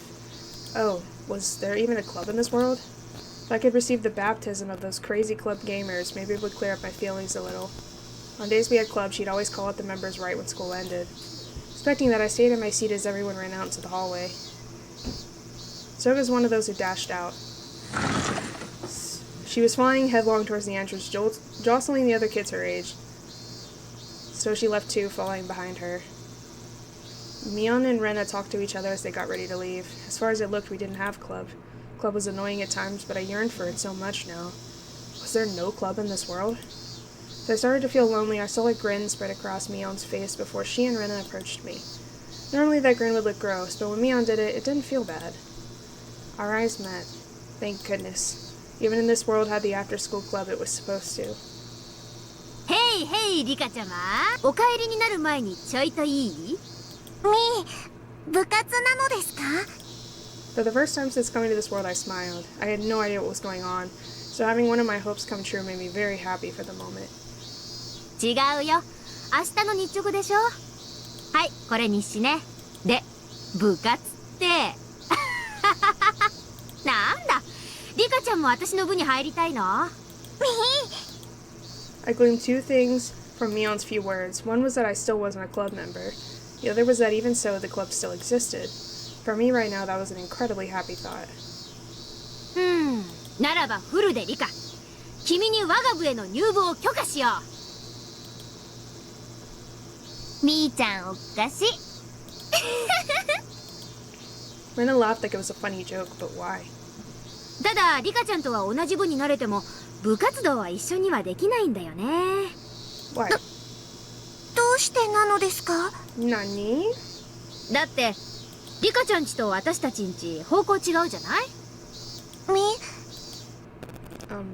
Oh. Mion said her club. She probably meant the club of not having a club, the going home club. She must have been saying we went home in different directions, which is why I couldn't do club activities, going home together with her. In other words, the club doesn't exist in this world either. みーちゃん、その部活動たまにはリカちゃんと一緒でもいいんじゃないかな。逆方向じゃん。たまにはいいんじゃないかな。かな。 But I realized I'd have to go home all alone. Rena said she'd leave school with me. That kind consideration was just like the Rena I knew so well. We didn't have club, but Mion and Rena were still Mion and Rena. 私は悪いけどパスするわ。チャキチャキ直帰しておじさんとこバイト行かないとなんないんで。そっか。じゃあ帰宅部の放課後活動は私とリカちゃんの2人でしよっか。ありがとですレナ。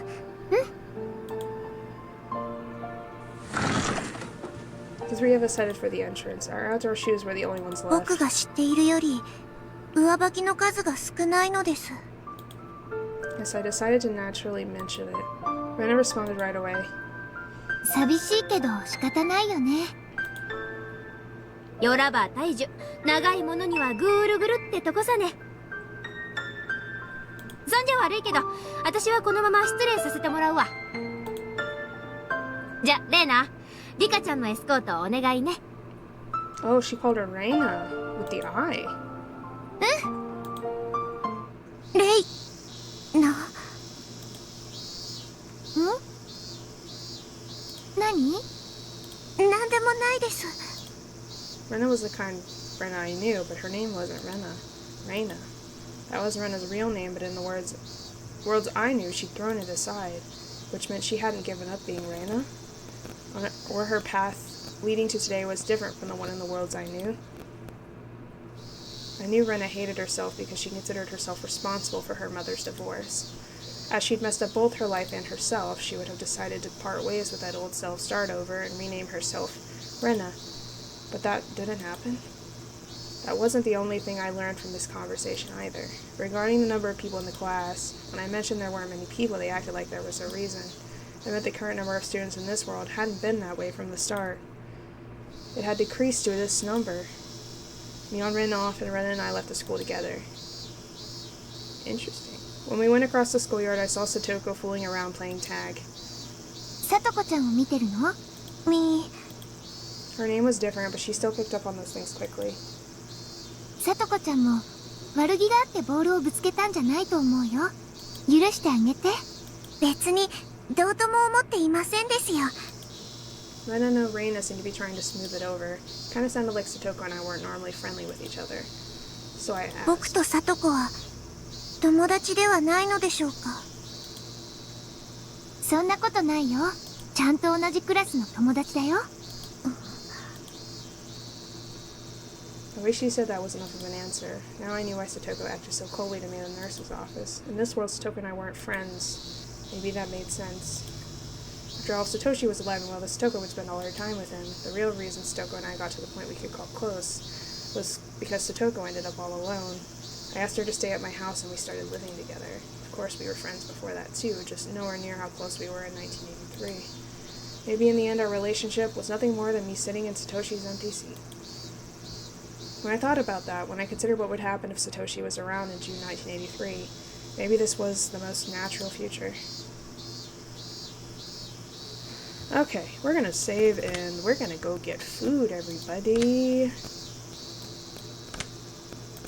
And when I come back, I will continue playing this Ray chapter.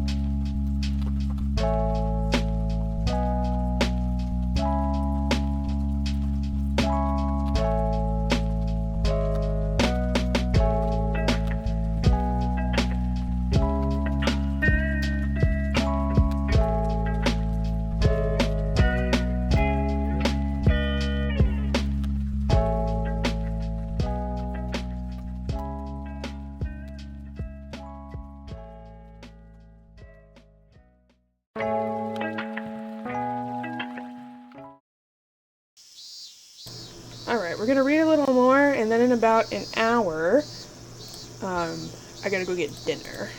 But we set up the dinner. With regretful eyes, I watched as Satoko frolicked about. Satoko looked like she was having a lot of fun with her other classmates. She wouldn't even ever notice me going home from school. I'm gonna stop thinking about it so much. But before the true world I need to reach, this world is all but a defective one. I don't need to bother trying to understand a broken world.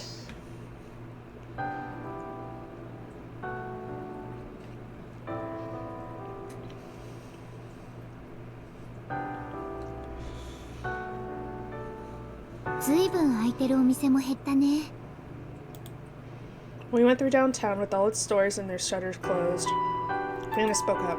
I didn't care about this world anymore, but as a classmate going home with her, I answered unconsciously.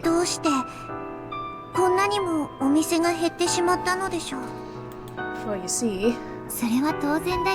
What happened? What happened? What? Why?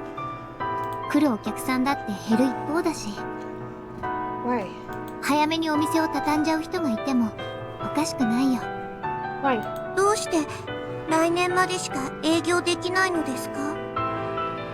Or are they gonna make the dam?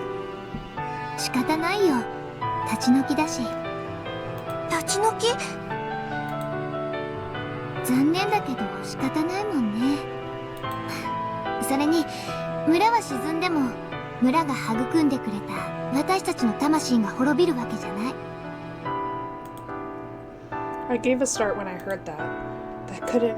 No. It was possible. In every single world, the story of Hinamizawa being submerged under an artificial lake was always present. But the Irie Institute, working from the shadows to make sure that dam project was cancelled. There was no Irie Institute around to make them cancel it. That meant the dam project was proceeding as planned, and... So this is a world where the dam project is actually going to happen.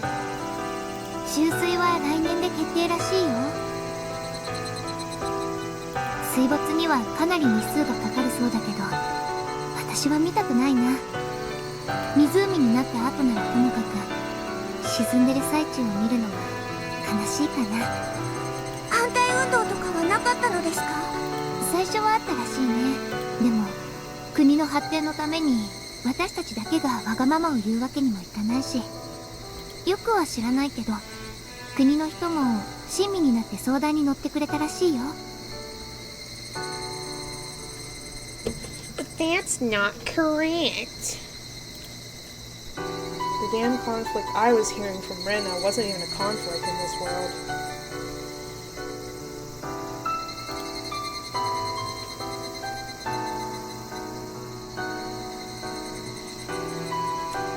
Everything regarding the dam was completely different from the worlds I knew.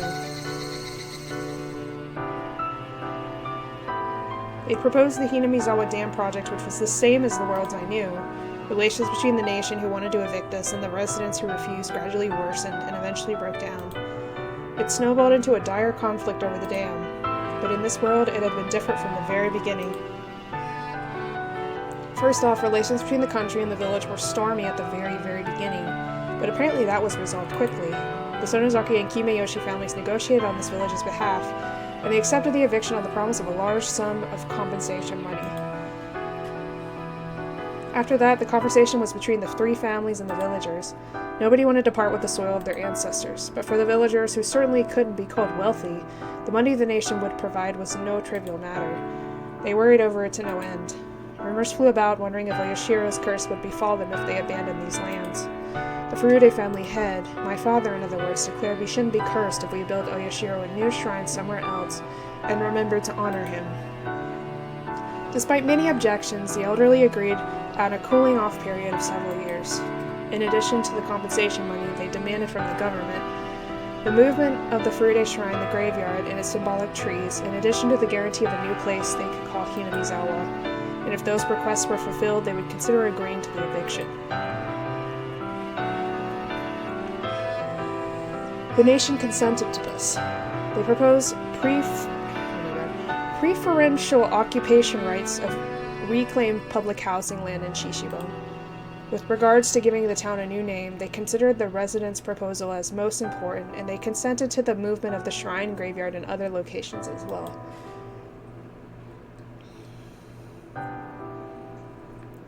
In conclusion, though there were several years of turmoil, the dam conflict never happened in this world. Everything in this world was resolved through talking alone. The villagers had actually agreed to the dam project.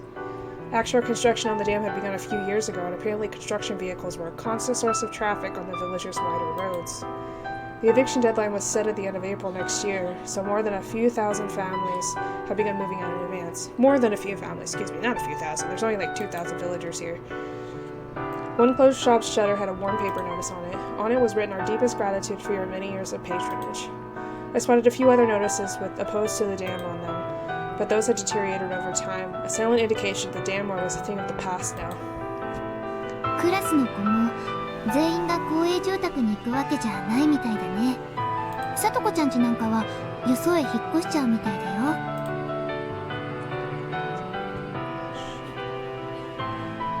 仲良しのみんな全員と会えるのも来年までかと思うとなんだか寂しいよね。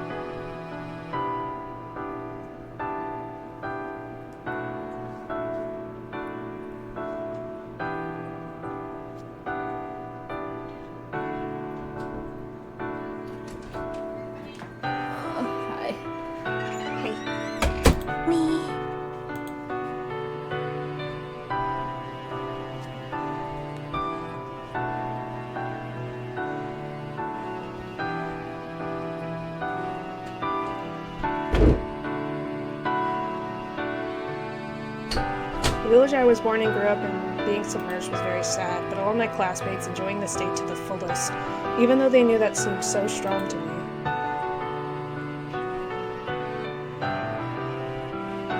So if the dam war never took place, that would cause several other effects. For example, the relationship between the Sonozaki and the Hojo families. At the beginning of the dam conflict, the Hojos declared themselves in favor of the dam, with the Sonozakis in opposition, and the former ended up a scapegoat of the village for a long time. That trouble never occurred in this world. さとこちゃんのお家？さあ、普通だと思うけど。Why are you screaming, Mom?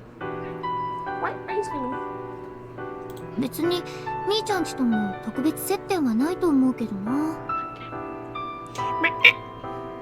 さとこは家族と仲良くできてますか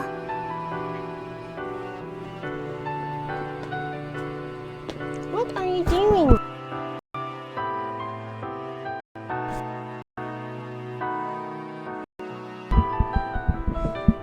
God damn it, Mom. Hold on. Hold on. Get in お my 父 lap. さんの Come 話 here. Come here. Lap. Lap. Come here, child. Come here, child. Ugh. There you go, child.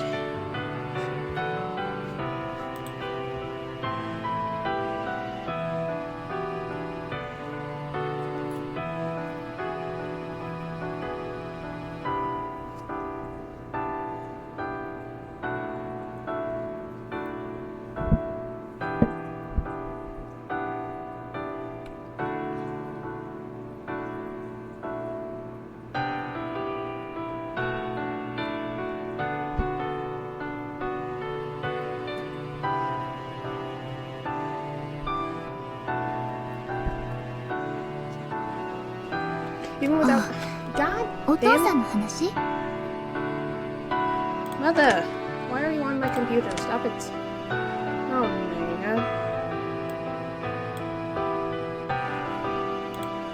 Even without the dam conflict, the presence of a stepfather weighed a burden on Satoga's mind. Even with the L5 symptoms appearing, she would push him from the viewing platform at the park and be given into the care of her malicious aunt and uncle. Get down. Thank you. Thank you.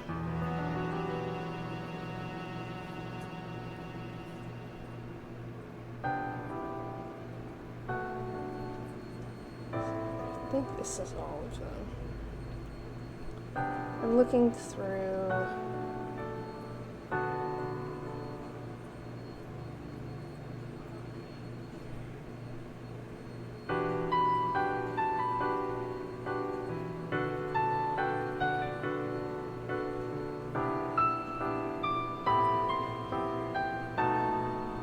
making sure I have all of the videos that I...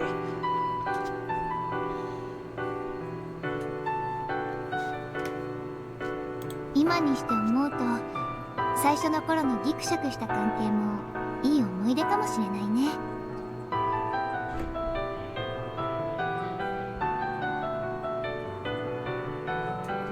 血がつながっていない親子だからこそ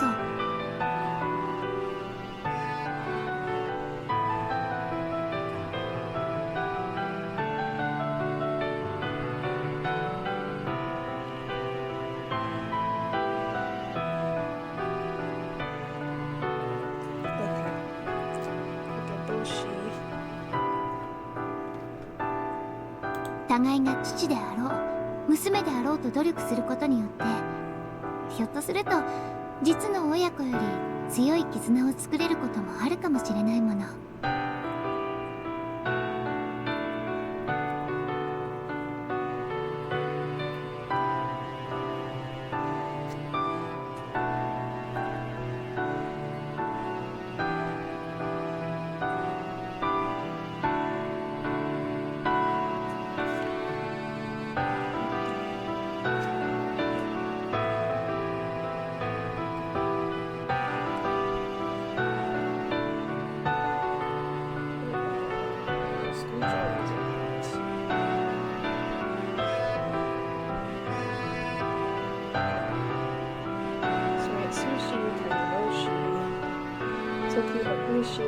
Fragments. Miyotsukushi omote, Miyotsukushi ura.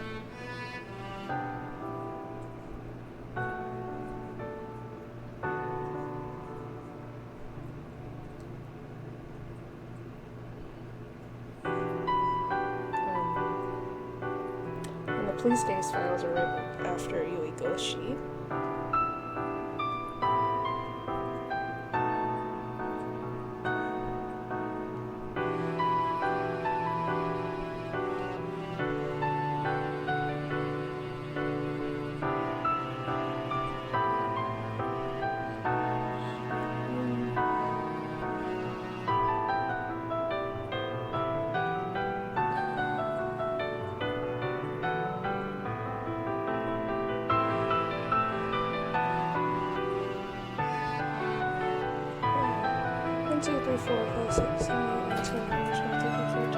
You in here, Christy?「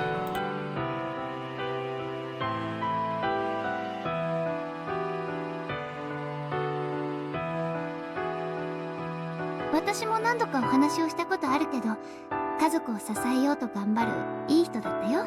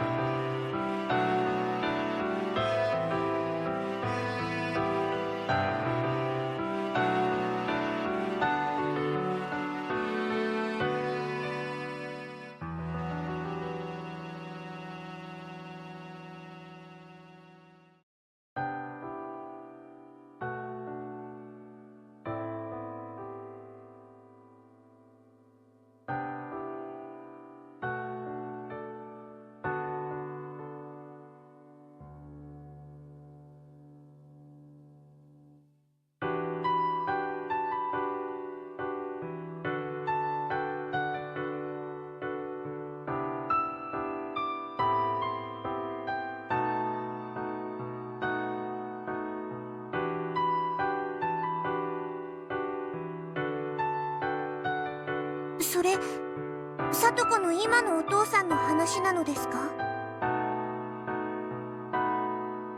うん。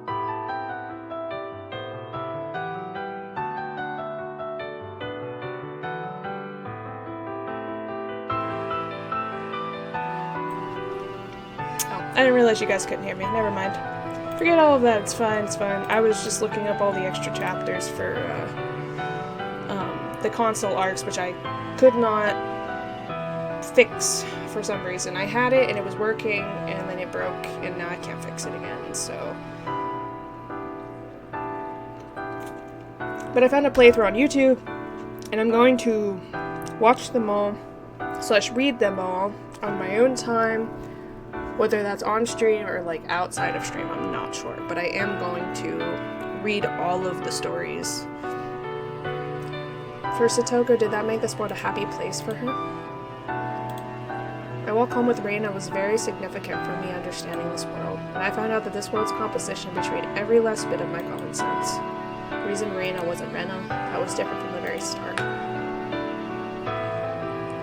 First, the Ryugu family didn't move to Ibaraki. They had lived in Hinamizawa this entire time. His mother was still working as a designer at a small company in the city. Her father had switched careers, and now he was a salesman for his wife's designs. The couple must have been on good terms for one to design things and the other to sell them. As always, her mother's position seemed to be stronger, but their relationship was an average one, and divorce at the very least seemed impossible.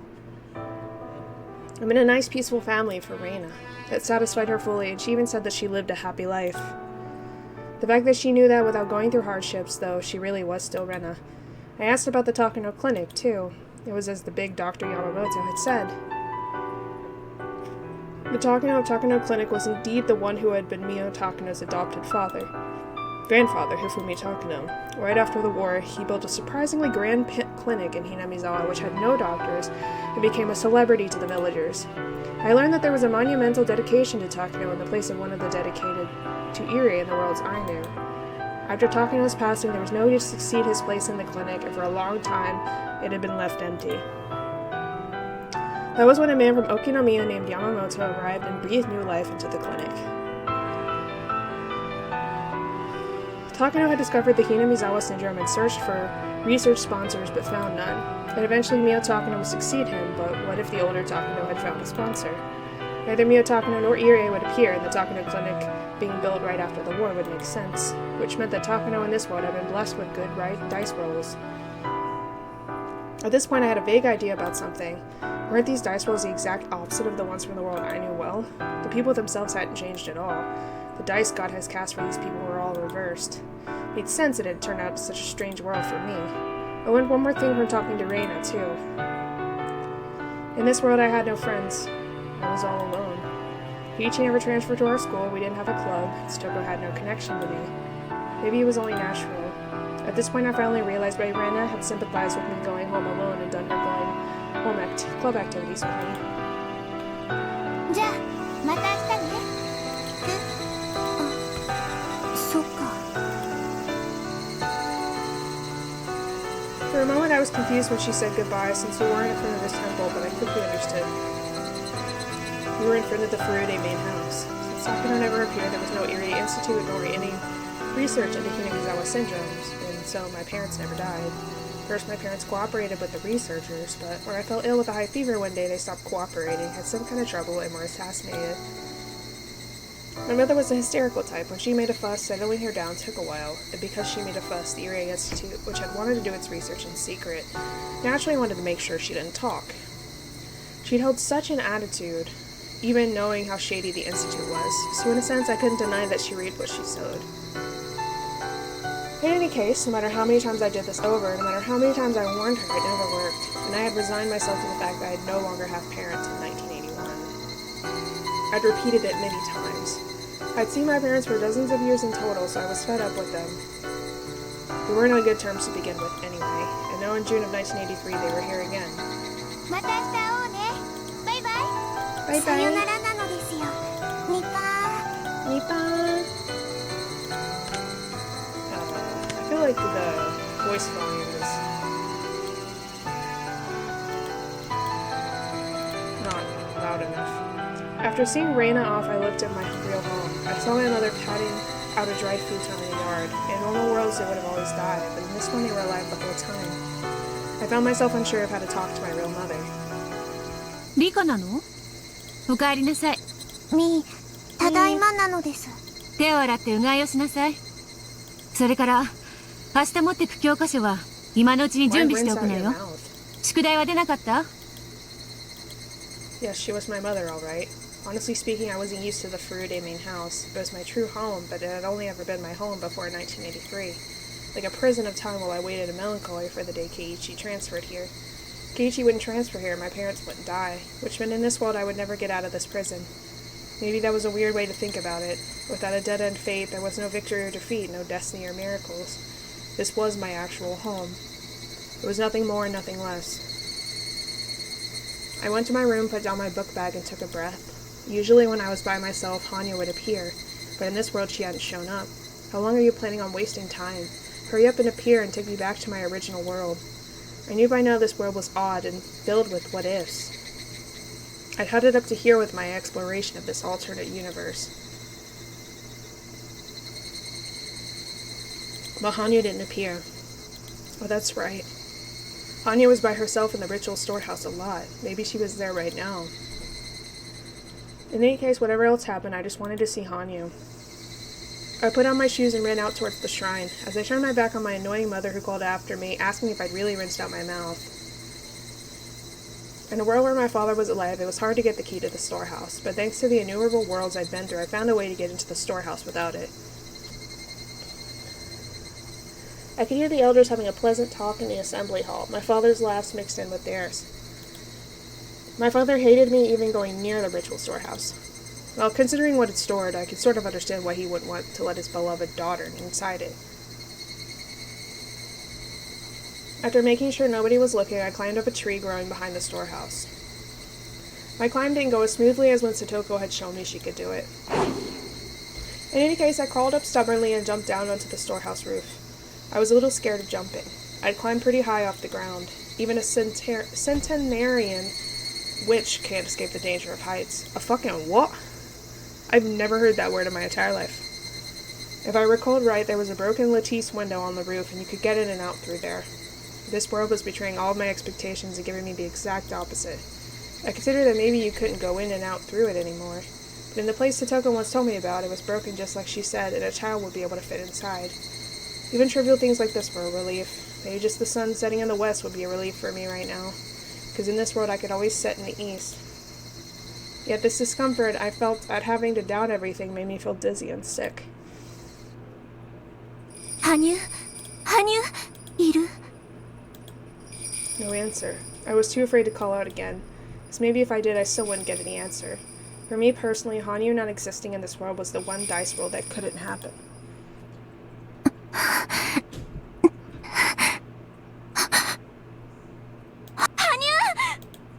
Then I felt something I couldn't describe. The presence of someone, but not a person. Something only I could perceive. The presence of Hanyu. But Hanyu always answered me when I called for her. She wasn't now. What did that mean? But she was here. She was. I couldn't help poking my head through the roof. I climbed down a bundle of hanging chains and entered. Hanyu! どこなの？返事をして！リカ！どこにいるのですか？ This time I heard her for sure. There was no doubt. 私はここよ。どこなの？あなたの姿が全然見えない。リカ！返事をして。 Hanyu's feeble words implied she was actually the one who couldn't hear my voice. I looked for a place where I could hear her better. Before I realized it, I went to the altar in front of the holy vessel. Something that looked like a small crystal ball was on the altar, and I sensed it giving off a faint light. That was where Hanyu's voice seemed to be coming from. The ball was about the size of a large toy marble, but it was seated respectfully on a small cushion, which told me it was no ordinary stone. I took the crystal ball in my hand and pressed it to my ear.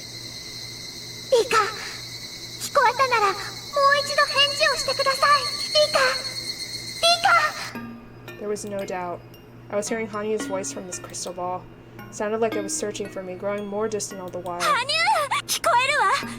私よ！リカよ！私はここにいるわ！リカ！あなたの声が聞こえますです。どこにいるのですか？あなたが見つけられない。声が遠くてわからない。もっと強く呼びかけてくださいです。ここよ！私はここよ！どうしてあなたの声が水晶玉から聞こえるの？そんなことはどうでもいい。私はここよ。最後殿の祭壇の前にいるわ。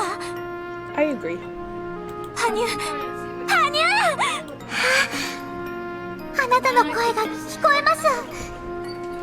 今探してます。かけらを手放さないで、そのままもっと強く僕を呼びかけて。私はここよ。羽生、早く来て。羽生。 For a while, I kept shouting her name as if I'd gone mad.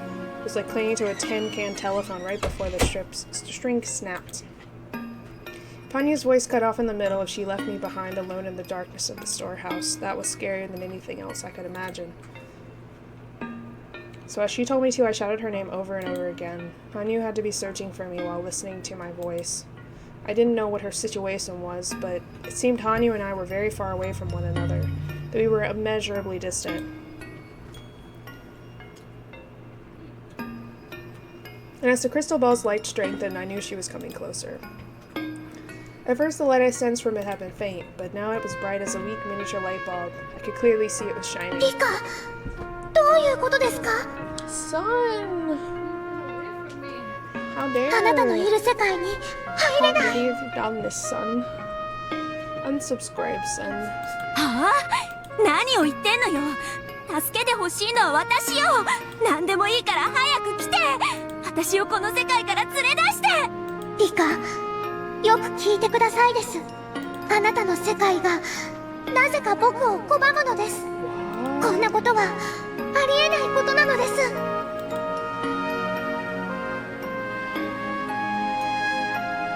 Given that she's both a paranormal existence and a deity, I couldn't imagine any situation that would make her anxious enough for her to weakly say this is impossible. All I could do was keep on willing half-insanely for her to do something, anything. でもどうしようもないのです。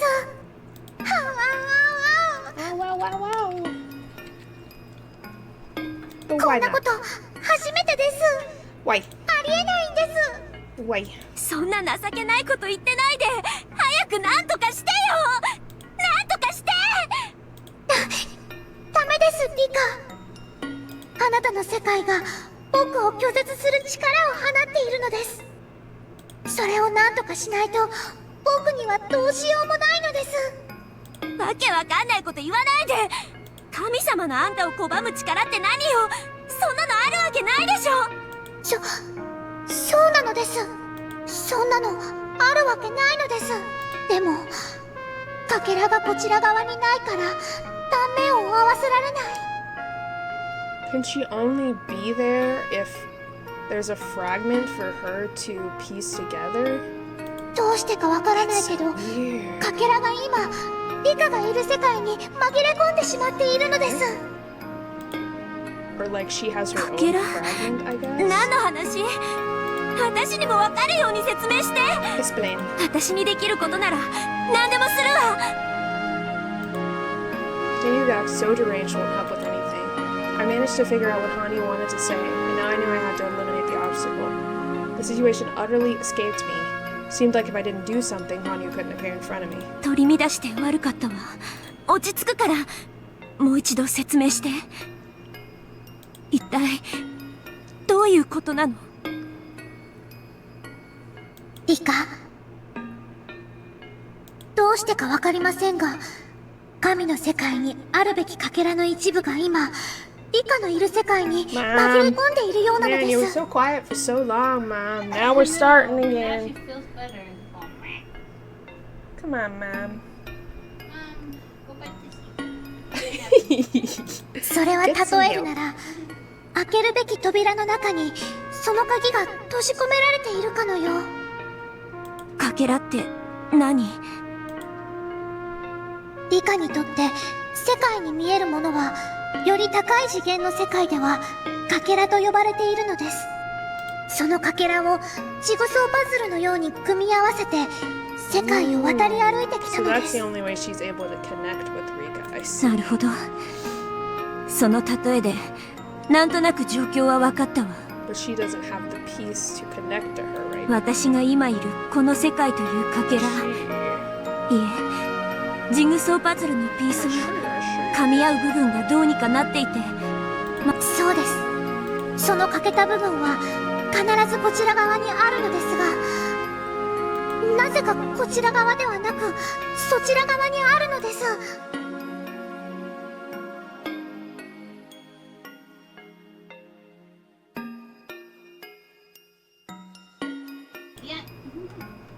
神の世界にあるべきかけらがなぜか人間の世界にこぼれ落ちていて欠陥を起こしているってこと？そんなところなのです。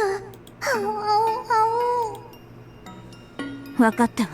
そのかけらをどうにかすればいいわけね。あなたの指示に従うわ。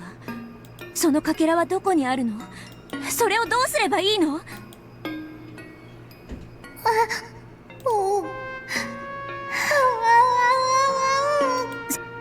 そこはあうあう言うところじゃないでしょ。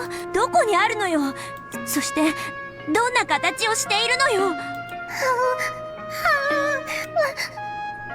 らないのです。はあ？わからないものをどう探せってのよ。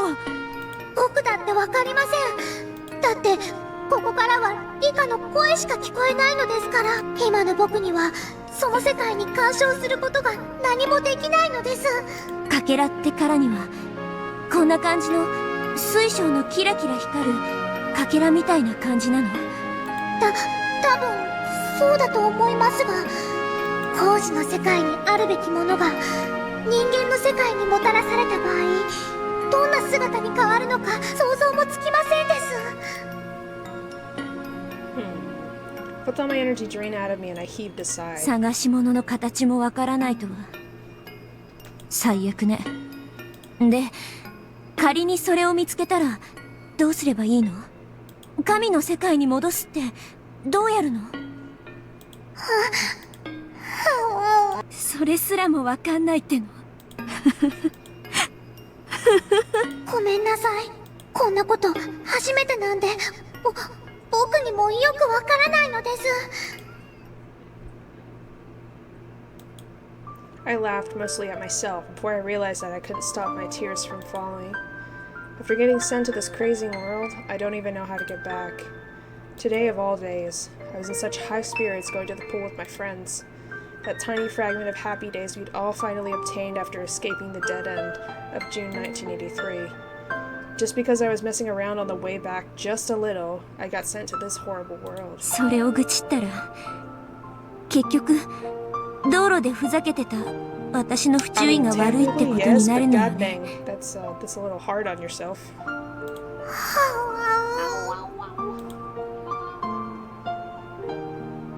I lost my balance on my bicycle, got thrown off, and then fell into the car there. Common traffic accident, a common death of a child. Just happened to be me this time. The future I'd won after over 100 years, now just because of that, everything was in pieces. I could wail all I want, but the only thing at fault was my own carelessness. In fact, I should be thankful to Hanyu for letting me live, but sending me to a world like this is too cruel. No, it wasn't as though Hanyu sent me here because she wanted to. I know that. 理科も覚えている通りなのです。僕たちの力はどんどん痩せ衰えていった。そしてその力の最後の挑戦で勝利を勝ち取ったのです。だからこの力はもう二度と使えないはずでした。その使えないはずの力で私を助けてくれたということ？はい。もうどうしようもありませんでしたのです。理科の体は自転車から投げ出され、サイコロの目次第では車の上を転がって怪我くらいで済んだかもしれません。でも運悪く投げ出された理科は車のタイヤの前に。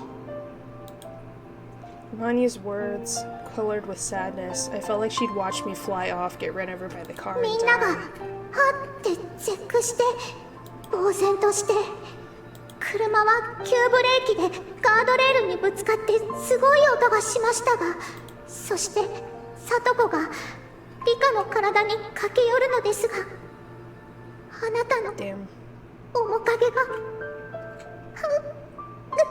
顔がなくて。車に潰されて知恵がいつも言ってたっけ。道路でふざけちゃいけませんって。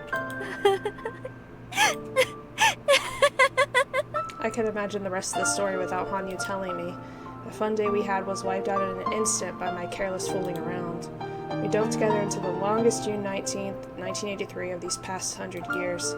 And the peaceful future we finally reached through the sharing of countless miracles was wiped out in an instant. My corpse was too horrible to look at. Stoko came running over first, and then everyone else came. They all wished they'd wake up from that nightmare, until they lost all hope, broke down and wept. Heard of that heart-splitting sadness? The one who was actually careless grumbling about wanting to go home since the world was uncomfortable accounted for nothing. Did that mean in the end it was all my fault? I struggled through so many years to reach that future, and I'd carelessly lost it by nobody's fault but my own. I was blessed since Hanyu was here for me. I should be thankful. Because if that had happened to someone other than me, that they'd just lose their life and nothing more. Just the fact that there was hope, even if it was only a single tiny ray, surely meant I was fortunate. ありがとう。バカが不注意で事故死なんて日本中にいくらでも溢れてる。私もそのうちの一人だった。だからしのごの言わずに死ねばいいものを。こうしてあなたのおかげで妙なことにはなりつつも生き残っている。そしてとても難しいことには違いないけど、元の世界に戻る方法がゼロなわけじゃない。おさらいするわね。私を元の世界に連れ戻すには羽生がここにやってこなくてはならない。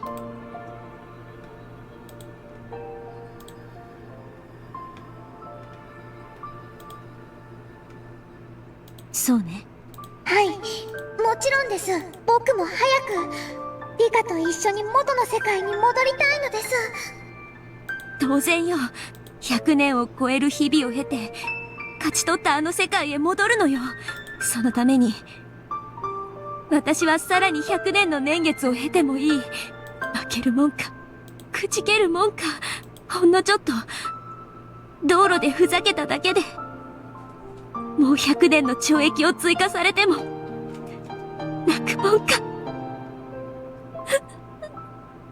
リカ、元の世界でもみんなが祈ってます。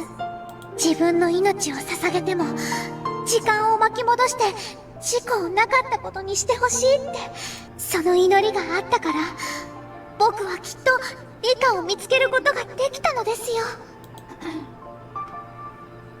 In the storehouse in which I could smell only dust, I thought I caught a scent of incense. I couldn't see it, I couldn't hear it, but somehow I knew. It was my funeral, and I thought I could hear them. My friends heartbroken, grieving over my coffin. Their cries were incredibly sad. So sad, so painful, as though it would tear me apart. I understood. My carelessness. It had me destroyed not only my life, but everyone else's happiness. 帰るわ。私は絶対に元の世界に帰るわ。それがどんなにか細い道でも絶対に帰る。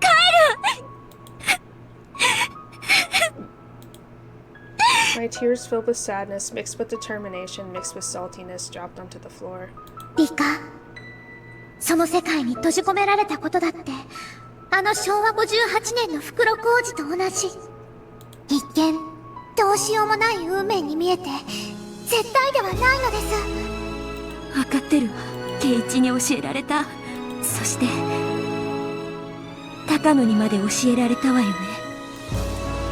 Fate was thinner than a goldfish skipping.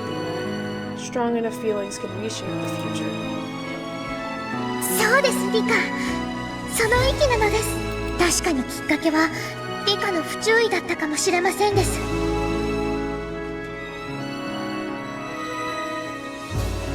でもリカにはそれを償い、なかったことにできる機会が与えられた。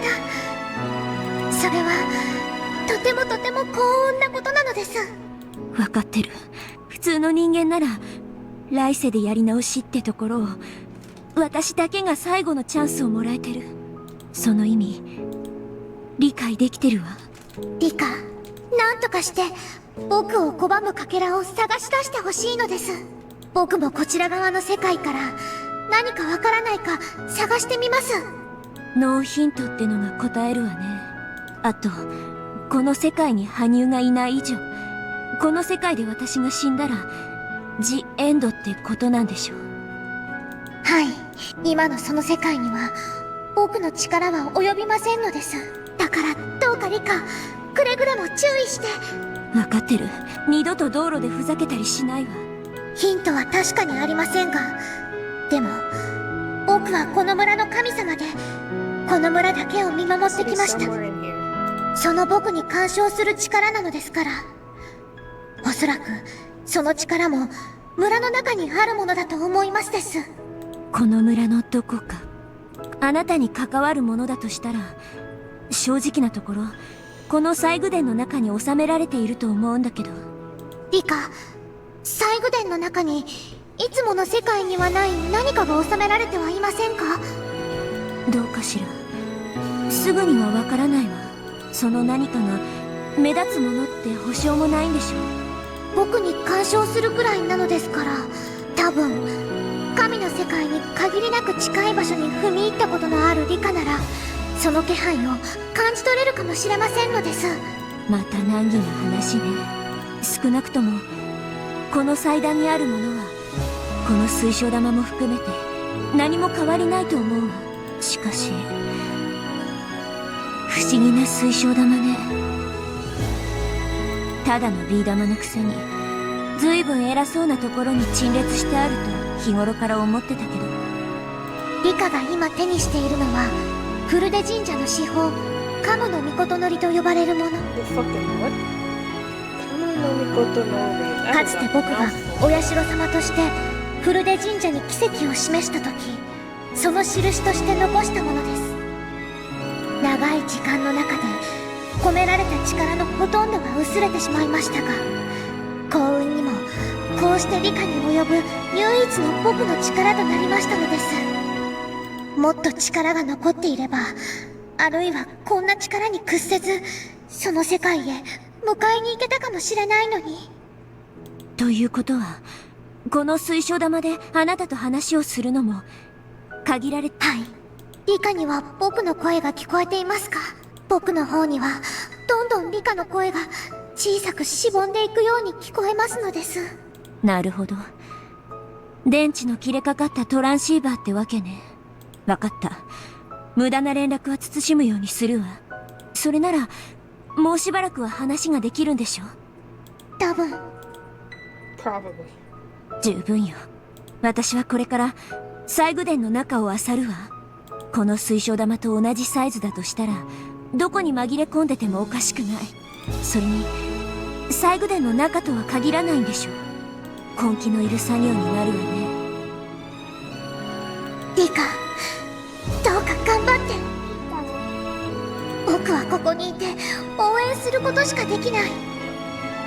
そしてその応援の言葉すらもう限られてしまっている。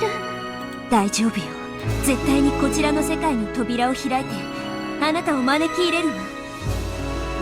あなたと一緒にあの楽しかった世界へ戻ることを約束するわ。だからあなたも頑張って。何かヒントになりそうなことが分かったら教えて。はい。じゃあもうこれくらいにしましょう。更新を終わるわ。またね、羽生。約束する。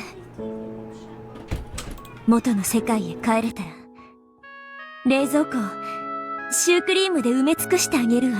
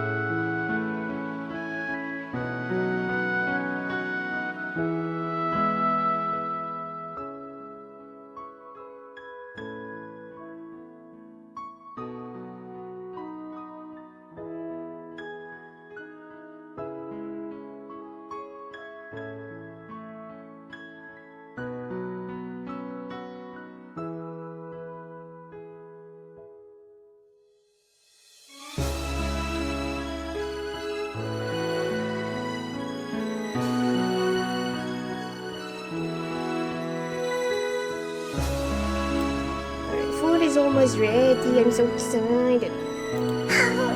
その約束楽しみに待っていますのです。 Hanyo's voice gently vanished, like water seeping into sands, but that didn't mean Hanyo had vanished. It was kind of like I was talking to Hanyo on a public phone and my 10 yen ran out. It may have been in different worlds, but we were cooperating, trying to get out of this world and back to the last one. When I thought about it, Hanyo had always been an ally of my life. In this world, that ally was gone. Maybe that was a fitting punishment for wasting my life by being careless. To get back to the last world, I would pile up as many stones as I needed to. For these were the banks of the river Styx. Nirvana, from my viewpoint, is one who had lost her life in the previous world. But I'll get back. I swear. I'll get back there. Oh my god, the child, this Graveman...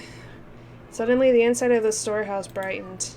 Someone had just turned on the switch for the naked bulb hanging from the ceiling. Then with a heavy clank, the door opened. My father appeared there. His face was like a demon's. That was right. I'd entered the cordoned-off ritual implement storehouse. I only received the right to enter the storehouse when I succeeded them as the head of the Furude family.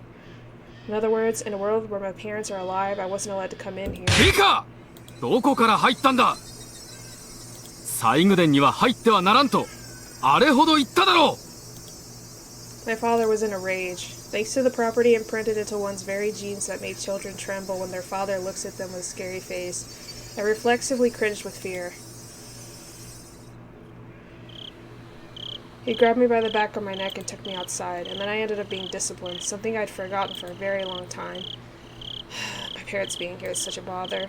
Just when I thought I'd been lucky that they made it through the year 1981, they're getting in the way of me returning to the final world. In the storehouse, I'd been shouting Hanyo's name pretty loudly, so he'd probably noticed. I would investigate the storehouse for real tomorrow, but I'd have to take extreme caution so that my father didn't find me. In the middle of the night, unable to sleep face up on my futon because of my rear end swelled up from all the spanking, I bit my pillow and cried again. Then thought back over what I had to do. This was my room. This was my futon, but this wasn't where I was supposed to sleep. The futon I was supposed to go home to was in the small house on the second floor of the renovated warehouse, the one next to Satoko's. But in this world, the youth group was probably still using it as a meeting place, so my futon obviously wouldn't be there. Then what futon was I supposed to use in this world? Punishment for doing something stupid and careless, bringing the future we all won for nothing. I needed to find what was keeping Hanyo away so I could call her here. It would take a lot of effort. For that reason, I needed to build up my energy and get some sleep. Shredding tears was nothing but a waste of time and stamina. I knew that, but until I fell asleep, I wept into my pillow.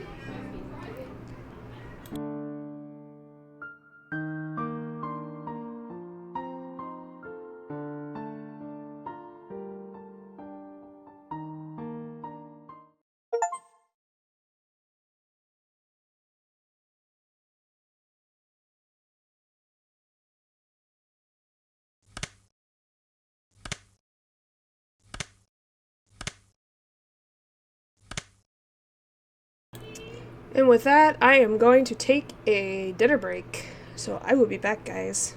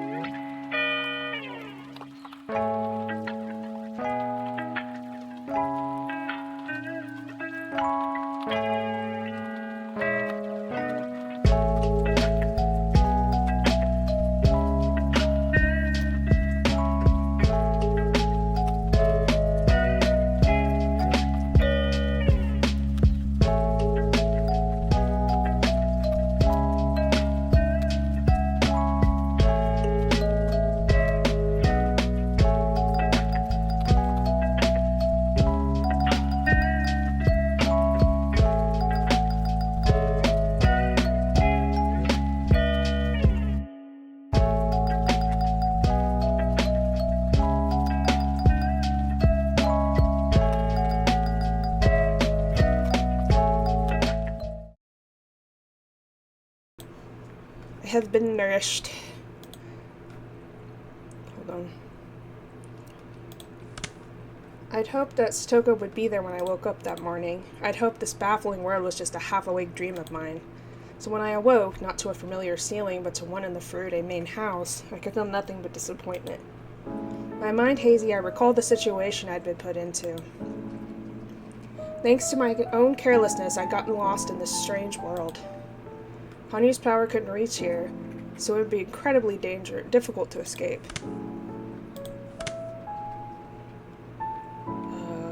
Why does it feel like the music volume is very low to me? Maybe the song is just low. It was like trying to climb up the spider's thread to paradise. See, spider! No! The spider comes back! There's not a lot of spider motifs in this game, to be honest, but the spider's thread was still there. No matter how thin it was, its presence meant that there was still a chance to discover what was blocking Hanyu's power, and I didn't even know what it looked like.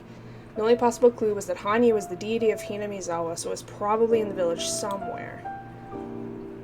I picked up the crystal ball, which I'd snuck out of the ritual implement storehouse. At least you did that. Good job.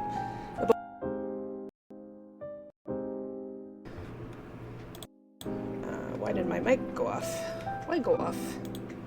I pressed it to my forehead and I could sense a faint presence that only I as a witch could feel. I was sure that whatever I needed to find, I would get the same feeling from it as this. But again, like the crystal ball, I'd probably have to hold it to my forehead to sense anything. It didn't seem like things would be that simple as wandering around until I felt something. Oh my god, child. But if it was related to Hanyu's power like the crystal ball was, it was almost certainly in that storehouse. Unfortunately, the storehouse was a complete mess of everything from ancient torture devices to piles of old documents to mountains of trash I didn't even know how to use. The only place... Mouth flaps, god fucking damn it. Work, damn you. The only place with any semblance of cleanliness was the space around the vessel and the altar. Finding anything, especially an object as small as a crystal ball, would be no simple matter. Rika! 早く食事を済ませて学校に行きなさい! I heard my mother's voice from the kitchen. The school in this world wasn't the one I went to. If I had the time to go somewhere I didn't belong, then I should be using it to search the storehouse. But there was no proof my search would only take 1 or 2 days. I really hated to say it, but since I didn't even know what it looked like, maybe I needed to prepare myself for the search to take years. If I didn't go to school, Ch.8, ever conscientious, would call the house to see if I was staying home that day. If that happened, it was caught trouble with both the school and my parents. I couldn't imagine how much time the search would take. If my parents grew suspicious, things would get harder. Slow and steady wins the race, I guess. Although it was frustrating for weekdays, it would be better to pretend I was going to school like normal. I let out a languid sigh, got up, and decided to eat breakfast. Breakfast. During mealtime, my mother's ramblings about how I was never allowed to go into the ritual storehouse again steadily made the food taste worse. My mother was always insistent and long-winded. I hated this part of her. The elders in the village laughed and said she couldn't help it since she did it for her own beloved daughter, but to me she was just a nuisance. Tough love wasn't what I needed at the moment. The only thing I could be thankful for was maybe that I didn't have to make breakfast for myself. But I could do it on my own, so I almost would have rather she left it to me. And I was done eating and started getting ready for school. My mother continued to nag me about making it on time. How aggravating. Maybe going to school wasn't so bad. I wouldn't have to see my mother's face for half a day. Goddamn. I thanked her for the food, cleaned my plate and utensils in the sink, and left immediately for school.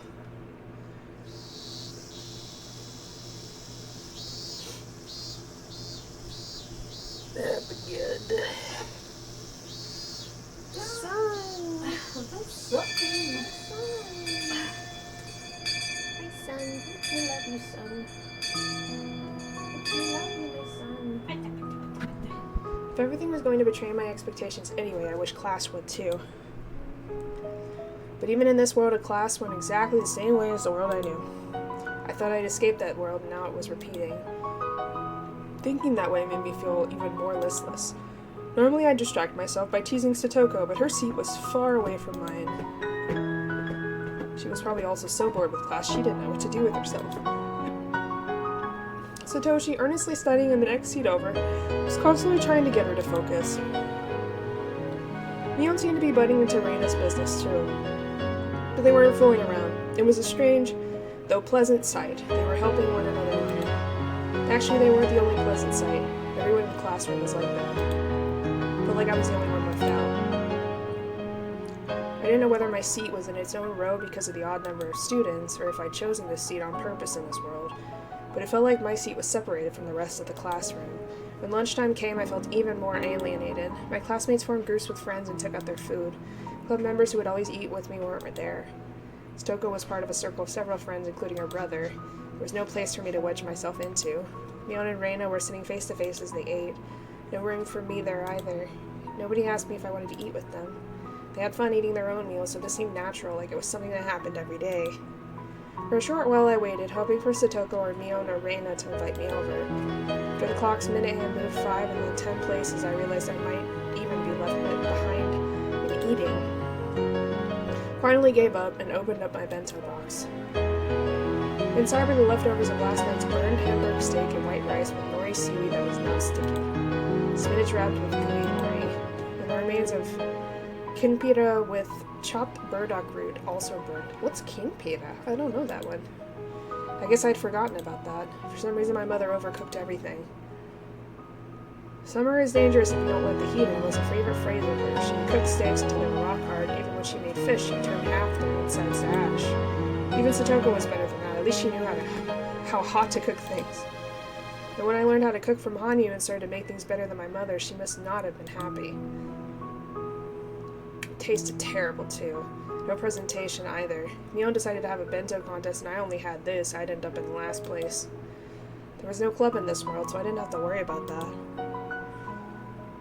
Toko's happy laughter not being directed at me made me feel sad. Suddenly our eyes met. Did my feelings get through? Satoko burst out of her seat and glared at me. さっきからジロジロと何見てんのよ。何か文句あんなら直接言ったら？文句なんかないです。やめなよ、さとこ。たまたま目があっただけじゃないか。たまたまじゃないもん。ずーっとジロジロ見てんの。気持ち悪いったらありゃしない。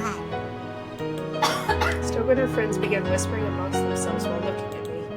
I couldn't hear what they said, but I could easily imagine them enjoying themselves. ごめんなさいです。ごめんなさい。ジロジロ見ないです。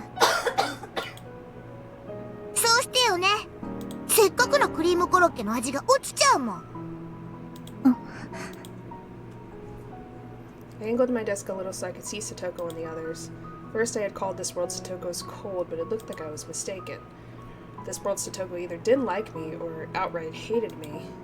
The other kids close to my age seemed to have formed a community around her, with no place for me in it. So they all hated me too. The hardened ash-like steak tasted like salt. Why did I have to feel this sad and lonely when I ate? In all the other worlds, all the club members would be enjoying lunch together. Satoko would be there, and Rena and Mion and Keiichi, everyone would be having fun and spending their break cheerfully and noisily.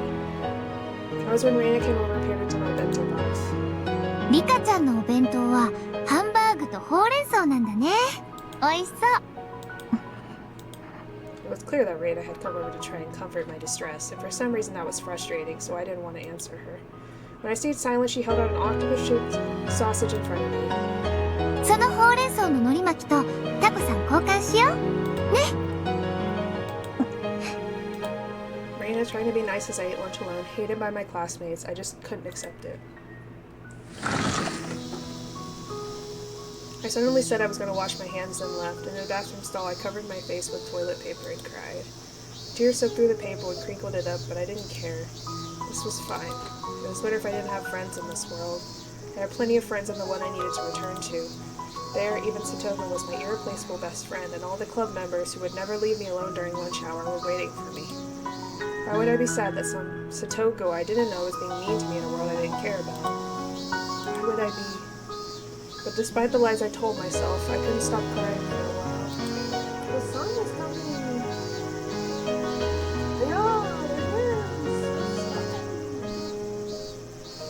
I decided to steel my resolve and wait for school to end. Then I turned back home, say I was going out to play, and sneak into the ritual implement storehouse again. It was the only way I could get back to my original world. I had to try and do my best for that purpose alone. Okay. I looked into the mirror in the bathroom to see a red face from crying. If Ch.8 saw me like this, things would probably get even more complicated. I washed my face and spent the rest of lunch break quietly in a corner of the classroom.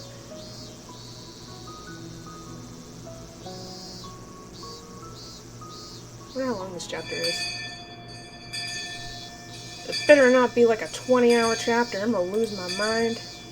Sheesh. After school, I literally dashed out of the building. It would be a huge pain if I ended up caught in the rush of the other classmates as they headed out to go play. I think Satoshi called after me, but I ignored him.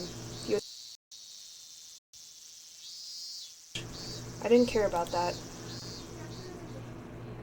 I didn't want to stay in this horrible world a second more than I needed to. She run! I ran full speed back to the house, ignored my mother when she asked as usual if I had any homework, and searched for a lantern. Told her I was going out to play, and without warning for a response, burst out of the house. Then I went around. Why, mouth flaps? Why? Why do you hate me? Maybe I need to turn them down some? I don't know. Doesn't seem to matter, does it? Went around the shrine and looked for my father. I saw a note hanging on the assembly hall that said there was a Shrine Association meeting. I could hear my father's voice, amidst the light-hearted chatter. It was the same opportunity I had yesterday. Today I'd have to be careful not to let on that I was inside. After making sure nobody was looking, I climbed up the tree I'd gotten the hang of yesterday. I had been scared of the height before, but I wasn't afraid any longer, probably because I'd cried my eyes out and resolved myself during lunch. What I really had to be afraid of wasn't height, or my parents, or the cold-hearted Satoko. It was not being able to return to my original world. The next scariest thing would be losing contact with Hanyu, I think.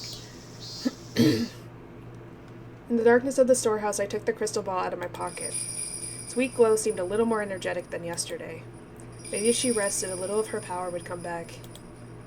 Nevertheless, it was still weak. If I wasted it on fruitless conversation, the light might go out entirely. I finally squashed down the desire to check and make sure I could still call her, and turned on the lantern. It was time to go treasure hunting. Was there anything around, anything only I could feel? Something that felt the same as this crystal ball, somewhere. I closed my eyes, honed my senses, and hoped. But all I heard were the cries of cicadas. I hadn't expected anything else. It looked like this would be a tough nut to crack. Amaika. Searching the entire storehouse, how much time would that take? I didn't want to imagine it, but I had to do it, or I couldn't go home. I'd do it systematically, start in the corner, go in order. Without knowing what it looked like, I'd start in the corner and go from there, not even letting water pass. Despite all that, I had no proof it was even in here. Felt like it would be easier to just fight Takano and the mountain dogs again.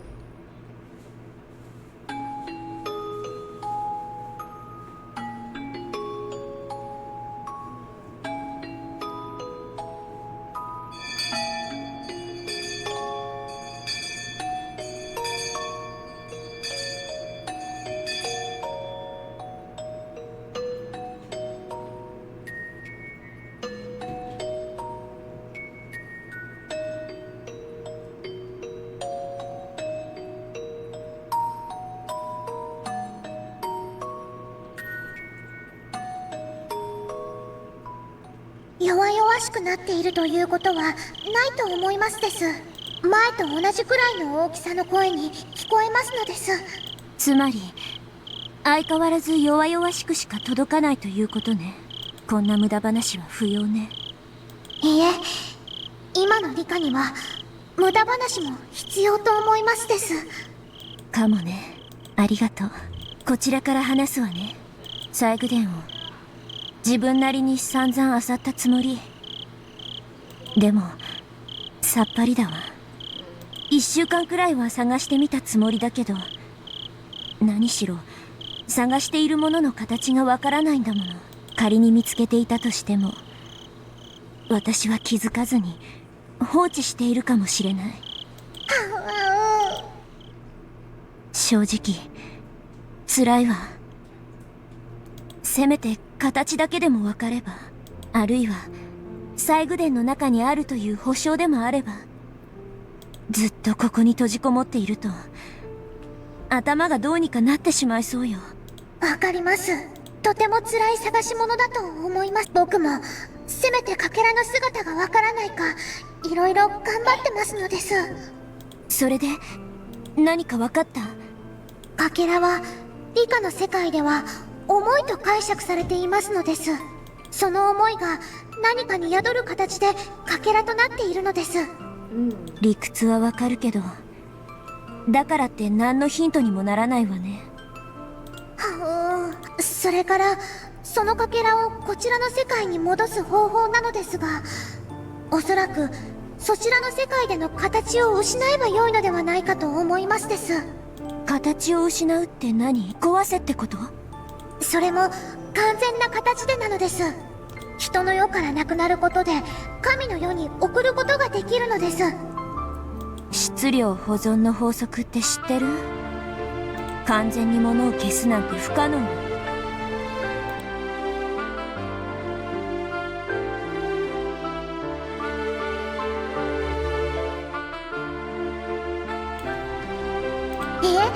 ですから形を壊せばいいのです。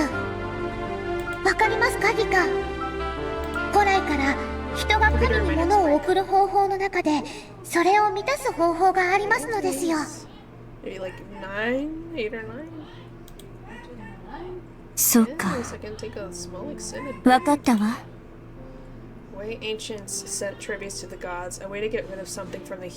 焼けってことね。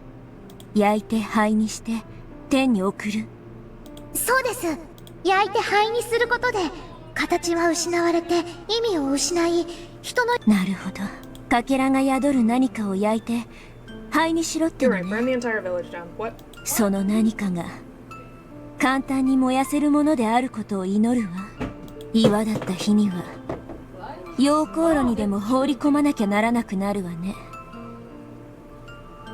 実はリカ、そのかけらが宿るのが物ではなく人である可能性もありますのです。なるほど。かけらは思いなんだもんね。物に宿るばかりってわけじゃないかもね。でも羽生、仮に人だったらどうするの？まさか焼いて灰にしろって言うんじゃないでしょうね。人の意味は命の形が失われた時点で失われます。そりゃそうよね。死体はもはや人じゃないわ。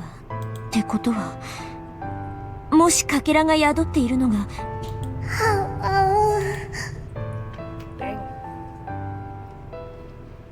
I'd believed until now I'd been searching for an object, but maybe it doesn't even have to be that. I'd have no problem burning an object, but if it wasn't an object, but a person. 嫌な話ね。この世界、どういうわけか嫌な想像に限って当たるのよ。僕もそうでないことを祈るしかないです。嫌な想像は大抵当たる。お逆手にとって先にそれを探るのも手ね。仮に人だったらやっぱりお社様に縁の近い人？はい、おそらくは。それが私自身という可能性は？いえ、ないです。リカ自身が僕を拒むかけらだったなら、こうして僕と話すこともできないはずなのです。となれば次は古出神社神主の父か、古出家の血を継ぐ母か。もしそうだったらぶっ殺せばいいってわけね。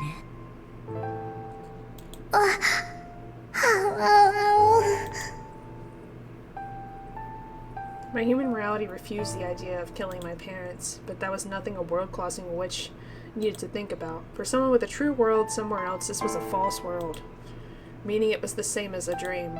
Murdering someone in a dream was no different from doing it in a delusion or a daydream. There was nothing to be consider about committing the sin in this world. Hani was making sad ow wow noises, so I told her how I felt.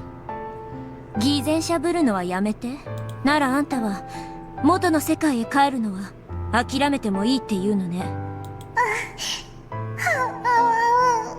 あんたは卑怯よ。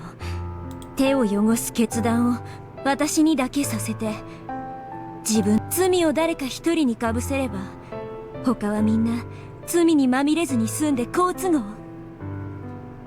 私はちょうどいい人柱ってわけね。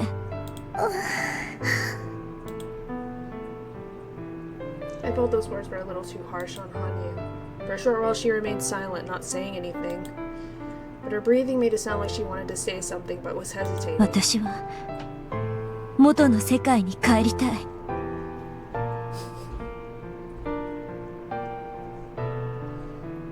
レナがどこかの世界で言ったわ。幸せになるにはどこまでの努力が許されるんだろうってね。Did you put chicken?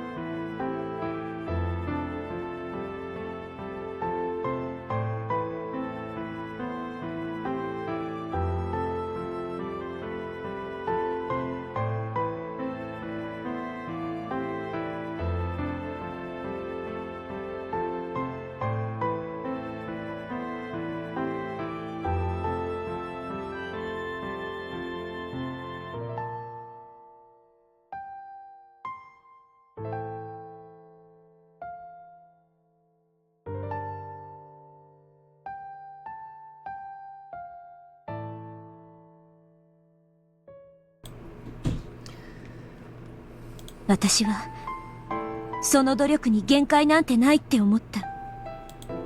But Keiichi changed that.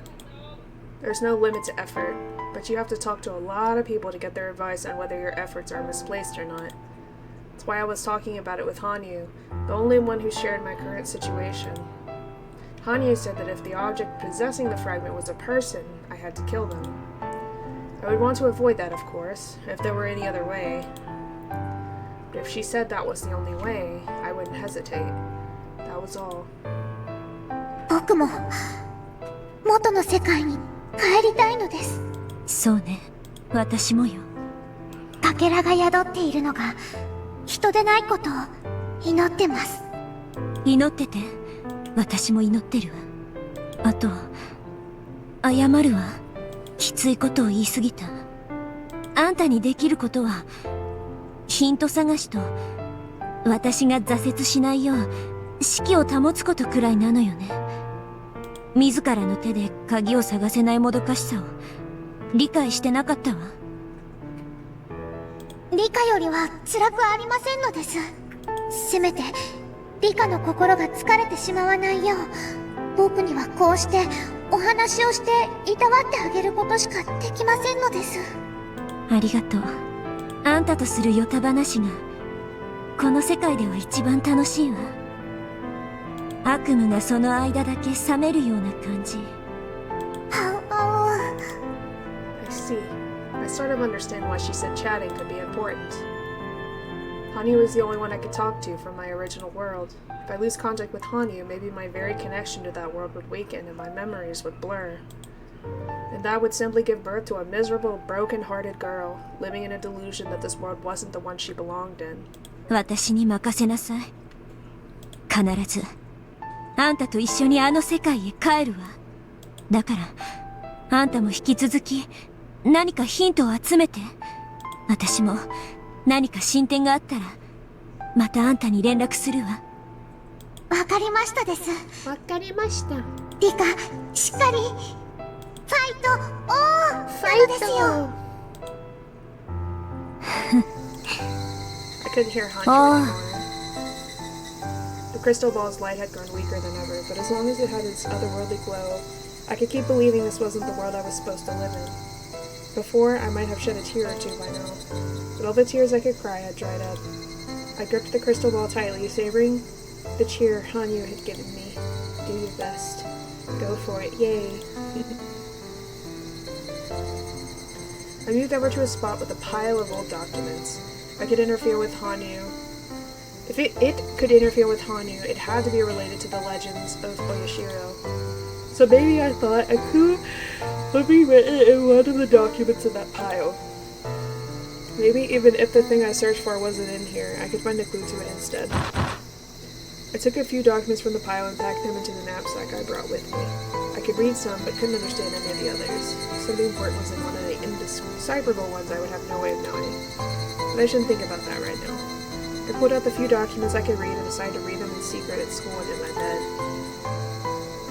As I went in and out of the storehouse, the chances of my parents finding out increased. In that sense, this would lower the risk, which made it a little easier for me.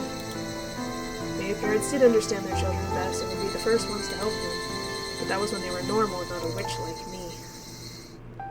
If their daughter started babbling about not being from this world, they'd probably tie her down and summon a noisy ambulance. For a little more cunning, I could flatter my parents and put the work in to make this world a little more bearable. But the more I thought about this world not being the one I lived in, the more apathetic I felt towards interacting with those who were here.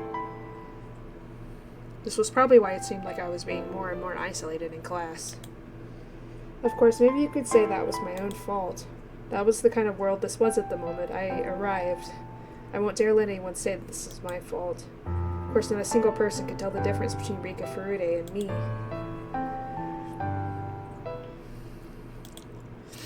Who is me? The me that isn't Rika Furude, who is she? I came around to a quiet electronic beep. I looked at my watch and noticed it was already evening. Being in here made me lose track of time. The other day I was out way past curfew and was scolded for a long time. The alarm on my watch was to prevent that. Letting my relationship with my parents grow any worse would make everything else more troublesome. I should call it quits for today. With practicing motions, I climbed the bundle of chains and headed through the exit in the roof.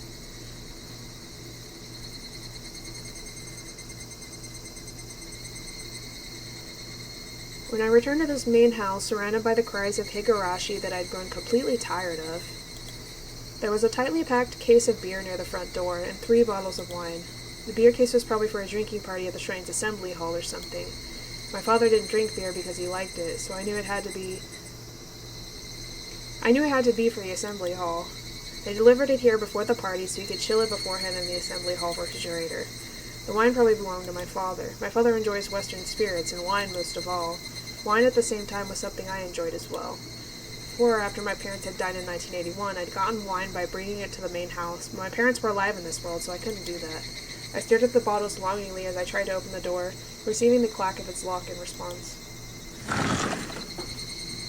I took a key from my pocket, unlocked the door, went in, and saw a note addressed to me right upon entering. It was from my mother. The note said an accident had suddenly occurred at the Kimayoshi house, and they'd gone out to help with a memorial service. They'd be late coming back, and so on and so forth. Written as a postscript was a notice that the brewer would be bringing alcohol to take it inside the front door once it got back for them. I see, that must have been referring to all of this. If the person had come while I was here, I could have told them to put it inside, but I couldn't bear to see them outside like this, put here before I got back. It would be a pain if my mother started rambling about me being inconsiderate later. I made a sour face, not caring who saw, and pulled the case of beer through the front door. Next, I stood before the wine bottles and solidified my thoughts. Couldn't there have been a slip-up with the order? It was a brewery in a small village. If my father called to say he'd order one more bottle, they'd probably bring over another without a second thought. So what would it matter if one of these disappeared? I always diluted before drinking, so I'd be able to enjoy one bottle of wine for a pretty long while. Despite it being in the entrance, I belatedly looked around, grabbed a bottle, ran into my room, pushed it into the winter futon in my closet that I wouldn't use for a while. Actually, my parents live here too, so I won't have many chances to drink. I ran to the kitchen, grabbed a glass, ice, a corkscrew, and a carton of orange juice, then ran back to my room. I put the corkscrew on the wine bottle and was overwhelmed by the urge to wet my tongue with the nostalgic flavor as I could. How was I supposed to survive in this world without enjoying a good wine? I poured some wine into the glass and just listened to the orange juice splashing in to fill it up, made my mouth water like a dog. I diluted this much, it looks just like orange juice from the outside, but it was the nostalgic flavor that belonged to my world. One time this had been the flavor of my tears of defeat, shed for the unbreakable June of 1983. But now, even those tears of defeat felt sweet and tender. Those dead-end worlds were very painful. But I was still surrounded by my kind friends. I had the leeway to choose to surrender to Takano and continue lazily living in that infinite loop. But even that warmth was absent in this world. This made a week now since I came here. With no prospects of returning to my previous world, I'd resolved myself to staying here for a long time. But a week in, I had already driven me to drink. It'll be fine. Those worlds had driven me to the same state. And I still managed lazily doing my best as I soaked in wine, right? I needed to be released from this Rika Furude quickly. Nobody in this world would understand that, even if I explained it. That meant I had no allies here. If I told someone, they'd think I'd gone crazy. Considering this world's Rika Furude, that was only natural. This world's Rika Furude was a dour girl without a single friend. One day she'd been hit by a ball in the schoolyard and started saying she didn't belong to this world. If that big doctor Yamamoto heard about this, he'd probably make a huge fuss about the impact having caused brain damage. But that would make the most sense to the people who live here. At the very least, until I arrived, Rika Furude was Rika Furude, the correct being for this world. Maybe it was more appropriate to say that one day I, someone different from this world's Rika, appeared and took over Rika's body. Right. Am I not Rika Furude?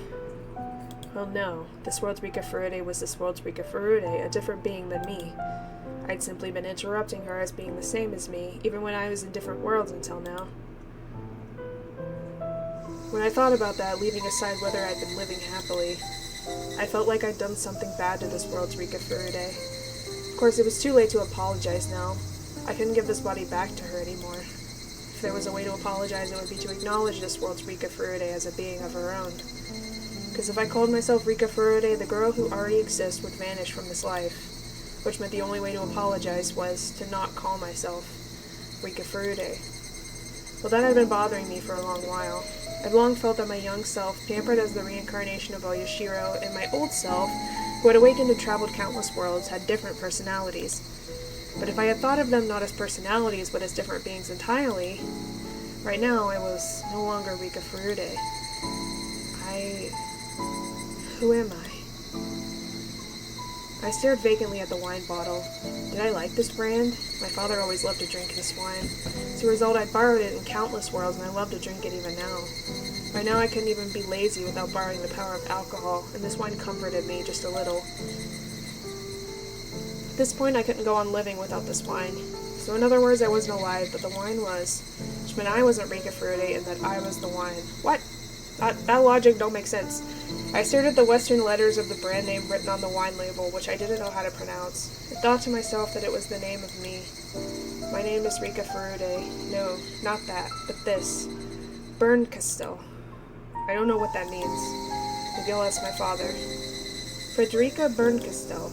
Oh, whatever. What a silly name that is. That's the person that writes all the poems. My thoughts began to slur and muddle. Cheers to this shithole of a world. Okay, so that's like part 2 of this chapter.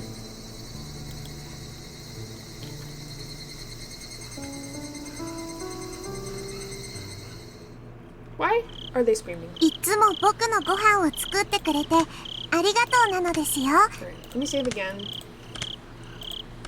I'm actually gonna look that name up. I actually don't know who that is. I'm assuming it's a poet of some sort.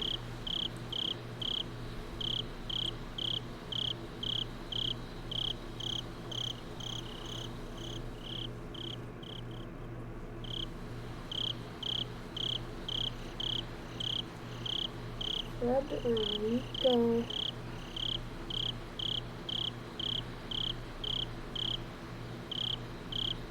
Bernkastel.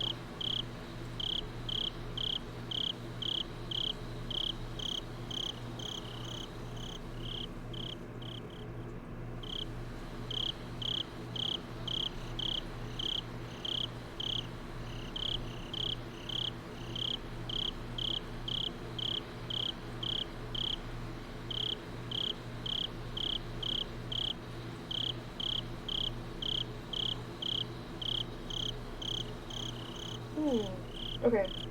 So she's not an actual person, she is just a character in the games. But she is the writer of the poems. And there's a reason for that, I guess. ニパーニパーどうしたの急に。母の日はとっくに過ぎてるわよ。 Listen here.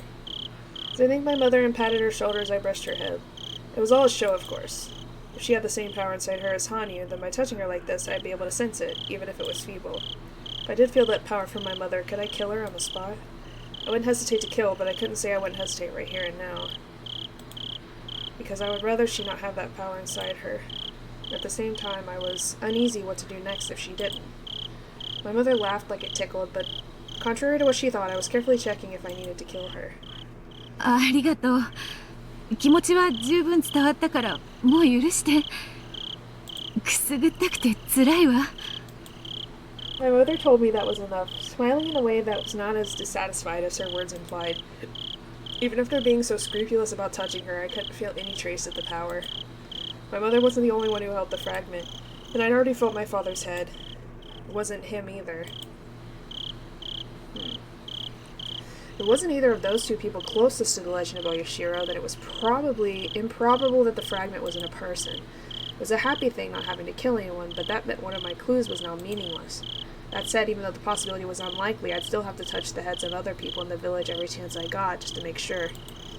At the same time, I had to continue my deciphering of the pile of documents in the ritual implement storehouse. Whichever I was supposed to choose, the labor of reading through that entire mountain or the sin of killing someone, I was going to need much more than a little time.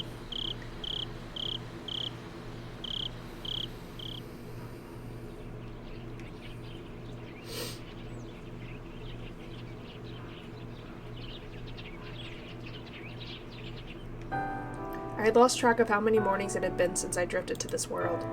This morning was frustratingly the same as the last world, the one I knew.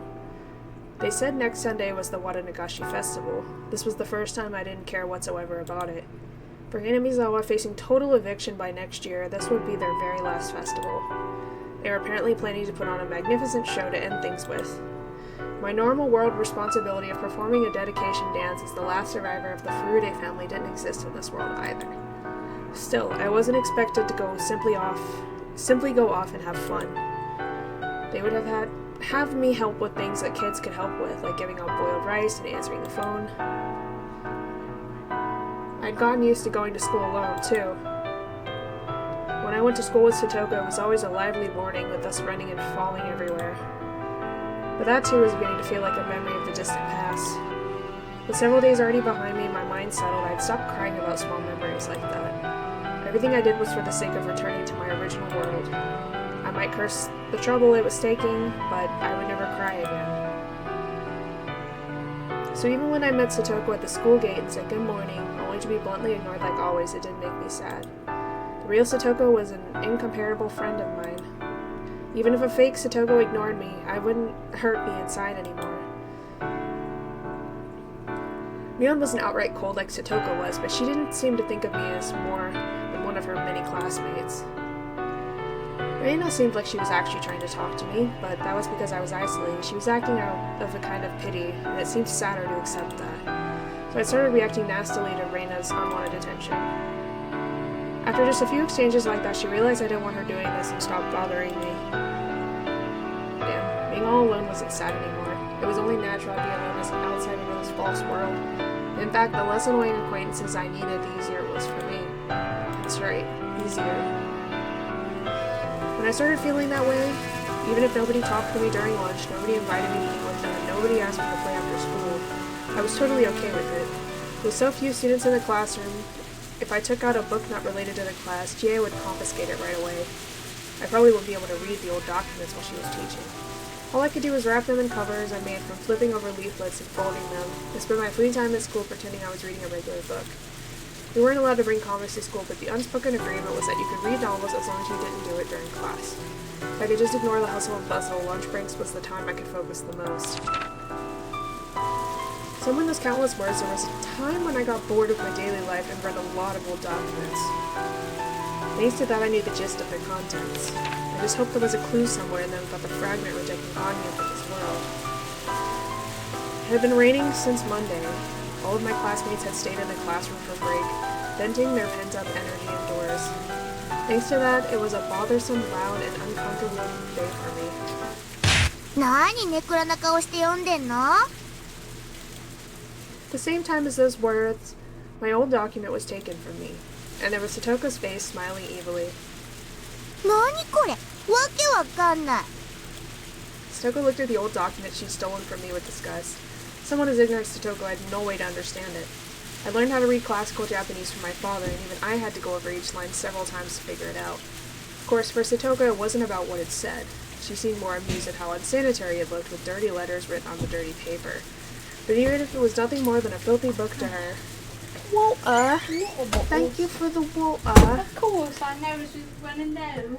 To me, it was something that could hold a clue. When I tried to snatch it back, she threw it to another friend as though she'd seen the attempt coming miles away. Oh, so we're doing this now. This child bullying bullshit. My friends in middle school did this to me once, and it is so frustrating.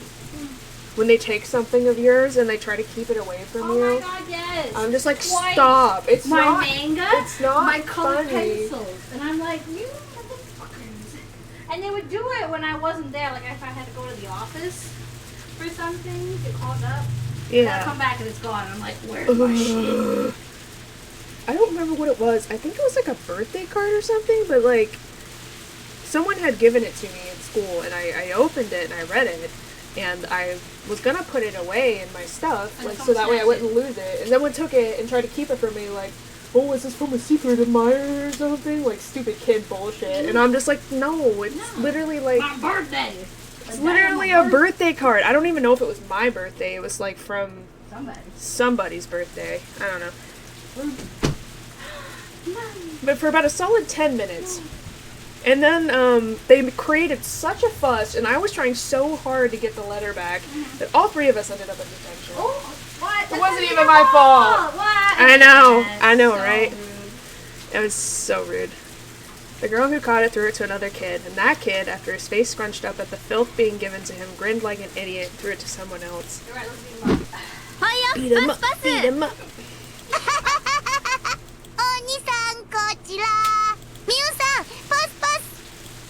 Some of my classmates threw it amongst themselves whenever I chased after it, teasing me. At some point, Mion had joined their circle, and it turned into a classroom-wide bullying. Listen here, you little shits.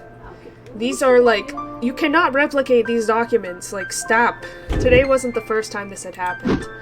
Actually, maybe before I came here, it was always like this.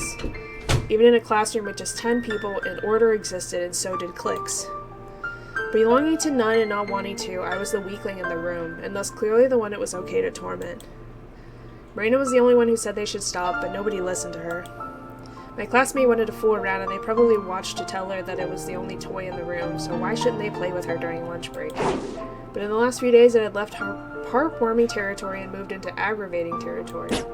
This Satoko clearly treated me with spite. When I thought about it now, the accident with the ball in the schoolyard that brought me into this world, she'd obviously been aiming for Rika, who had just been standing there in the yard. Smack her! Was Satoko always this oblivious to the pain of others? She'd understood people's pains best, because even though she said mean things, she'd been through the worst of anyone. I see. In this world, Satoko's parents were alive, and the villagers didn't torment her. In other words, she hadn't been through the worst of anyone. Personality isn't wholly determined from birth. It's also something cultivated over many events and experiences. With all of her lucky dice rolls, this was how Satoko's personality had turned out in this world. In other words, this Satoko was only the same on the outside, but a completely different person from my best friend on the inside. Once I understood that, the sadness of Satoko tormenting me disappeared, and in its place she began to look like a horrible brat just getting in the way of my haste to return to my original world. Don't bother me. I don't care what any of you do in this lunatic world, but I'm desperately working to return to my original one, so stay out of my way.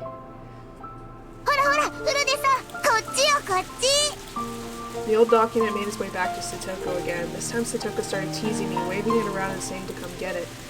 She held her nose and made a sour face like she was holding up something filthy, earning laughs and jeers from the rest of the class. I went straight for Satoko, and of course she threw it to the next one in line.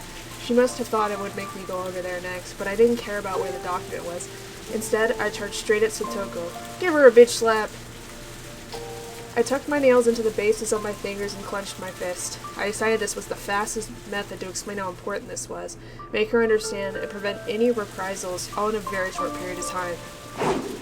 I swung my right fist at Satoko's face. The tip of my fist plowed into her face below her left eye, leaving an imprint that wouldn't soon disappear.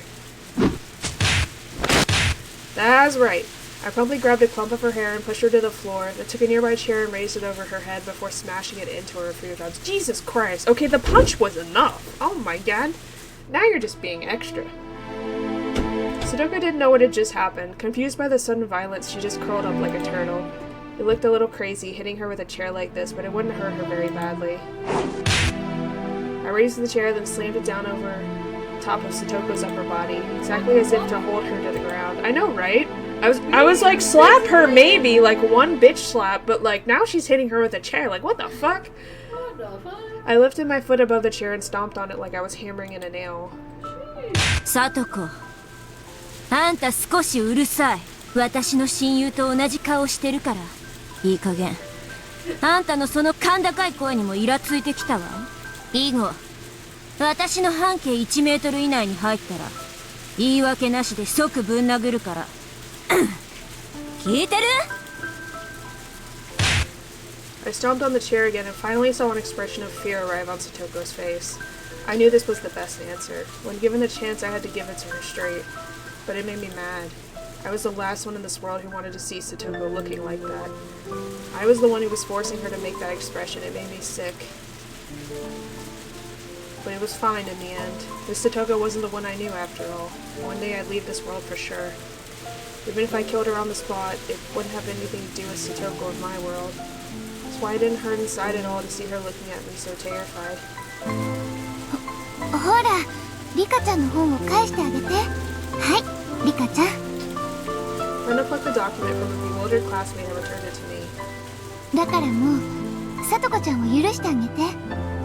少しやりすぎだよ。ふん。なら、私の大切な本を奪って、貴重な読書の時間の邪魔をするのは、大してやりすぎではない。そういう意味じゃなくて。当事者じゃないなら引っ込んでて。私はこれを取り戻せて満足よ。I kicked the chair over, indicating to Satoko that she'd been released, but even that action made her so scared that she was frozen in place. I didn't waste time going back to my own seat. Satoko began to bawl shamelessly, and Satoshi ran over, making a big, overprotective fuss about the nurse's office and whatnot.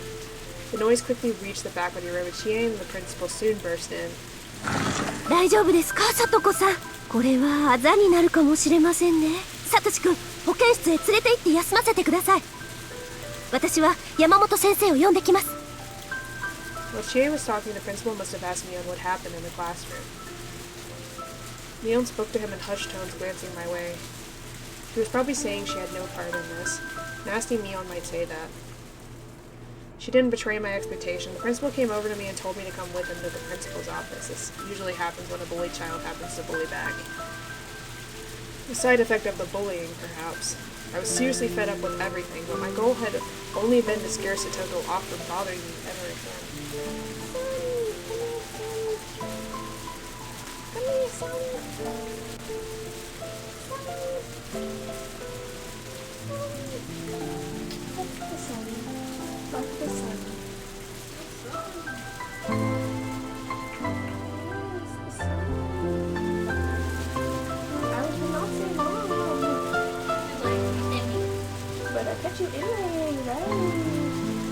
I pet Molly, but usually when I try to pet her, she just flings herself across the room, and I'm like, okay. Orange cat shenanigans. Now that I'd done that, I decided I needed to calm the situation down. After being brought to the principal's office, he kept asking me why I punched Satoko, and lectured me that violence was never the answer. Regarding her taking my book and tormenting me, he admitted she was at fault, and I felt a little relieved. これはなかなか難しい本であるな。フルデ君の家の書物かね。まあ、そんなところなのです。わしも古文は嫌いではないが、これはなかなかに難読だ。君には読めるのかね。読めなきゃ読みませんです。Well, damn, she said what she said. Okay. それは道理である。どういう内容のことが書いてあるのか、少し校長先生にも教えてくれんかね。His behavior wasn't out of interest in the book, so much as an act dripping with pity, but he wanted to ease the mind of someone alienated and bullied in class a little. Accepting that would do nothing but further amplify my current unhappiness. 別に友達なんか欲しくないし、校長先生に友達になっても欲しくありません。もういいのですか？私はその続きを一刻も早く読み進めたいのです。フルデ君、読書もいいが、たまには友達に混じって遊ぶのもいいこととは思わんかね。私の友達は別の遠い場所にいます。ここにはいないので興味ないです。その手痛まないかね。え？ああ。I didn't realize until the principal pointed it out. I must have scraped the skin on my hand when I punched Satoko as hard as I could. A little bit of blood was seeping from my right 保 fist. 健室に山本先生が来てるから行って手当てをしてもらいなさい。そうします。フルデ君、学校は勉強をするだけのところじゃない。友達を作るところでもある They ぞ。 say it's for making friends, but then you try to talk to your friends and they get mad at you for it. What the fuck? 少しそこを肝に。失礼しますです。ペコリ。This word's principal wasn't the principal who was allowed to lecture me, so I didn't have any desire to listen. On my way to the nurse's office, I passed the classroom. I met eyes with several students inside, but they immediately looked away.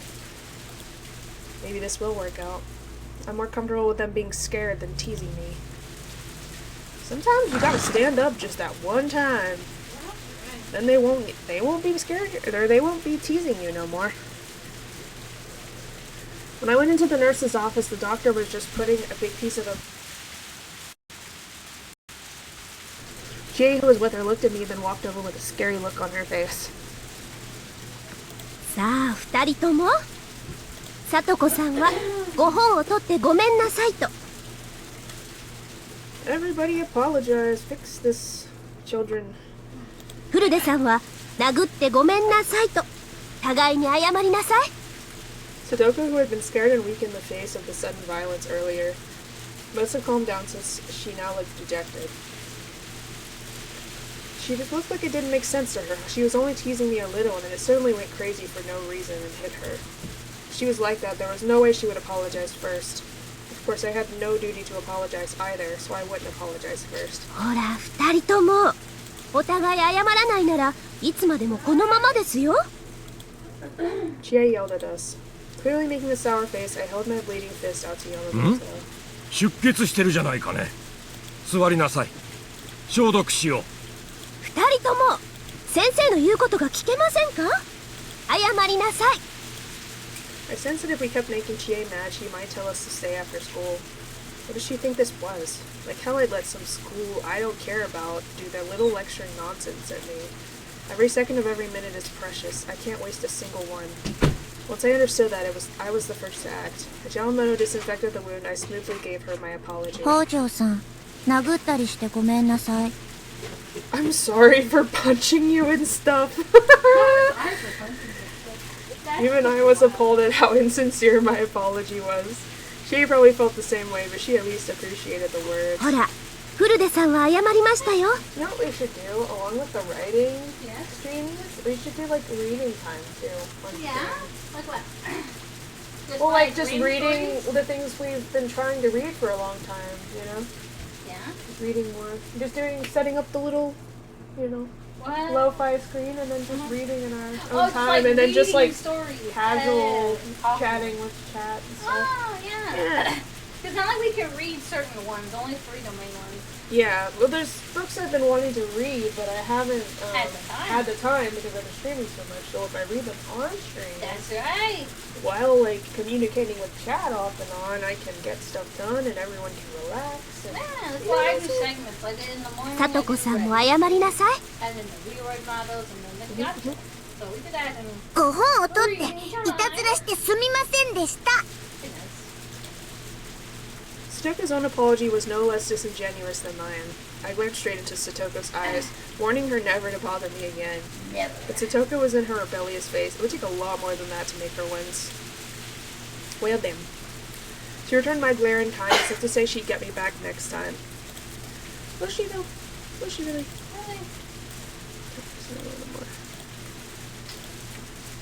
Ch.8 sighed, unable to do much about our insincere apologies. Then the bell signaling the end of lunch break rang. ではさとこさん、教室に戻りましょう。 School bells. Those were so annoying. The bells in between each classes and the start of each classes, and at the end of the day, I'm just like, oh my god, stop. So much フルデさんも noise 手当て for が no 終わったら reason. すぐに戻ってくるように。 Like, sheesh. She followed Satoko and left the nurse's office. I didn't give them so much as a glance and just held my right hand out to Yamamoto. The stinging pain of the disinfectant was somehow weak. The hand receiving treatment didn't even feel like my hand. Suppose it wouldn't. It's Rika Furude's hand, not mine. みんな今年で学校がおしまいになってしまうのが寂しいんだな。君もだろう？別にそういうわけじゃない。Well, frankly, I don't give a frick. 住み慣れた故郷が湖底に沈むんだ。悲しくないわけがないよ。君たちの気持ちもよくわかるさ。It must have been Yamamoto's interpretation of the strained atmosphere in the classroom. Sonny. Take my love, son. You're such a soft boy. You have water all over your head. I don't know how we met. Sir, what is so messy with that water? He like bites it and then he gets it all in his face. What's the real thing? You know how to drink water. Why is it that now you have a fountain and you don't know how to drink water anymore? Would you like to watch it? What's this? What this? If he was convinced of that, then maybe it was fine. It didn't matter to me. 君だってちょっと前までは友達がいっぱいいた。でもたまたま君と特に仲がいい友達がみんな揃って転校しちゃったんだよな。君が突然一人ぼっちになってしまった寂しい気持ちはわしもよくわかる。仲の良かった友達ですか？ほら富田くんや岡村くんたちさ。いっつも仲良しの男子たちと一緒にいたじゃないか。君はこう一点で随分可愛がられていたと思うけど。I see. Even Rika Furude had friends for a while in this world. And thanks to a stroke of bad luck, they all transferred out together and left her behind. でも友達は彼らだけじゃないんじゃないかね。寂しい気持ちもわかるし、来年までの仲かもしれないけど、クラスの他の子とも友達になって楽しくやっていった方が君にとってもいいんじゃないかい？別に親しくなりたくなんかないし、私の本当の友達はあなたの言う通りとてもとても遠くへね。私はそこへ帰りたいだけ。リカちゃんはいつからそんな大人びた話し方をするようになったのかね？まあ気分です。先日君がボールを頭にぶつけて気絶した一件以来、君がこれまで見せなかった暗い表情を見せているような気がしてね。心配してるんだよ。I didn't know how close this Yamamoto man was to Rika Furude, nor how much of her he knew. But judging from his words, he seemed to be the kind of adult who understood children's feelings, just like Irie in the previous world.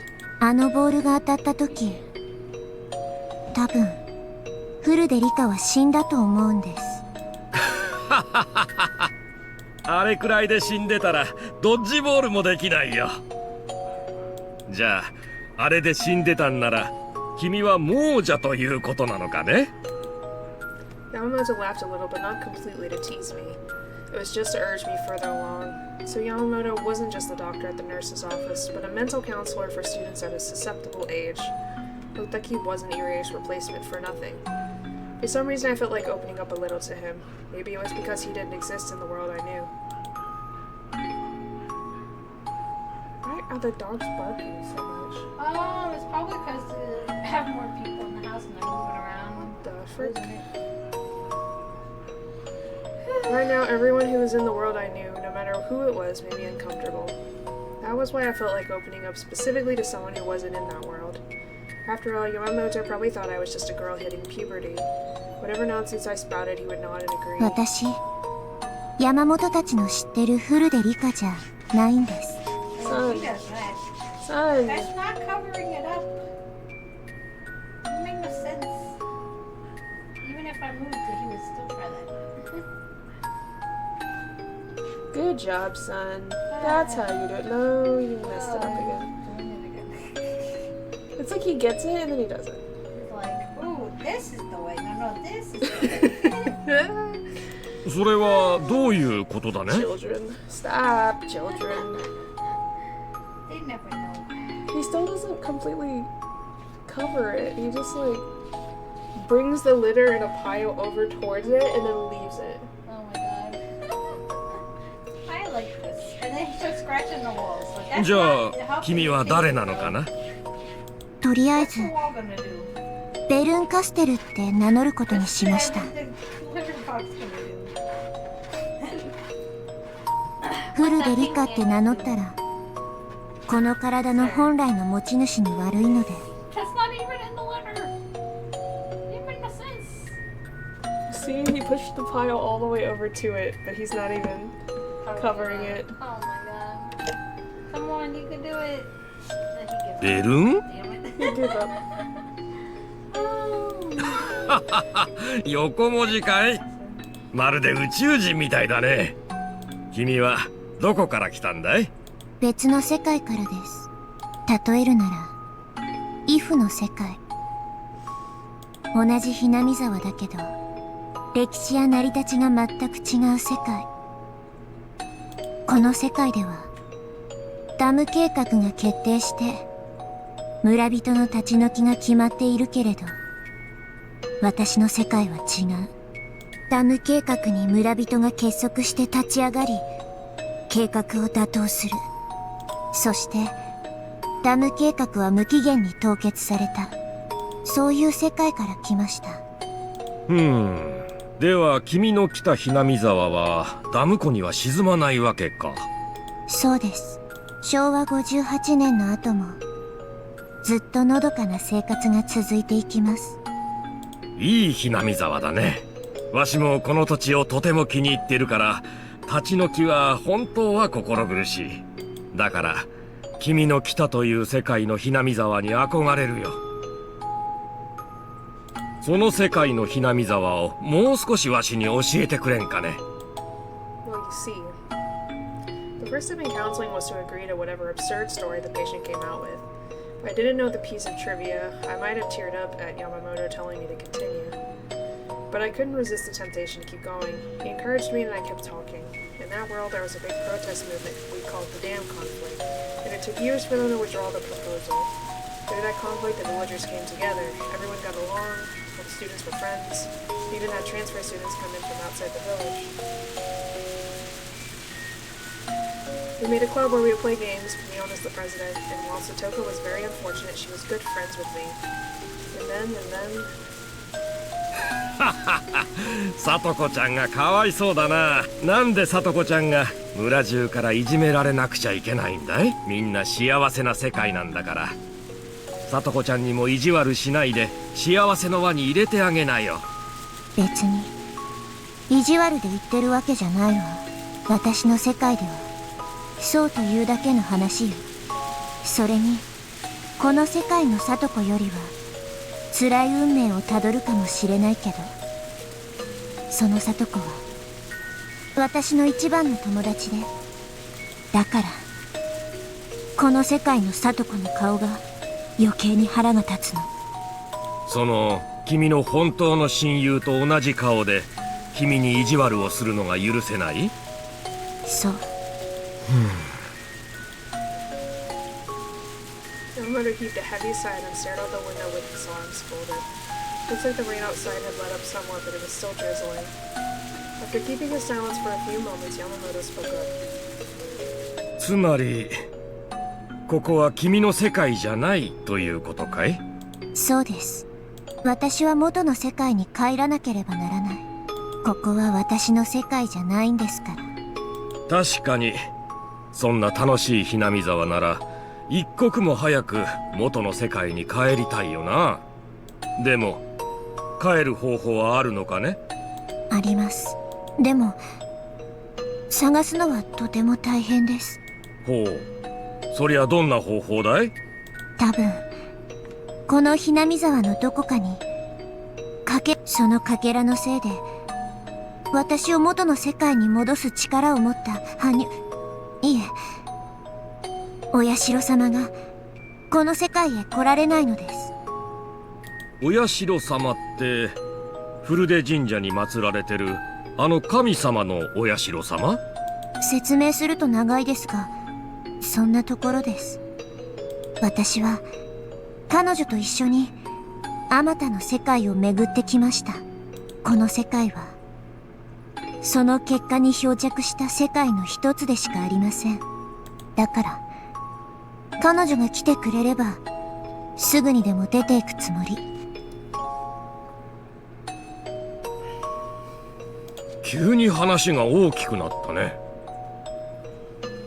つまり君はお社様と一緒にこの世界へ来たわけだ。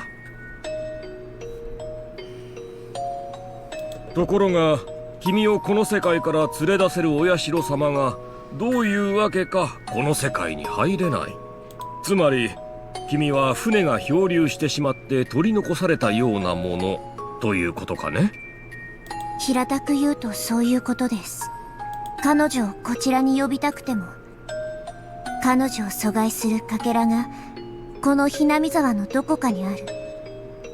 それを見つけ出して焼いてしまわないと私は元の世界へ帰れない。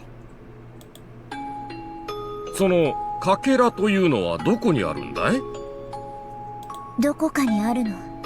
かけらは重い。だからそれが宿る何か、どんな形をしているものに宿っているのかわからないし、宿っているのがものという保証もない。人間に宿っているのかもしれない。何もわからないんです。君は物だったら焼くと言ったね。人だったらどうするんだい？羽生は人の場合なら殺すことで同じ意味を持つと言ってる。かけらを宿すのが人間でないことを祈ってるわ。その羽生というのは誰だい？新しい登場人物だね。ああ、お社様の別名よ。むしろ羽生が本名。お社様なんて名前は後世の村人の誰かがつけた適当な名前じゃない？なるほど。それが君の読んでいた本に書いてあったのかな？別にそういうわけじゃないわ。Yamamoto's arms remained folded in guarded thought, as if their silence settled, with rain being the only audible sound. Maybe I'd gotten nervous. Maybe I wouldn't solve anything to talk about it, but I did anyway. Yamamoto was probably wondering if something was wrong with my brain. I could guess that by looking at his complicated expression. そのかけらは見つかりそうかい？わからないわ。羽生に干渉する力なのだから、お社様にゆかりのある何かにヒントがあるんじゃないかと思って、探し物のヒントを探してる。そんな状態ね。そうか、見つかるといいね。でもそれが人だったら君はどうするんだい？まさか本当に殺しちゃう気なのかね？そういう風に聞かれると返答に困るけど、それしか元の世界に戻る方法がないなら、私は躊躇しないかもしれない。どうせ私の世界から見れば、この世界は妄想や白チュームと同じ。誰が死んだって私の世界では生きてるし、関係ないもの。なるほどなるほど。でもちょっと待ちなさい。君にとってこの世界は夢の中なのかもしれないが、わしたとえ誰であっても殺されちゃ困る。理屈は分かってるし、私も人殺しなんてせずに帰れるならそれに越したことはないわ。話題を戻そう。君に元の世界への帰り方を教えてくれるその羽生はどうやって君にそれを伝えるんだい？お告げみたいなものがあるのかい？それとも夢枕に立つ？そんな曖昧なものじゃない。会話するのよ。ある水晶玉が羽生と私の通信機の役目を果たすの。わしもその羽生と話すことはできるかね？ That would be the fastest way. If you could talk to Hanyu directly, that would be enough to prove my nonsense true. But I felt uneasy. Even if I could talk to her, Yamamoto might not be able to. Those kinds of magic items come up pretty often in stories, but maybe it was worth a shot trying. I took the crystal ball out of my pocket. そのビー玉が通信機かい？やっぱりそう思うわよね。私もビー玉だと思ったわ。Crystal ball's light was extremely weak. As it got dimmer, it was also taking longer to restore lately. After talking to her several days ago and the light weakened again, I was having a hard time recovering. This much light wasn't quite enough. It looked like it needed a little bit more time to recover. このビー玉に光が宿ってるのがわかる？どうだろう。光の反射じゃないかい？でも綺麗なビー玉だね。ラムネ瓶の玉かい？とんでもない。フルデ神社の至宝。カムのなんたらとかいうありがたい宝だそうよ。ラムネ瓶の玉に見えるって点では悪いけど私も同感ね。フルデ神社の。これでどうやって羽生と会話を？私は額に当てるようにするわ。すると声が聞こえるの。Yamamoto immediately tried. He shut his eyes and let out a low groan. Probably wouldn't work. I couldn't tell if it was because it wasn't me or because the power was too weak. 申し訳ないが、わしには聞こえんな。君はどうだね？羽生と話すにはある程度の力が回復してないといけない。貸して。私でもダメね。まだ回復しきっていない水晶玉では羽生の声を聞くことができないわ。Pushed it tightly against my forehead, but all I felt was a cool sensation. I couldn't feel the power. そうか。それは残念だな。日数を重ねると多少は力が回復するようなの。時間をもらえればきっとまた会話ができるようになるわ。その時もう一度試してもらえれば。そうかい。じゃあもし会話ができるようになったらぜひわしにも会話をさせてくれないかね？ええ、もちろんよ。このままじゃ頭が変になったおかしなことを思われて終わりだもの。その失礼な誤解を解かなくちゃ後味が悪いわ。その水晶玉の神通力はどのくらいの時間を待てば回復するんだい？もう少しだと思う。もう一晩も待てばひょっとすると大丈夫かもしれない。力が戻ったらあなたに教えるわ。ありがとう。待ってるよ。もし羽生と話をさせてくれたらわしも君が元の世界へ帰れるように協力しようじゃないか。どうだね？本当に？ The simple world help made a deep impression on my mind. If someone other than Hanyu were around to understand me, it would obviously be a reassurance. With two people, the time it would take to go through piles of literature would be halved. I'd welcome the help of a cat at this point, so I was really glad.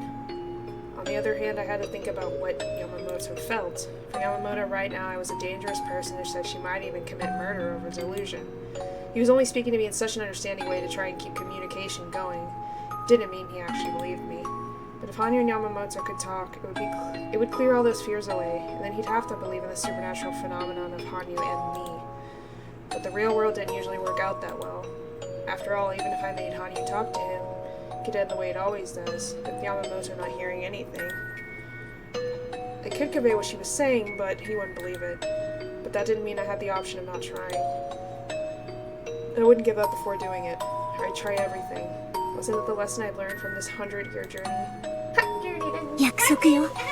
ちゃんと羽生と話ができたら信じて。会う会うしか言わない。およそ神様っぽくないやつだけどね。約束するよ。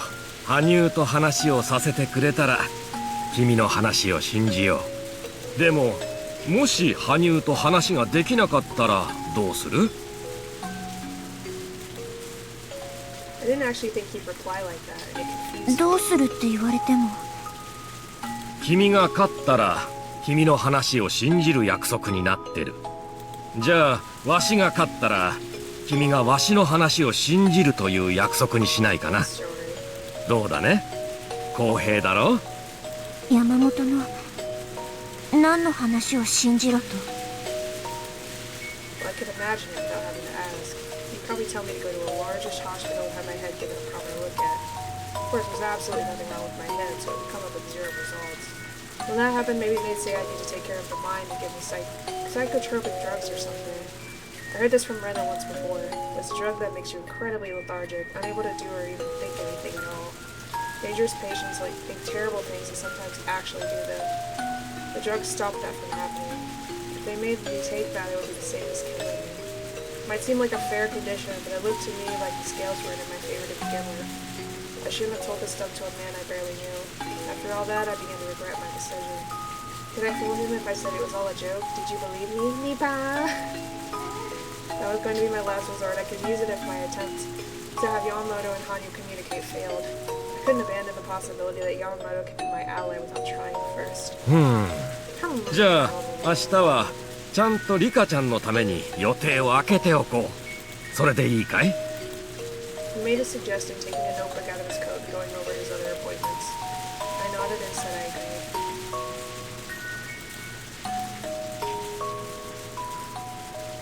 Markiplier, bro? Go. Alright, we're gonna take a little break and watch some YouTube, everybody. Refreshing.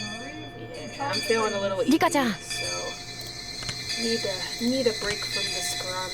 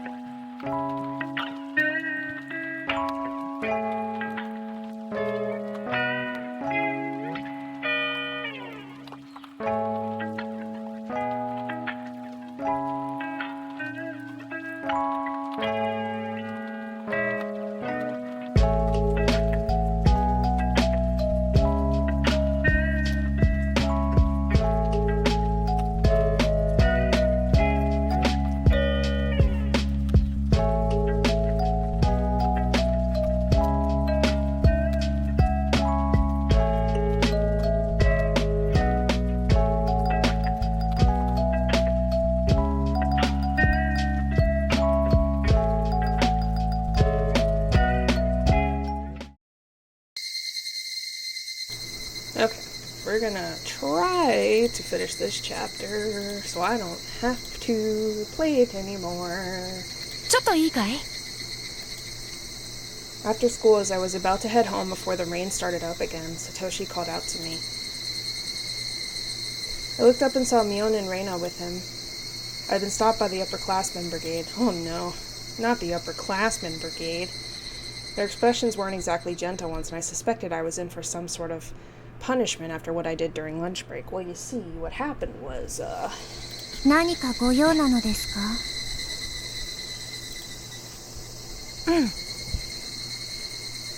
少しお話ししたいなって思って。お昼休みのことなのですか? それもあるし、さとこをお椅子で叩いたりとかしてごめんなさいなのです。I spoke the words fine, but didn't bother to hide my glum attitude. 怖がらないでよ、リカちゃん。別に私たちはリカちゃんを叱ろうとかそういうつもりで呼び止めたんじゃないんだよ。ならどうして呼び止めたのですか? まあ単刀直入に言うとさ、みんなで仲良くなるためにどうしたらいいだろうねって相談だよ。たださ、一応理解してほしいんだよね。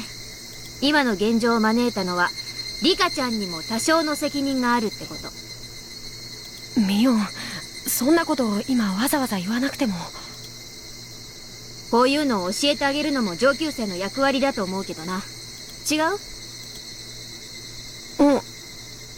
もう。This conversation didn't look like it would be a fun one. If I blew them off, it would probably only get worse, so I decided to just pretend I was listening. Reina took my silence from me being dispirited, and she started speaking in a much more lighthearted tone. リカちゃんだってみんなとお友達で楽しく遊べたら素敵だって思うでしょ? それでね、みんなでね、仲良く遊べるようにはどうすればいいのか私たち考えたの。なんだと思うかな？わかりませんです。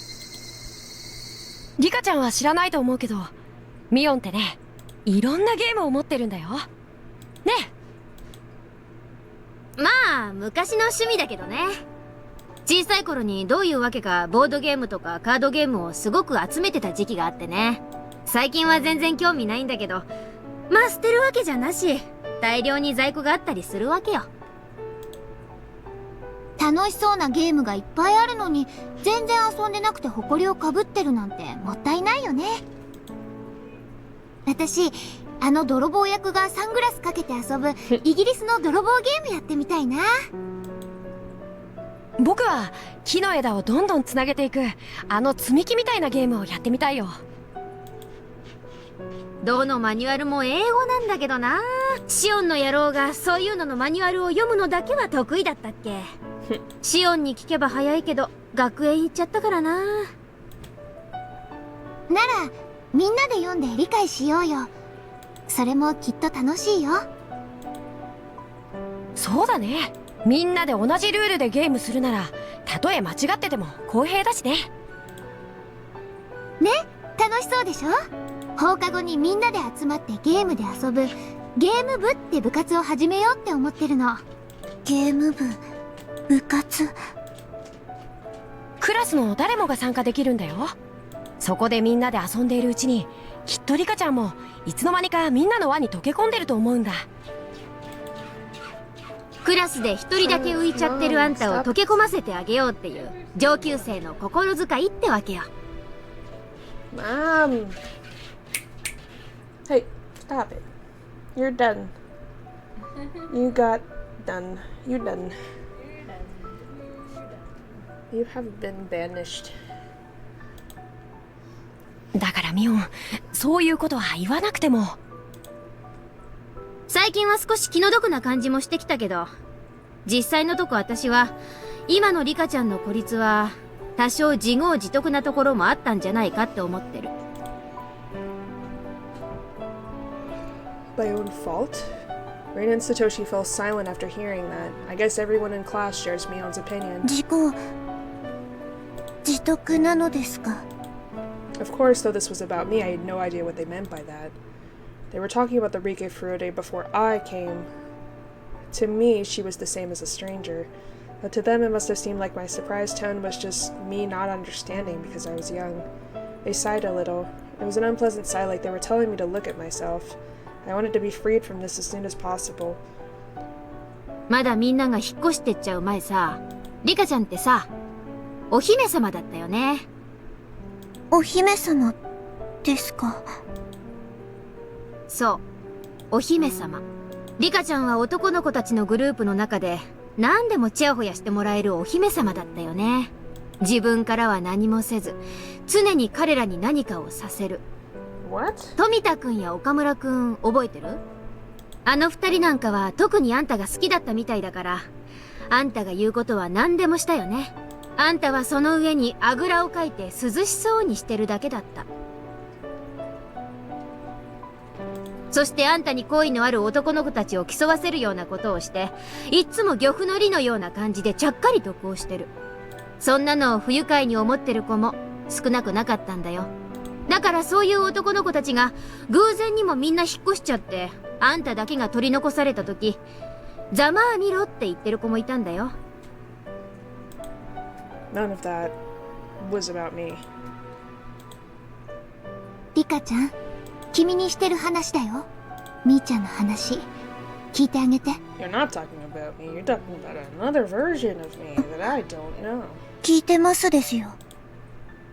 聞いてないよ。リカちゃんは自分とは関係ない話だと思ってる。そうでしょ？ Whether Rena or Reina, she was still just as sharp about the weirdest things. I wanted to believe it was just a wild guess, but she had hit the nail right on the head. レイナもよしなよ。リカちゃんはもうそれを十分反省したと思うよ。どうかな。反省したとはまだ聞いてないし、その様子からだと私たちに言われるまで気づきもしなかったって風だよ。だからよしなって。僕たちはリカちゃんをいじめたいわけじゃないんだ。本当の意味でリカちゃんと友達になりたいって思ってるんだよ。それには僕たちもリカちゃんもこれまでの関係を変えていく努力をしていかなくちゃならない。For some reason I was upset, because it was as though they were talking about Rika Furude, but they weren't talking about Rika Furude, but about me. Me, a princess. There was no guarantee I wasn't one until now. Loved the most of all the club members, Rena and the boys in the class pampering me, laughing at Satoko and Keiichi's failures, as I coolly profited from their conflict. Without giving anything myself, I just greedily devoured the goodwill people poured upon me. They were right, that was me. I hadn't wanted to accept this sad, lonely world and set myself apart. But of course, they couldn't have actually been talking about me. So though I didn't know the reason, I was so upset. 部活にはね、サトコも加えようと思うんだ。サトコだって意地っ張りだから直接はなかなか言えないけど、リカちゃんと仲直りしたいって思ってるんだよ。どう？ゲーム部の部活にリカちゃんも参加してみない？きっと楽しいと思うよ。こんなあたりからでもさ、自分を変えようと小さな努力を始めてこと。最初はギクシャクすることもあるかもしれない。でもね、きっとそのうち仲良しになれると思うの。だってみんなもリカちゃんとお友達になりたいと思ってるし、リカちゃんもみんなとお友達になりたいと思ってるなら、双方が手を伸ばし合ってるんだもん。届かないわけない。もう僕たちは伸ばしてるんだよ。あとはリカちゃんが掴むだけ。I felt like Keiichi said something a lot like that in some other world. Those words probably made Rika Furude really happy. But that wasn't me. All this only applied to the Rika Furude from before I possessed this body. For me, this world was fake, a dream world, and besides, I was in the middle of a hunt. I'm busy. I didn't have time to hang out with them, but they weren't faking their feelings for Rika, and I found myself without an answer, at a loss for how to respond to them. リカちゃん、ごめんね。実はさっきお手洗いに行くとき、保健室で山本先生としてる話ちょっとだけ Oh, 聞 you いちゃっ heard? た Good. の。 I don't have to repeat myself. Awesome. Fantastic. Reina gave me an apologetic look. I never thought others would be listening to that conversation, which must have sounded like garbled nonsense to anyone from this world. I'd understand it if it weirded them out and they didn't want to come near me, but couldn't quite understand why it had resulted in this. リカちゃんが言ってた世界ってみんなが仲良しのとっても楽しい世界なんだよね。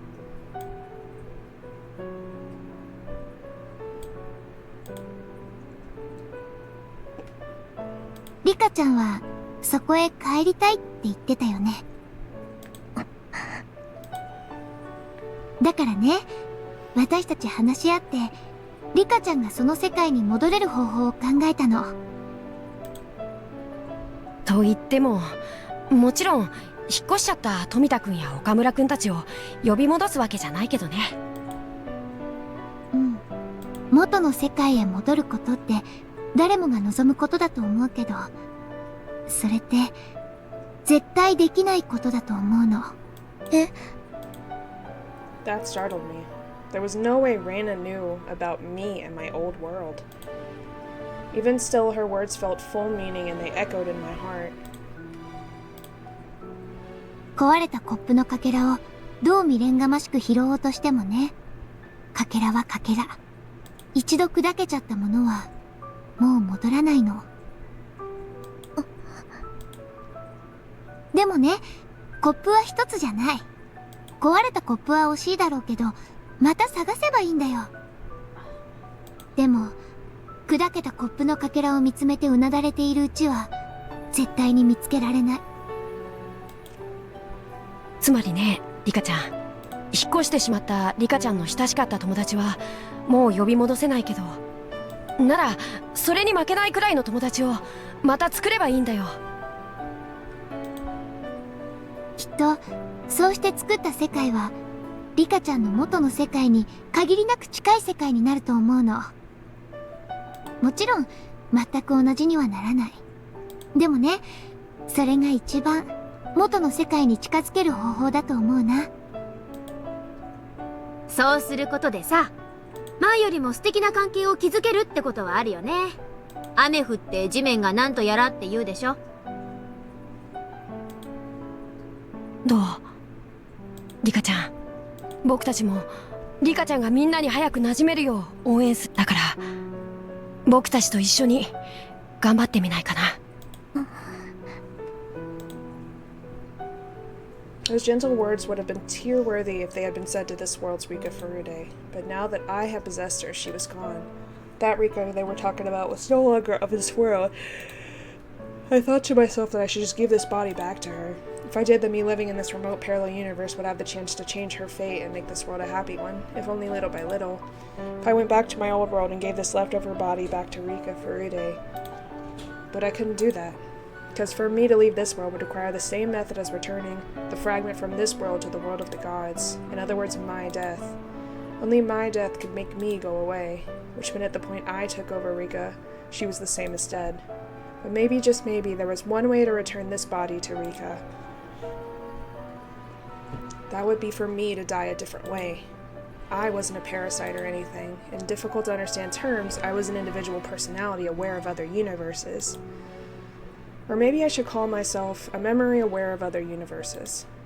That meant that if I could forget about all the other worlds, that would represent the same thing as me dying. This world was the only world for Rika, and she would live the best she could in it. If so, I would gradually forget, eventually losing my grasp on which world I had lived in, trying my hardest to live in the world I was in now, which meant that giving up on my previous world and living in this one was possible simply if I decided to do it. Like Reina said, it might be a different world than my old one, but it was the closest I could ever get. It might be a little different from my old world, but the club would still form. In exchange for Keiichi and half our classmates, Satoshi was here. I wasn't best of friends with Satoko, but depending on how we interacted in the future, we could at least become regular friends. Hinamizawa would sink underwater in another 6 months, but I can work hard to make new friends in my new home. That cruel destiny wasn't Rika's alone. It was an impartial destiny shared equally by all who lived in this world. Only I had the luxury of being a special case and jumping between destinies at a whim. I didn't know. Which world should I devote myself to? Reina's words came back to me. A broken cup never went back to normal. And I couldn't find another one as long as I was lamenting the first.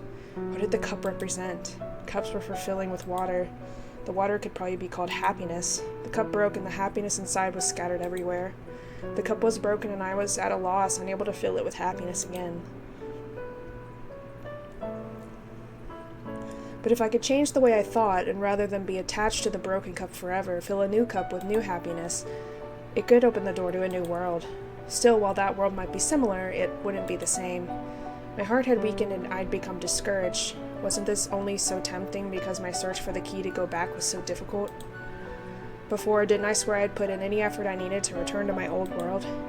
If I broke that oath, Hanyu gambling on my fate would be left behind for all eternity all alone, and I'd be the only one so selfishly happy. But I didn't have any responsibility to make Hanyu happy. She was my ally and partner who stuck with me for 100 years, and my friend. So even if I wanted to give in to temptation, I'd have to ask Hanyu, which meant right now I had no right to answer their proposal. 本当にありがとうです。とても嬉しく思いますのです。大丈夫。僕たちがきっと守ってあげるから。だからこの学校が廃校になっちゃうまでの時間。いえ、少しだけ心の整理をしたいのです。はあ？何を乙女チックなこと。別にサトシがあんたに告ったわけでもないでしょうが。みーちゃん、余計なことは言わないの。私はリカちゃんの気持ちちょっぴりだけわかるよ。だからリカちゃんが心の整理をつけるの待ってるからね。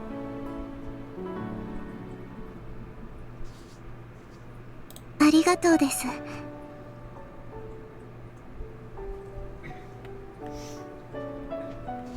もしお願いするときはどうかこのフルでリカをみんなの仲間に加えてやってくださいです。I bowed apologetically. Here and now, that was the most I could do.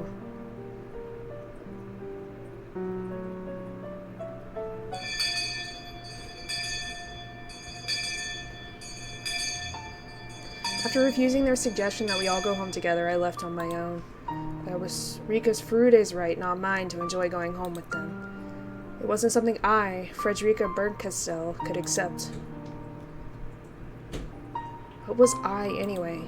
I wondered if another ball could fly into my head like before.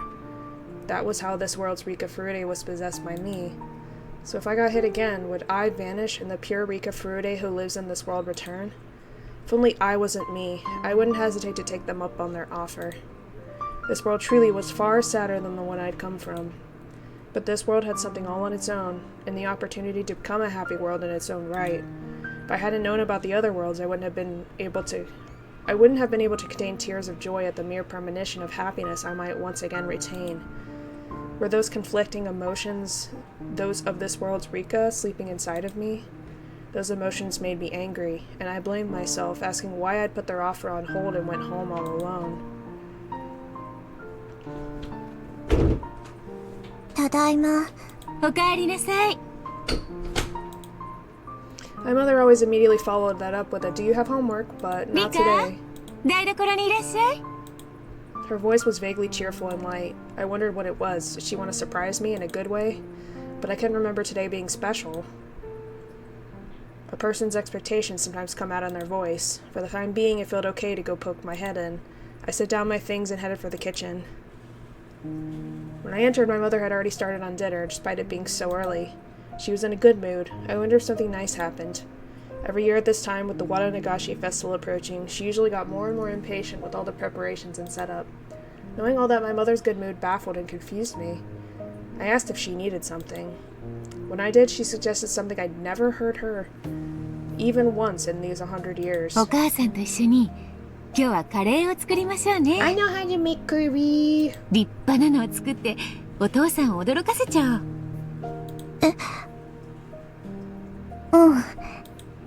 I didn't like curry that much, but before these 100 years, meaning not me, but Rika, I think she might have liked it. I knew at least that my mother was trying to make her daughter happy and suggesting she and Rika, not I, make dinner together.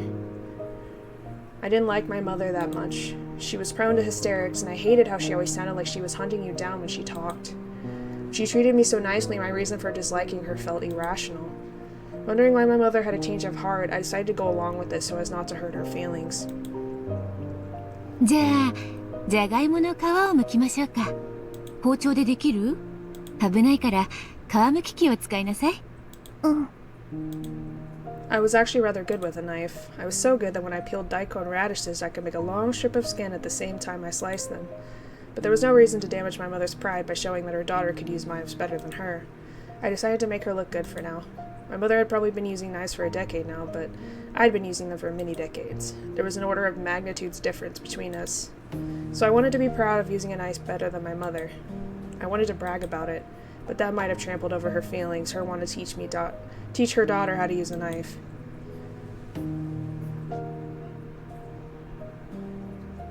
I still don't know how to peel things with a knife, properly, because I don't trust myself. Parents are supposed to live together, supposed to live longer than their children, so children respect the things their parents have learned from having lived longer than them.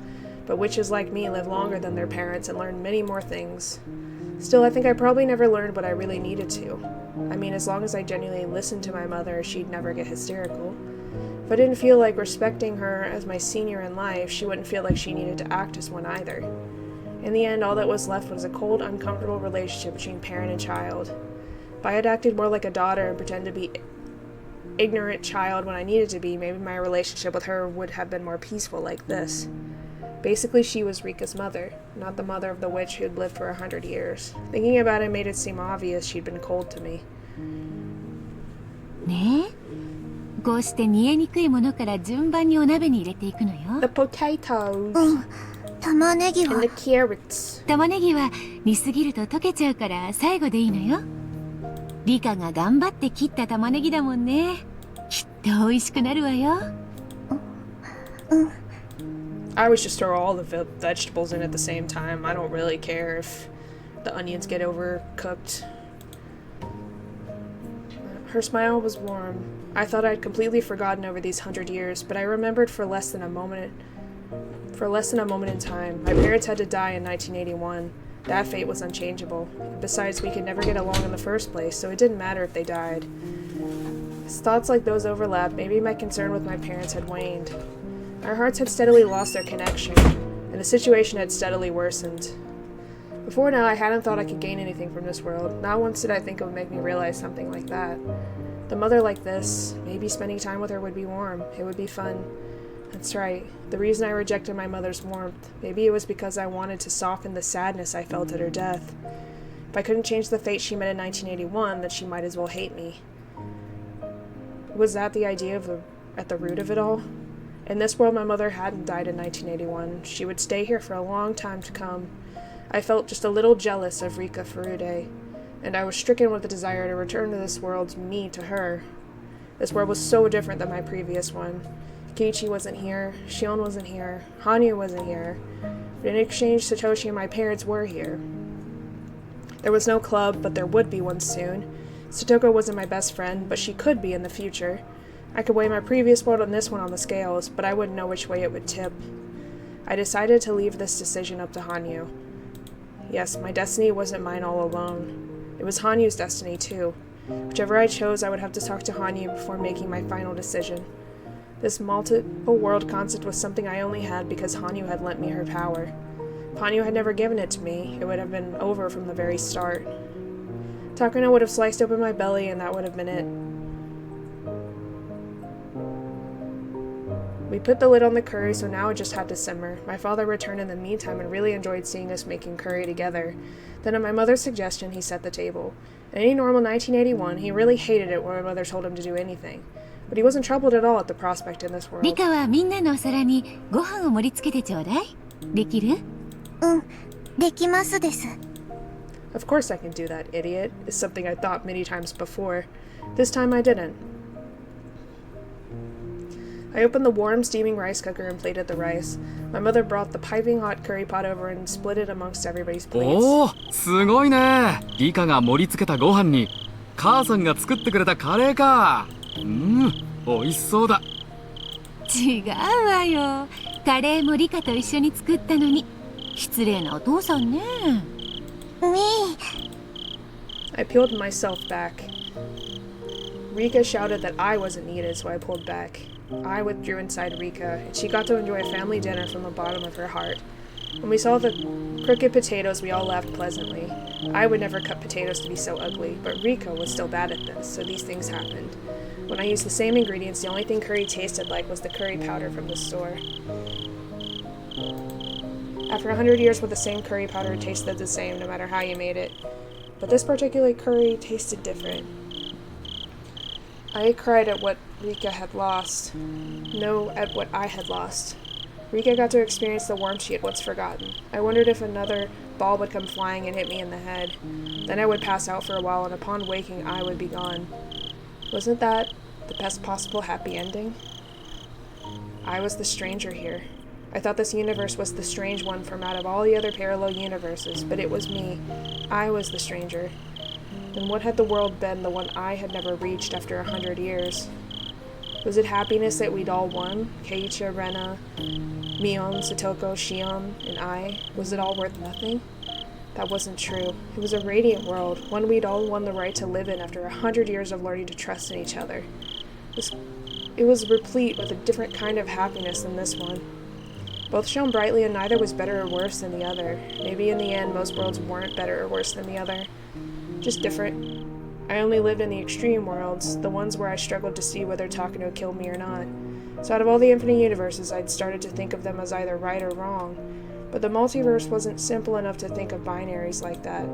Tomorrow's dinner might be steak or salted sari. What's salted sari?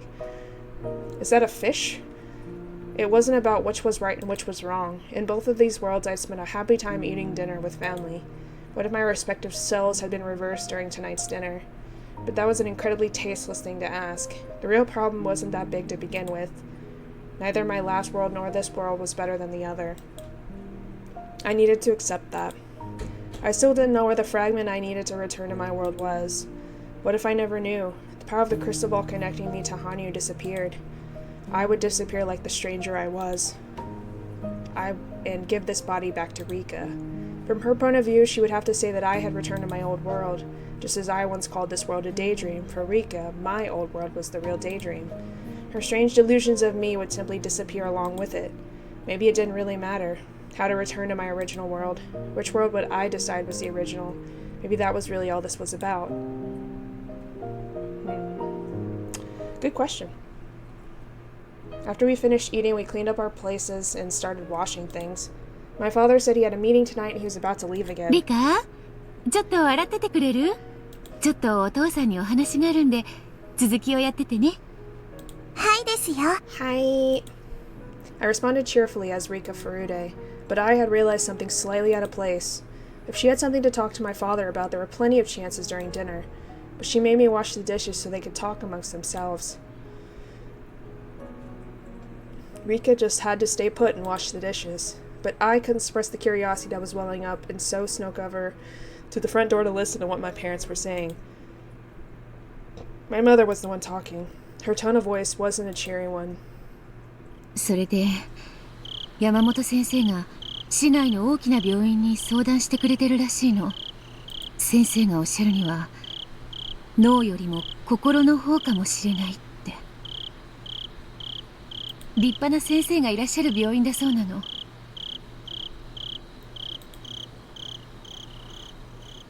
I knew it. I knew I shouldn't have asked. Yamamoto certainly hadn't promised to keep our discussion in the nurse's office to himself. As soon as I left, he probably called my parents, told them their daughter was ranting about nonsense. He probably explained it as my isolation at school wearing down on my mind and damaging my heart. Concerning what I told him, even that would be a conscientious interpretation. リカに直接話はしたのか？後で話すつもり。明日突然先生が来て病院へ行きましょうじゃ騙してるみたいだもの。でもね、あの子の気持ちを考えるとわかるの。仲の良かった友達だけが先に引っ越しちゃって一人残されて、その気持ちを汲み取ってやればよかったのに。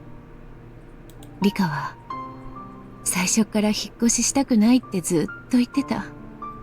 その気持ちの整理も待たず一方的に押さえつけてしまって。山本先生は明日の何時にいらっしゃるんだ？夕方って言ってたけど時間は聞かなかったわ。できたらお父さんもいてほしいって。ああ、夕方は集会所にいるが、山本先生がいらっしゃったら呼んでくれ。わかりました。気を落とさずに。リカが元の世界に帰りたいと言い出す気持ちはよくわかるが、でももうどうしようもない。国と村とで決まってしまった話だ。ならせめてひなみ沢に住んでいたことを思い出すとき、楽しい思い出を真っ先に思い出せるようにしてやりたいな。そうですね。もう時間だから行くぞ。リカのこと頼む。はい、いってらっしゃい。I snuck back into the kitchen the same as I'd come, but I think the floorboards must have creaked. When my mother returned to the kitchen, she still didn't sound particularly cheerful. 聞いてたの、リカ。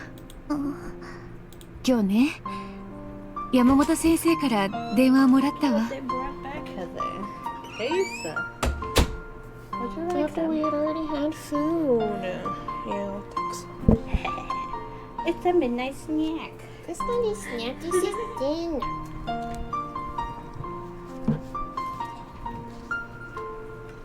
リカが山本先生に相談した話のことを教えてもらったの。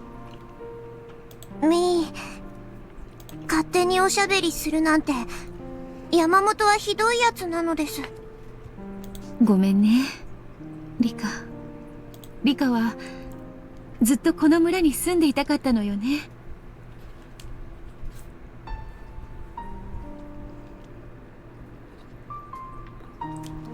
その気持ちを考えず、だいぶ厳しい言葉をたくさんぶつけてしまった気がする。いいのですよ。Is it okay?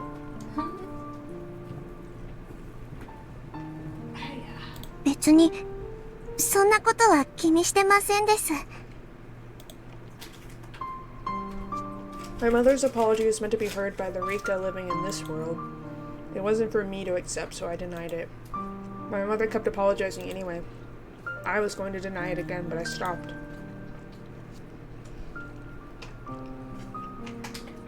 It's so sad.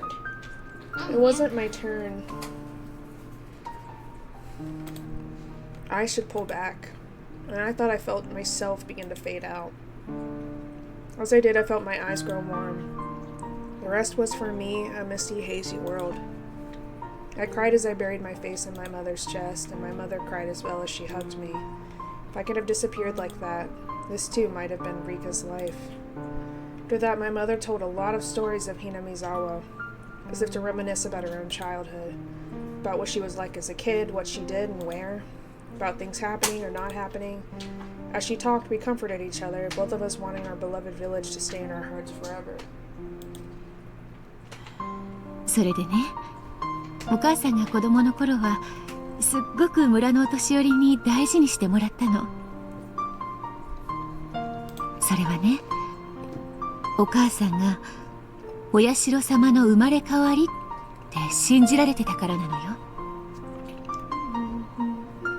お社様の生まれ変わりって？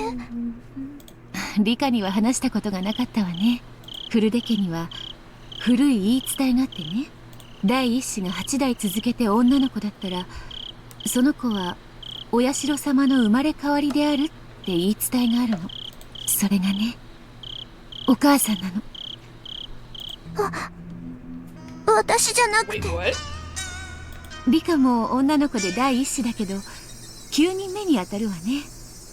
Well, this is news to me. うちは女系なのかしら。The fuck? お母さんが8人目、お社様の生まれ変わりなの。でもこれは内緒よ。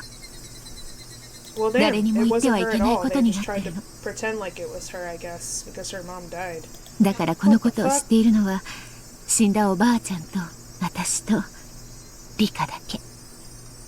お母さんとあなたとの秘密よ。 The fuck? Sometimes as proof of trust between girls, they reveal secrets to one another. For my mother, this was probably a trivial secret that she could use for that reason. But for me, it was different. I had been taught to believe that I was the one. Hanyu was first able to appear before the 8th of 8 consecutive generations of girls before Oyashiro's reincarnation. But in this world, Rika wasn't the 8th. She wasn't Oyashiro's reincarnation. So, in this world, Hanyu couldn't appear before Rika. And that was when, with my face buried in my mother's chest, I felt a warmth. No, a literal heart.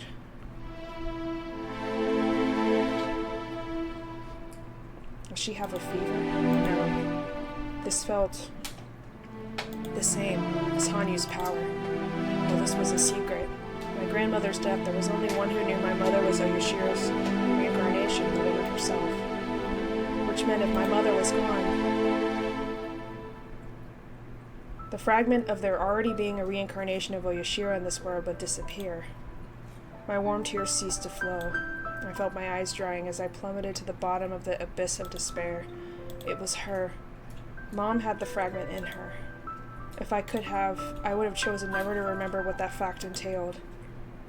Well, we got a murderer now, god damn it. Well, damn it. Higurashi, when they cry in Children. Children. My children are either murdering or getting murdered. Getting murdered. Or getting murdered.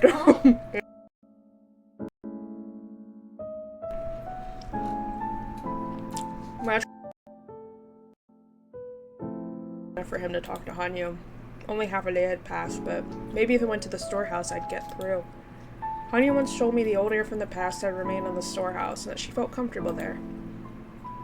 Maybe that meant the storehouse was filled with Hanyu's power.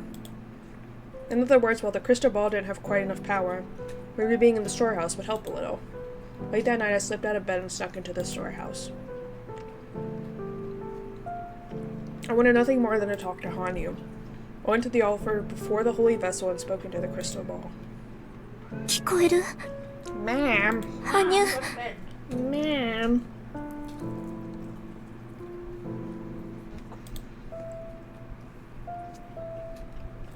The light in the ball was feeble, but its otherworldly glow was clearly present.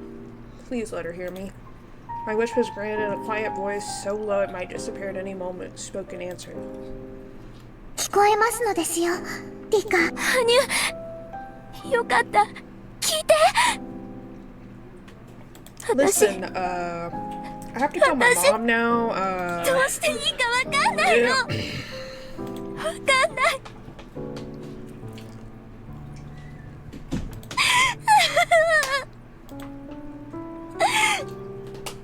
This wasn't the time for crying. I needed to tell her everything I discovered and ask Hanyu's opinion. I quashed my frantic emotions and told her the fragment was in my mother.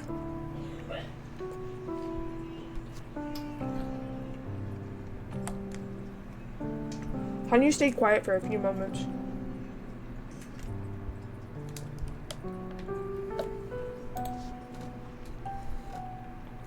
She knew, of course, I'd have to kill my mother to return the fragment to the world of the 納 gods. 得よね。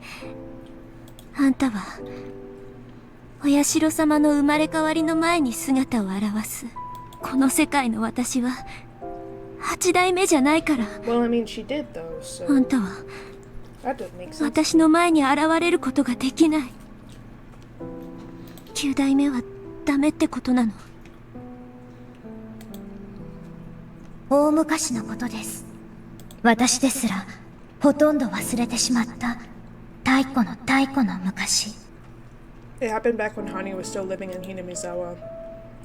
Before Hanyu became Oyashiro. It was how it all began, which Hanyu never told me about, no matter how much I asked her. 僕が The lore. いえ、私が神になろうと決めたとき、Who would wake up and be like, I want to become a god today? Not fucking me. That's too much pressure, man. リカのご先祖 Absolutely は not. それをとても悲しみました。 Yo, you had a daughter? What? Mm-hmm. Just tell me. 私がそう決めたのが人の世に絶望したからだと知っていたからです。 That's how this whole started. She became the sacrifice. I took all the sins of the human world upon me, and basically her daughter killed her, and she took on the role of being the sacrifice to cleanse everyone else. But there was no other way to cleanse those sins other than to destroy the sinners themselves. People were forcing their sins on each other, ugly existence. Their excessive cruelty caused me to lose hope in this world. I undertook all the sins of the human world and cleansed them by letting them kill me. I entrusted that final duty to my own daughter. I thought that unless I gave her that role, she would one day be despised as the daughter of a demon god and lose all hope in the human world herself. My daughter didn't like that role, but she understood the weight of the mission, and in the end she went through with it. But she said something to me. That she would change the human world, in which only the price of life could purify its sins. Humans would combine their strength and help each other, cooperating with mutual benefit in mind. She was swore that she would create this utopia which her mother had only dreamed of. Please, Mother, do not lose hope in the world of man. I swear that I shall heal that sadness. But I would become a god. I couldn't accept my daughter's feelings. Actually, that wasn't it. I had already lost hope in the corrupted world of man, and I just didn't want to look at it anymore. Honestly, understandable. My daughter made a firm promise that she would remake the world into something better. I shall believe in what you feel. In this land, people live happily, aid one another, support one another, think as one, and shall return to this land its My daughter killed me and took control of the village, the divine power of the demon god dwelling within her. She became their leader and created doctrines so that everyone would trust in and help one another. By making them to fear and curse, where discordant hearts would revive the specter of the demon god, she led them strictly, not letting my purification go to waste, so that those purified sins would never again revisit the village. So that the village did regain a temporary peace, but I never descended to them again. I have rejected the human world much too strongly. But no matter how strong the power to reject, it can never last forever. Whether hearts or walls or lids or doors, there is nothing that time will not decay. Even the power of shutting me away from the human world would last forever. My daughter would learn the limits of that power through a revelation from a higher god than me. It was said that when 8 generations of Furude bore a girl as the first child, it would come again. I would come again, excuse me. The miracle of 8 consecutive firstborn girls would be the key to birth my power of rejection. My daughter left that legend to the Furude family, and it passed down to her descendants, so that this land would continue becoming my ideal. Oh, hi. Jesus. Hi, Hanyu. Hello. あなたが8人目として生まれた時、僕は人の世との接点を再び持てたのです。確かに大昔は人の世を嫌って無視していました。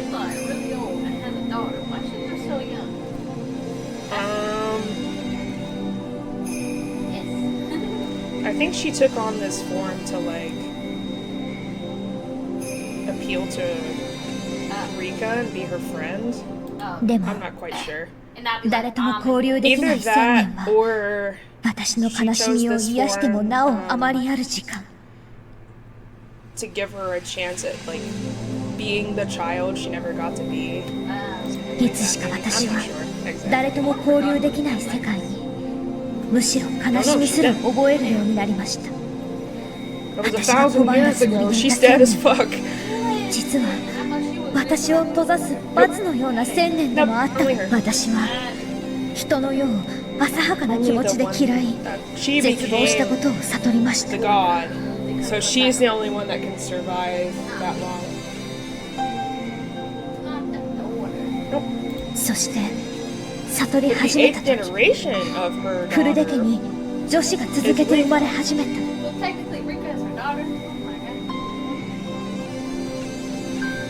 I don't know what that would be. あなたの母が身ごもった時、それが女子であってほしいと私がどれだけ祈ったことか。でしょうね。私が最初に見た顔は母じゃなくてあんただった気がするもの。この1000年は人の世を見限った私に対する罪だったのかもしれません。人は人の世に生きる。そして生まれた世界に懸命でなくてはならない。それを軽んじ世界を容易に手放そうとする者は1000年にも及ぶ流罪に等しい罰を受けなければならないのかもしれません。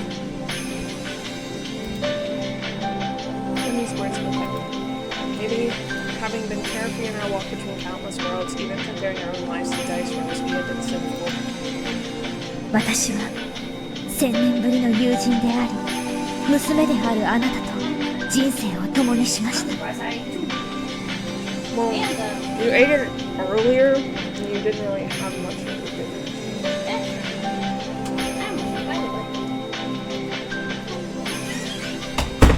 そして昭和58年の袋小路にぶつかり、私は再び罪を犯しました。あなたの運命を変えるために力を使ったことです。私たちは一番最初のあの世界で高野に腹を裂かれて死ぬ運命を受け入れるべきだったと言いたいの。理科には残酷でしょうが、今の僕にはそう思います。僕は僕の生きる世界をないがしろにした。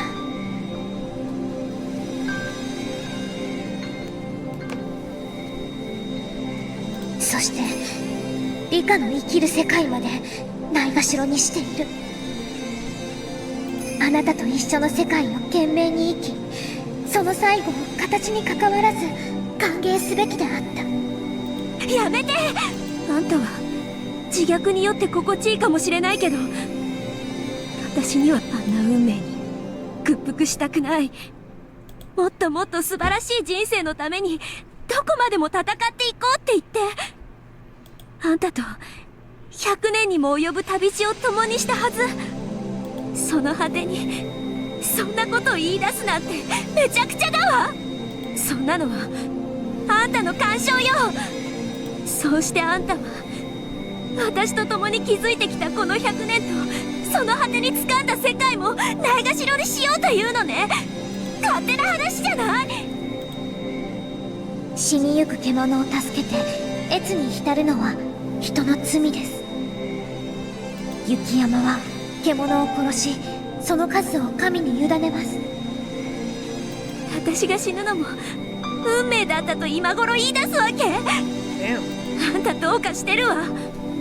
あんたがどう言おうと私たちの勝ち取った世界は汗の結晶のような世界よ。その輝きは私とあなたにしかわからないはず。そのあなたがあの世界を否定するの。リカ、話を戻します。僕は8代目のあなたと一緒にこの世界を満喫したら、あなたの人生の終末と一緒に消え去るつもりでした。あなたが生きているうちには関係ないことだから、あなたに話したことはありませんでした。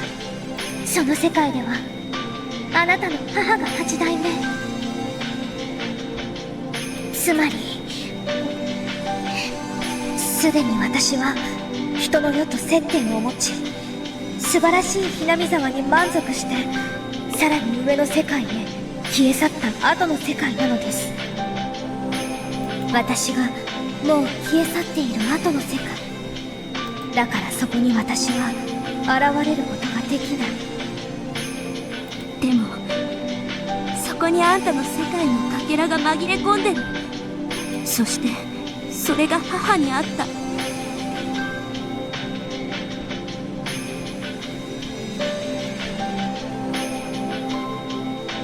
つまりこういうことでしょう。母が8代目であることは母しか知らない。それを殺せばあんたが現れることができないという矛盾の力が消える。正解？そうです。本来ならリカのお母さんがその世界の8代目であることは歴然、お母さんを殺したからといって変わることではありません。ですが異なる世界から漂着したリカには、それは例えるなら船をつなぎ止める母槍と同じ。その事実を知るのがお母さんだけで幸いでした。もし他にも大勢知る人がいたなら、リカはその全員を殺さなければならなかった。リカは元の世界に戻るために母を殺すべきか、この世界に留まるべきかを私に意見してもらいたかったのでしょう。そうよ。私もリカのいる世界がどういう世界かずっと調べていました。そしてそこがどういう世界なのかを理解し、やがてこの日が訪れることを予想していました。悩んだリカが私に相談することも、そしてその結果を受けて世界を選ぼうとすることも予想していました。だから悩みました。あなたをどう導くべきかを。神の世の言葉と違い、人の世の言葉は狭い。どう言葉を選んでも意味が偏る。あなたに本当の意味で選んでもらうためにはどう言葉をかけるべきか、本当に悩みました。そして今も悩んでいます。なぜならあなたは私に答えを委ねているから。私がこっちの世界にせよと助言したなら、そちらを選ぶ気でいる。そのために払う代価の責任を私に転嫁しながら。それは卑劣なことだし、そんなことで選んだ人生に価値はない。あなたはあまたの世界を渡り歩き、人の世の外側に足跡を残した人間として責任ある選択をしなくてはならない。私に頼ることなく自分の力で。言いたいことはわかるわ。あんたの言う通りにしたからこうなったなんて、責任転嫁されたらたまらないもんね。自分の人生自分で決めろってことくらい理解できるわ。伝えたかったのです。私はリカと人生を一緒にできて幸せでした。そしてあまたの世界を共にし、ひなみ沢が優しい助け合いに満ちていたことを知りました。私の欲しかった世界に全て満たされたのです。だからリカが私のいない世界を選び、僕がこのまま消えてしまっても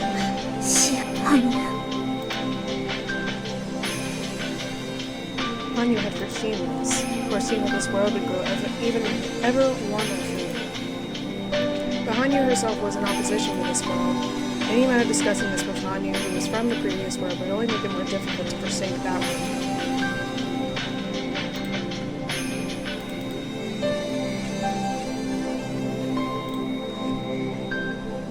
She had even anticipated that after discussing it with her, I would need to make a decision from an impartial viewpoint. That's why she said it. She wanted to accept whatever fate Rika's decision gave her. She didn't want me to worry about her and live in the world that I liked the best. 仮にこの世界に生きることを選んだとして、あんたはどうなるの？リカと僕の長い旅はその世界のルールで終焉します。つまりリカにはその世界での人生が、そして僕にはその世界ですでに終わってしまった事実が適用される。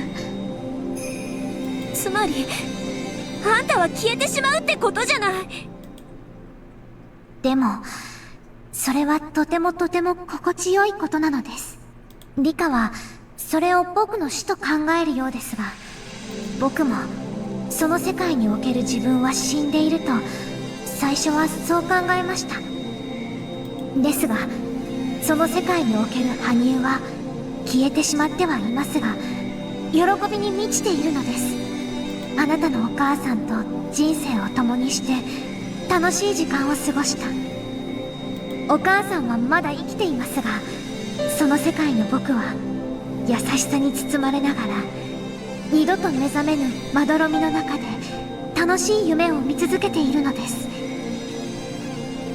その温かさと心地よさはきっとこの世に生まれ入れる前の母の体内にも似ている。それを知ってしまったから僕はリカがむしろその世界を受け入れた方がいいとすら思っているのですよ。あんた本気？リカも1000年を生きてみればこの温かさを理解できるようになりますのですよ。I could feel an ecstasy in Hanyu's words. Hanyu had lived for a millennium. She understood that in a way I couldn't. 冗談じゃない。私は100歳程度の若造だから理解不能よ。リカ、もういい加減に僕のことを理由に選択肢から逃れるのをやめにしませんか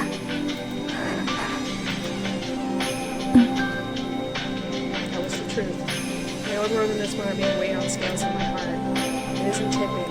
Even silence were either side. How you shift the responsibility for choosing not to Hanyu was just me being irresponsible. リカの選択の助けになるよう私の知るその世界の蘇生を全て話しましょう。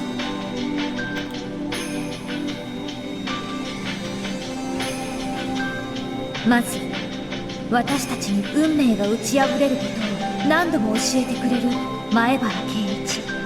彼はこの世界では転校してきません。とっくに知ってるわ。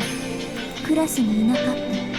圭一は一時期受験勉強のストレスから元の世界のようにおもちゃの鉄砲で人を撃つような真似はしなかった。より心を強くしてその誘惑に耐えついに心の弱みを克服します。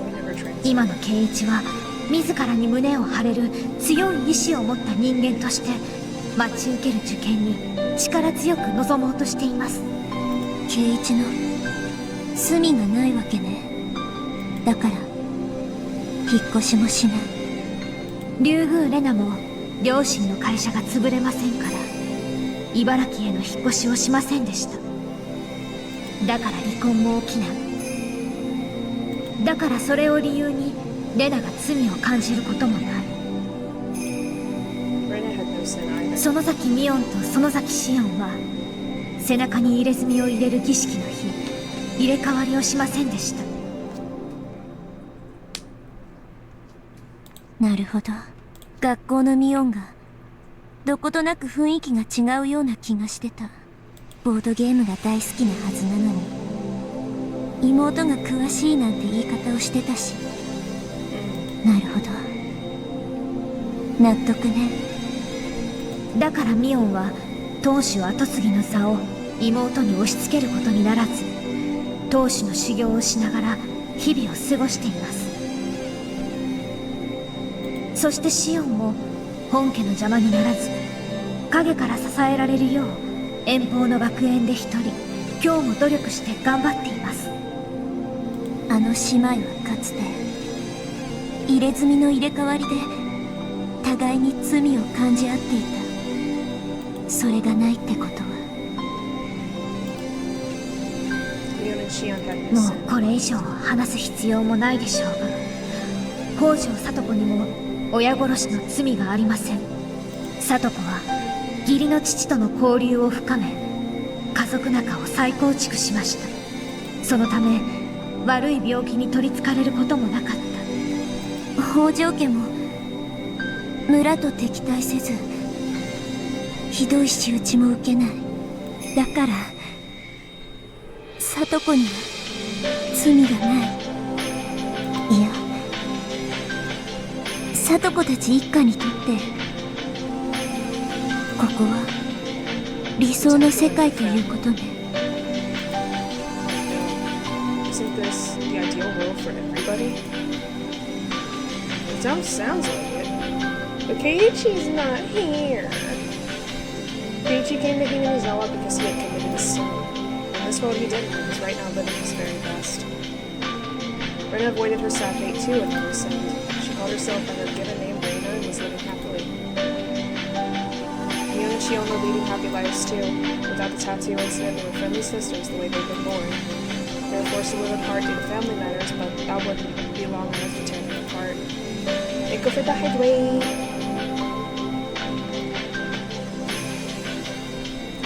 For Satoko, this world was exactly the world of her dreams.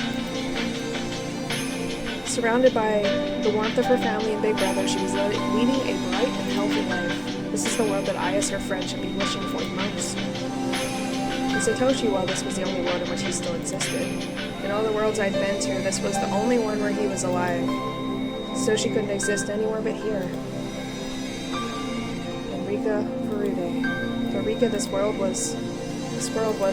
maybe I had zero friends. Compared to my old world, this was very sad. But I could change that now, through time and effort.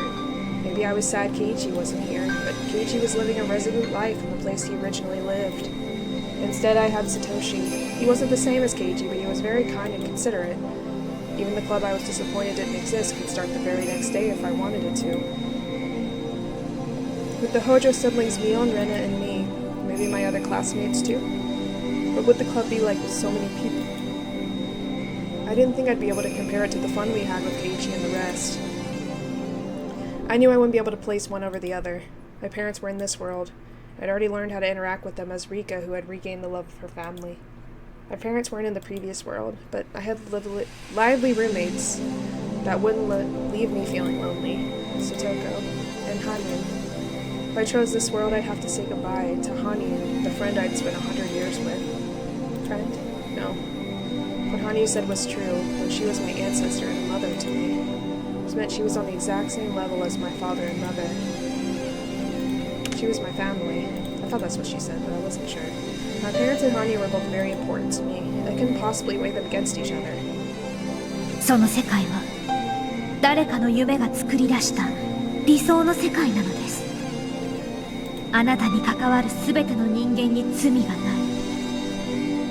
それはとてもとても純粋で透き通った美しい世界なのです。その世界では私はすでに消え去っており、リカの人生を汚していない。だから僕にも罪がない。そしてリカ、あなたも自らの人生を汚していないから罪がない。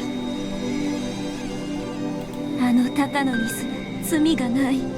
誰から誰まで真っ白な世界。そうです。今のリカはその世界を選ぶことができます。これは僕にも預かり知れない運命のサイコロの神様が100年の旅の果てにくださった貴重な機会なのかもしれません。もう少し慈悲深い与え方だったらよかったのにね。ですからその神様は元の世界へ戻る道も与えてくれました。母殺しという最大の罪を犯すことによってその罪なき楽園を自ら追放されることを選ぶことです。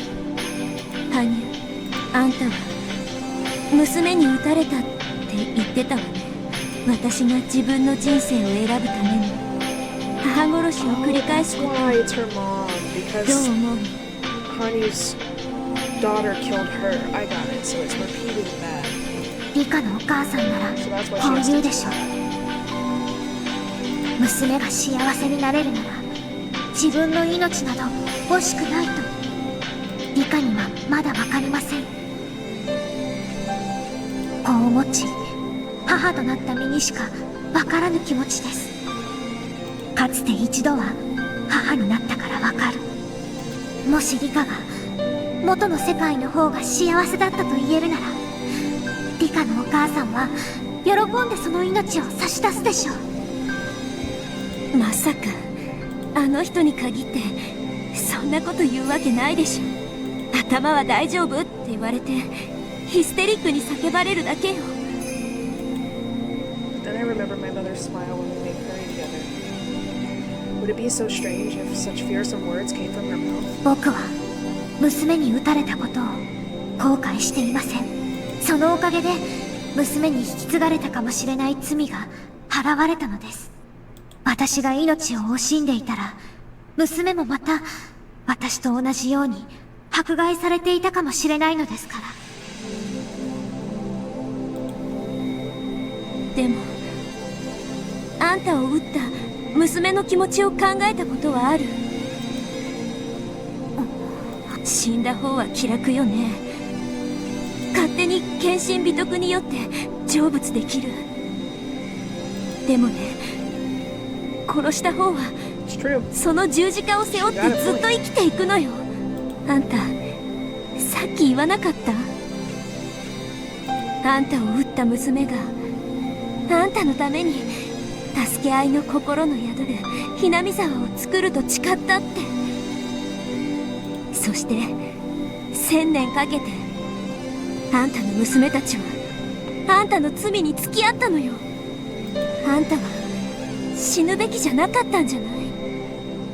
何の罪を背負わされたのか知らないけど生きて戦うべきだった。子孫が罪を背負わずに済むように戦うべきだった。なのにあんたが屈したから1000年もの間あんたの子孫たちがあんたの十字架を背負い続けた。そうじゃないの。Hanyu was silent. That, without a doubt, was Hanyu's sin. It's easy to die for her daughter's sake, but her daughter's guilt would never heal. When Hanyu answered, she remained undaunted. ならリカ、私は生きて戦うべきだったというリカ。あなたはその世界にいる今、どうするというのですか？その世界にいるという現実を受け入れ、元の世界と異なるいくつかの違和感と戦いながら、その世界で生きることを望みますか？100年の果てに掴んだ手垢と汗にまみれた、それでもなお美しいあの世界を見捨てて。She was right. Maybe this world was beautiful. But that didn't mean the way my old world shone wasn't beautiful too. Why wouldn't it be? We'd won that fate over such a long journey. そしてあなたは100年の末に掴んだあの世界を元の世界と今なお呼ぶ。ならこの世界の居心地がどんなに良くてもそれを全て投げ捨ててこの世界にとどまりたい気持ちを打ち払って戦ってでも元の世界へ帰るべきなのではないですか？ Good question. あなたに関わる人々が罪から解放されたこの世界を打ち壊してでも。My daughter who tells me to fight, you too should fight. To fight is not to defeat and overcome the obstacles before you. In the end, that is more than a simple detour on the straight path before you. To truly fight is to make your own choices. At every choice in life, at every crossroads, people hesitate. Having one choice brightly illuminated and then selecting it, such a predetermined choice is not a fight. But no matter how many times you are presented with a choice, you choose the same one. It's inevitability. A real choice is when you truly think and worry, when you never know which you should choose. It's precisely the same as the choice between the red box and the blue box you spoke of before. Will you choose the red box or the blue? To choose without guidance demands incredible courage and determination. That is a true choice. If you knew what was in the boxes, it would no longer be a choice. It is because you do not know that what is inside you can be satisfied with what is in the box you choose. If you knew the contents of the other, it could lead to despair. Being left at a crossroads with no guidance and no hints is what it means to live. You may lazily continue to choose the right or knock over the sign and choose at random. You may also search carefully for hints, worrying over how beneficial the left or right would be, and remain at that crossroads forever. Thus you would be able to accept the final result awaiting you as your own responsibility, would you not? You would not grow old and go into your coffin wanting advice from your parents, would you? Worry, choose, and go forward. That is the fight. I earnestly worried and chose my own life. My daughters earnestly worried and chose their own lives. For each and every one of us that is sacred, it is precious. The descendant 1,000 years later must not sully that. All who lived in that age were always beautiful. You must not speak of their lives using the values of later generations. They did what they thought was best at the time. I mean, and their choices weren't wrong. They were just different. 最後にとても重要なことを話しますです。リカと僕をつなぐそのカモの御事乗りの力は、もうじきその力を永遠に失います。僕がその世界に干渉することは、永遠にありません。あんたにありがたい説教をもらうのも、今夜限りってわけね。それからもう一つ、リカのお母さんに現れたかけらは、明日の日没と同時に、その力を永遠に失います。失うのは、消えるという意味じゃない。リカの手でかけらを取り戻せる機会が、永遠に失われるという意味です。つまり、明日の夕方までに決断しなくちゃ、元の世界に戻るという選択肢も、なく選択を保留するという第三の選択肢はないってことか。いいえ、選択を逃げ、最後の時間にわざと目をつむり、消極的にその世界に留まる道を選ぶこともできます。その場合は、積極的に選んだ場合と違った生き方になるでしょうが。Whether or not I chose proactively was also whether or not I would accept this world. If I continued to live here without accepting it, I would drag along all the distress that I currently held forever. Compared to that, maybe it would be a lot better just to choose one or the other. But even that wasn't easy. Hanyu had said the very distress itself was the battle. さあ、リカ、戦いなさい。その戦いは、明日の日没まで続く。でも、どうか逃げないで。なぜなら、どちらの世界を決断したとしても、その世界は必ず素晴らしいものだから。あの100年を戦い抜き、得た世界が素晴らしかったように、戦い抜いて選んだ世界は必ず素晴らしくなる。だからリカ、決して戦わぬことで片方を選ばぬように。悩まぬ選択肢の結果に人間が満足することは絶対にないのだから。ありがとう、羽生。私、戦ってみるわ。この選択と。もしあなたと再会できるなら、もしこの世界だったなら、ゆっくりと休んで1000年の疲れを癒して。今日までありがとう。本当にありがとう。私、あなたの力のおかげで自分の人生を何度でもやり直せるものだと勘違いしてきた。そんな私じゃきっと元の世界に生きてもどっかでおかしくなったと思う。何かにちょっとでもつまずいたらやり直せばいいやって簡単に考えたと思う。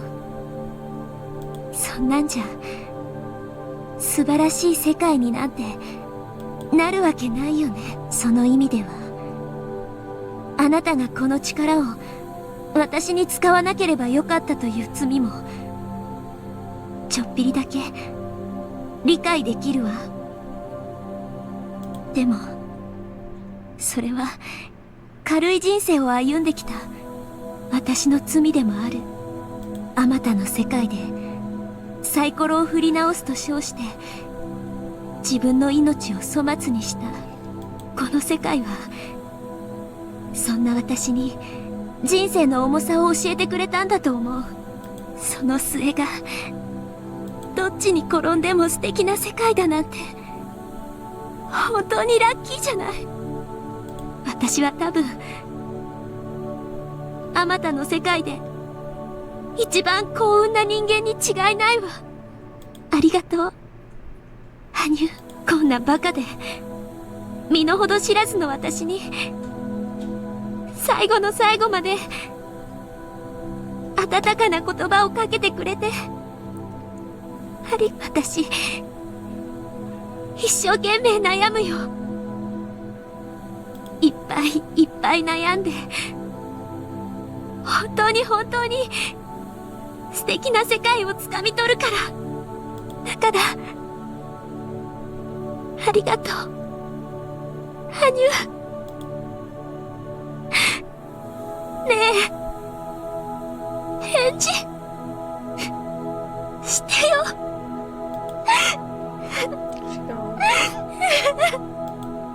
Crystal ball was now quiet and cold in my hands, gave off only a dull reflection of the flashlight that illuminated me. I shed all the tears I could. I thought if I didn't, I would hesitate when it came time to choose.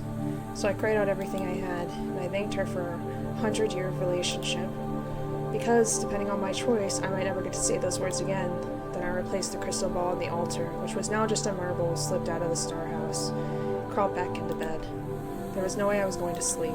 At least that was what I thought, till I wrapped myself in the linens, felt the cool wind on my bare feet, and drifted off to sleep without realizing it. You're probably exhausted, girl. Oh my god. That's a lot. Sheesh. Rika was going to sleep.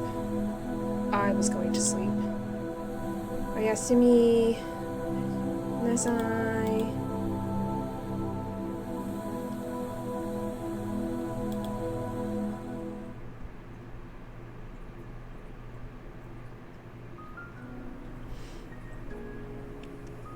The sun rose again on another wonderful day for Rika. She took her first step, her first small effort to become friends with her classmates again. And at home, she was wrapped in her parents' love.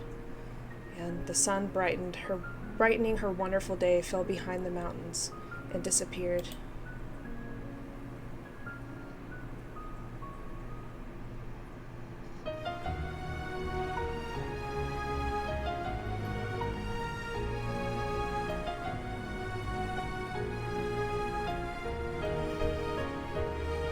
Long, long ago, there was a god who appeared before mankind. Bread rained down from the heavens. Some lamented that it was not meat. Meat rained down from the heavens. Some lamented they preferred bread. God descended down from the heavens. Until I know what will make you all happy, water shall rain down. Water rained down from the heavens. All lamented their clothes grew wet. Fire rained down from the heavens. All lamented their homes burned down. God descended down from the heavens. Till I know what will make you all happy, nothing shall rain down. Nothing rained down from the heavens. Some lamented God had abandoned them. Many things rained down from the heavens. Some lamented that God would not make a choice. Huge rocks rained down from the heavens. At long last, there were none who lamented. Well, damn. Water rained down from the heavens. A passing traveler was grateful. God, thank you for the unexpected weather, but this, my journey, will never be dull. God said nothing and watched him leave. All for the best. Gods and dice should both be silent. I agree. So that is her. The person that wrote all these poems is her. Damn.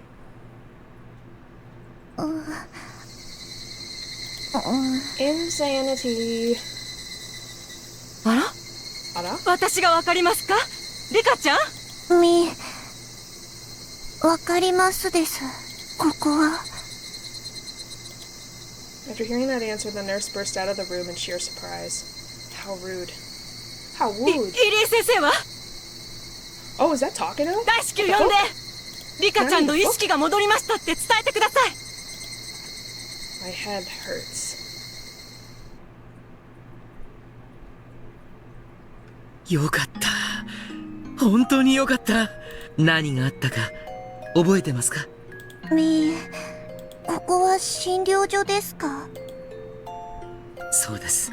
あなたはお友達とひなみ沢へ帰る途中、事故に遭って頭部を強打し、このままもう意識が返ってこないのではないかと危ぶまれていました。よかった。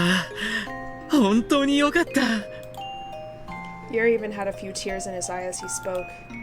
I was still just a little scared. I wanted to make sure this was the world I knew so well, so I mustered my courage and asked Irie. お友達のみんなもとても心配していたんですよ。さとこちゃんはもちろん、前原さんもミオンさんもレナさんも。残念ながらサトシ君はまだ目を覚ませる状態にはありませんが。But he's alive. 僕のお母さんは？記憶がまだ少し混乱しているようですね。長く意識が戻らないとよくあることです。死んでるのですか？2年前の綿流しの日に。眠っている間、お母さんの夢を見ていたのですか？ありがとう。ありがとうございます。もういいのです。Are you fine? Are you really? Knowing that my mother is dead gives me a complex feeling, but there wasn't any doubt that this was the world I knew so well. And according to Irie, it had been a little over a month since the accident. For telling me he'd be right back, he scrambled out of the room. Left in my hospital room filled with the voices of cicadas, I could do nothing but wander through my vague memories of the time. I was fooling around on my bike while heading home from playing at the pool with everyone and got hit by a car, right? But the world I awoke to after that is still vivid in my mind. And if this is my original world, then after grappling with that difficult choice, I chose my old world and safely ended my long journey to return to it? Or was that all just a long dream I had, like Irie said, while I was in a coma from the accident? I didn't know. 羽生いる？ Ow! There she is. The girl. 目覚めた時にあんたが最初に見つからない世界は本当に心細いんだから。そんなこと今までに一度だってありましたですか？いつだってリカが目を覚ました時には一番最初に目に入るのはこの僕なのですよ。Hanyu speaks to me while wearing an affectionate expression, and her saying that at length would just make me remember the world of just a few moments ago. Because for the first time, Hanyu wasn't there when I woke up. 羽生、あの世界は夢だったの？それとも現実？リカの言っている意味がよくわかりませんのです。何かありましたのですか？本気で言ってるの？リカが何の話をしているのか僕にはわかりませんのです。Was Hanyu playing dumb or was she telling the truth? I couldn't tell. じゃあ私がさっきまでいたあの世界は何？夢なの？夢です。Hanyu answered immediately, and hearing that convinced me. Sinless world was no dream. Then... じゃあ私はこの手で母さんを。 My mother had the fragment. I shouldn't have been able to return to my original world without killing her. If I was here, that meant I'd kill her. And then after I killed her, I had to kill myself, like usual, to send myself to the world of the gods. And conveniently, when I die, it goes back through my memories right before the event and tears them apart. So it was only natural that my memories of personally killing my mother didn't remain. Trembling, I looked at the palms of my hands. They were pure white, pale, and bloodless. That was just it. That alone made me remember the feeling spread across my hands, that warm, sticky, slimy sensation.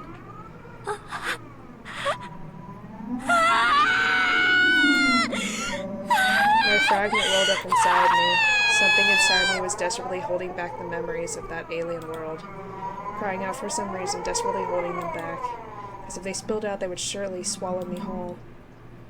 リカ、落ち着きなさいのです。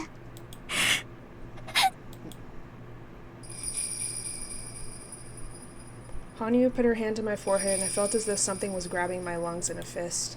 A sense of suffocation, like something was squeezing the breath out of me. But it was squeezing those feelings about to swallow me up too, and they couldn't come up any farther. In exchange for the choking sensation, I gulped down the rising emotions, begging to steadily regain my composure. Hanyu realized it and took her hand away.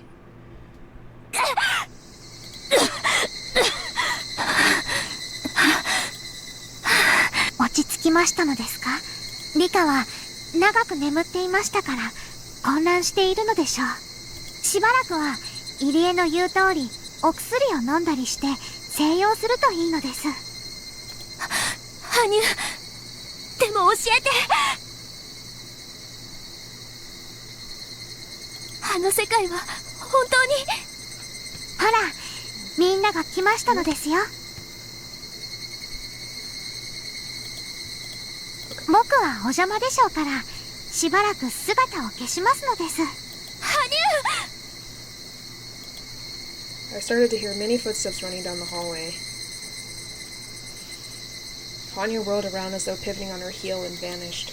In exchange, the hospital door clattered violently open and my beloved club member friends appeared. Rika! So does that mean she can't ever appear in human form again? Satoko. おいおい、サトコ。リカちゃんは病み上がりなんだぞ。いきなりひっついちゃ。いいんだよ、ケイチ君。よかった。本当によかった。Clinging to me, Satoko fell to her knees on the spot and started bawling without hesitation. おかえり、リカちゃん。私たちは絶対にリカちゃんが帰ってくるって信じてたよ。ああ。俺たち全員が一つのことを信じたとき、絶対に奇跡が起こるんだからな。高野さんたちとのあのすげえ戦いだって、全員が奇跡を信じたから勝利できたんじゃねえか。みんなね、必ずリカちゃんが帰ってくるって信じてたよ。毎日お見舞いに来てたんだよ。必ず明日は目覚めるって信じて、毎日お見舞いに来てたんだよ。監督が言うには、少々記憶に混乱が出てるって話。まさかとは思うけど、おじさんたちのことを忘れちゃいないよね。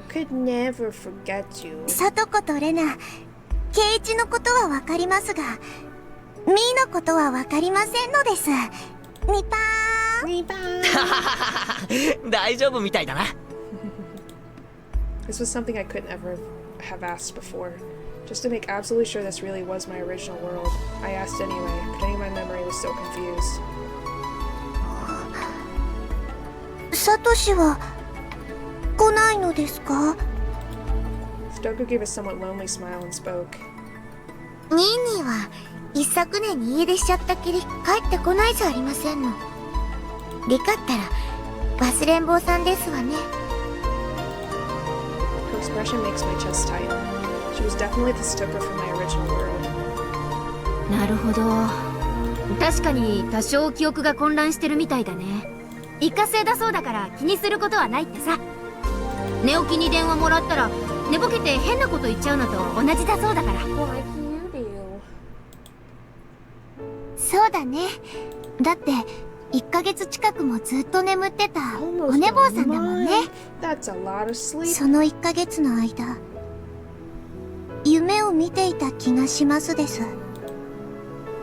私たちが心配してたのはよそにずいぶん気楽なことでございますわね。Well, it was a mixed bag of emotions, but yes. そこはとっても不思議な世界だった気がします。そこはここと同じひなみ沢なのですが、いろいろなところが違っていました。まずケイイチがいませんのです。おいおい、なんだよ。俺だけのけ者かよ。それはケイイチが鉄砲の事件を起こしていない世界だからなのですよ。ケイイチがあれだけ後悔したあの事件がない世界。それだけじゃないのです。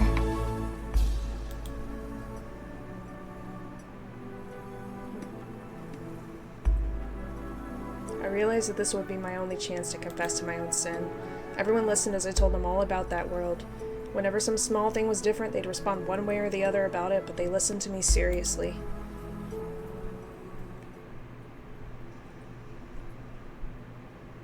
そして僕がここにいるということは、その世界とこの世界を天秤にかけ、こっちの世界を選んだからだと思いますです。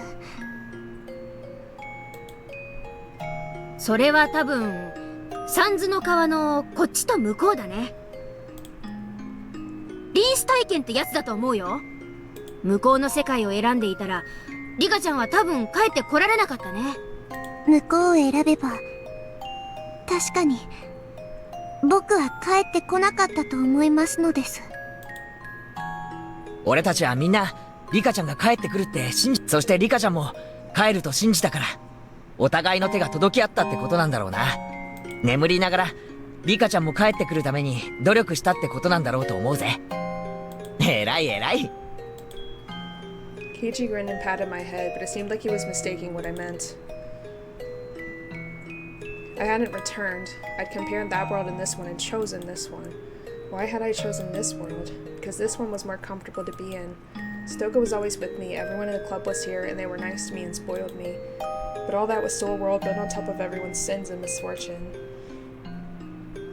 In other words, I had chosen to sacrifice the others for my own happiness. Shamelessly, self-centered, and selfishly. Everyone was fulfilled in that world. Only I wasn't. But I knew that I too could be happy there if I put in the hard work. But at the very end, I had chosen this world. I chose the world where I could rest on my laurels atop the suffering and tears of my friends. That's not true, Rika.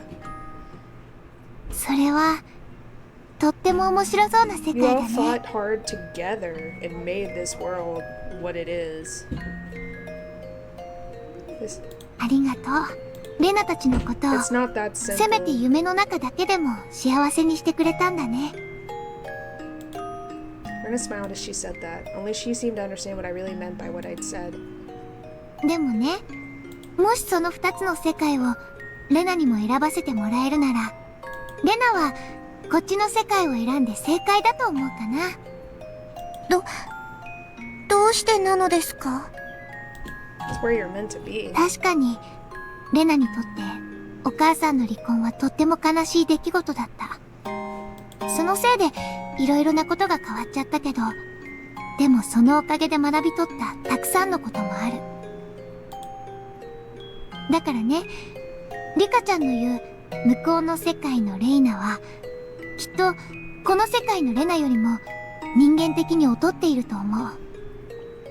リカちゃんはレナのことをレイナであっても模範的な人間だと夢で思ってくれたようだけど、レナが本当にレイナだった時はあまり尊敬できる人じゃなかった。だからレナはお母さんの離婚はとても辛くて悲しいことだったけど、人生の試練の一つだったんじゃないかなって今は受け入れることができるもん。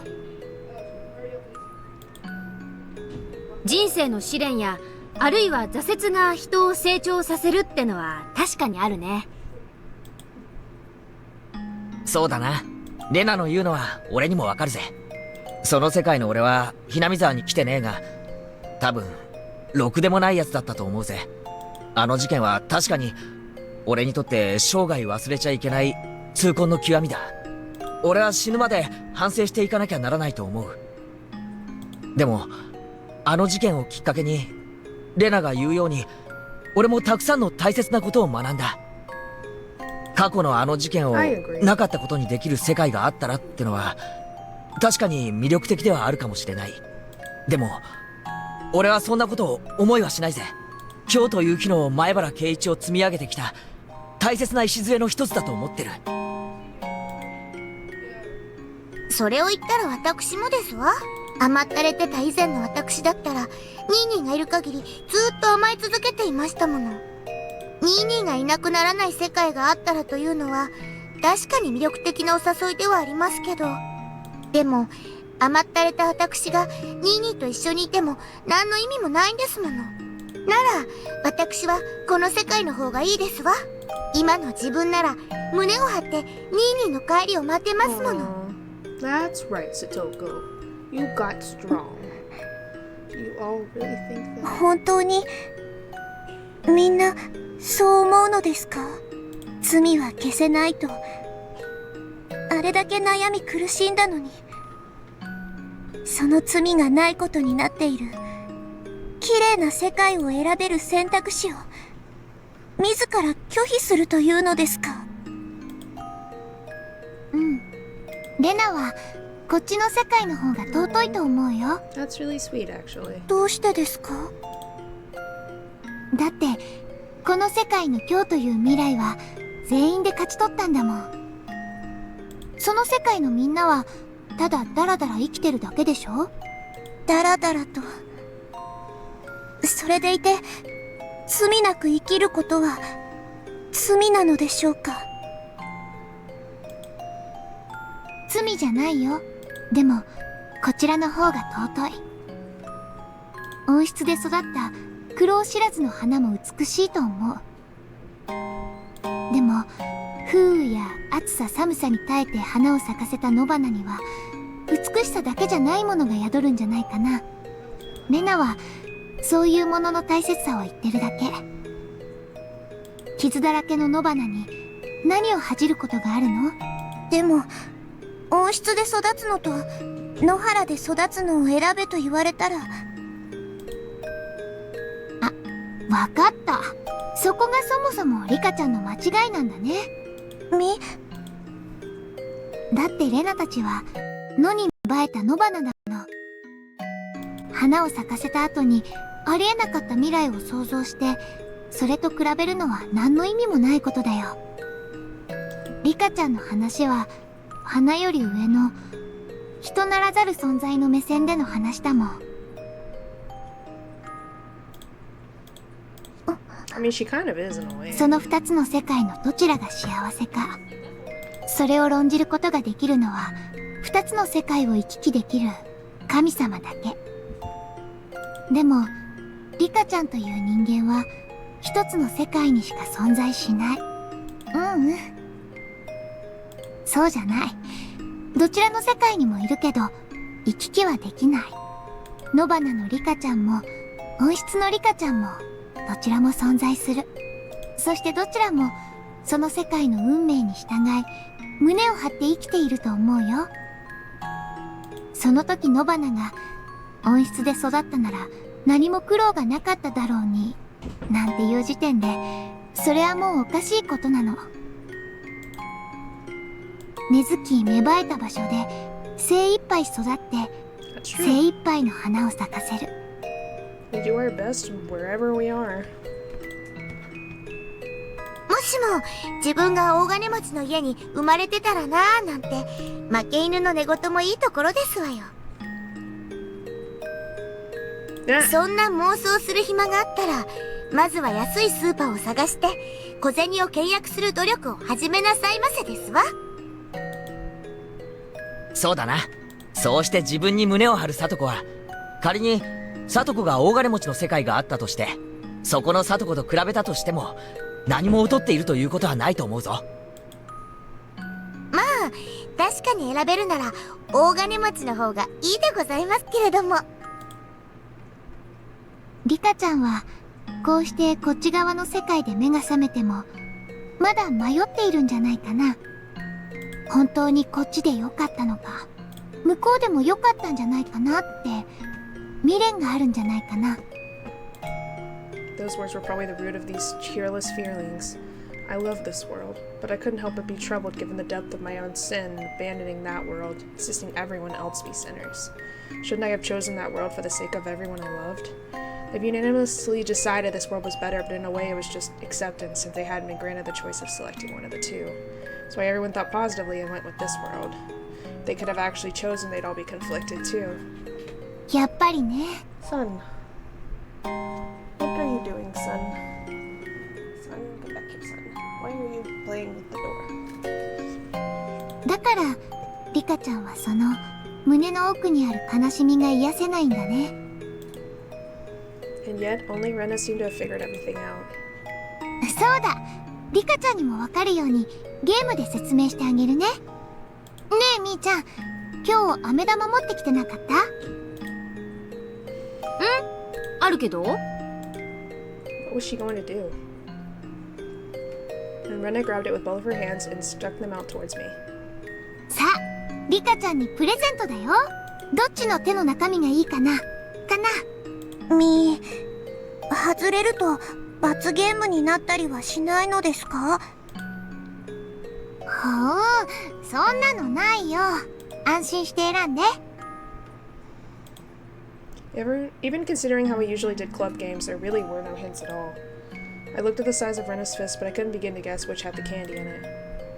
Whatever, time to test my luck. では、こっちのグーを選びますのです。But they both had candy in it. こっちね。はい。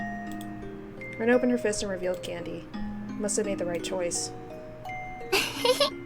おめでとう。はい。あーんして。なのです。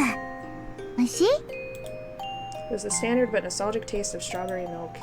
As it shrunk, as I rolled it around my mouth and sucked on it, I couldn't help but give a お smile. いしいのですよ。みぱーん。みぱーん。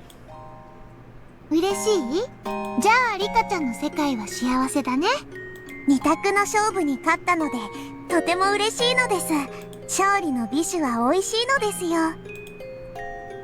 ねえリカちゃん、どうして勝利なの？Minna showed me her other poem, the one I didn't choose. In her hand, she was holding 2 pieces of candy. In other words, the one I chose was wrong. That moment in this was really obvious, but I immediately realized how merry I had been feeling. 今のその気持ちがリカちゃんの気持ちの正体に近いんじゃない？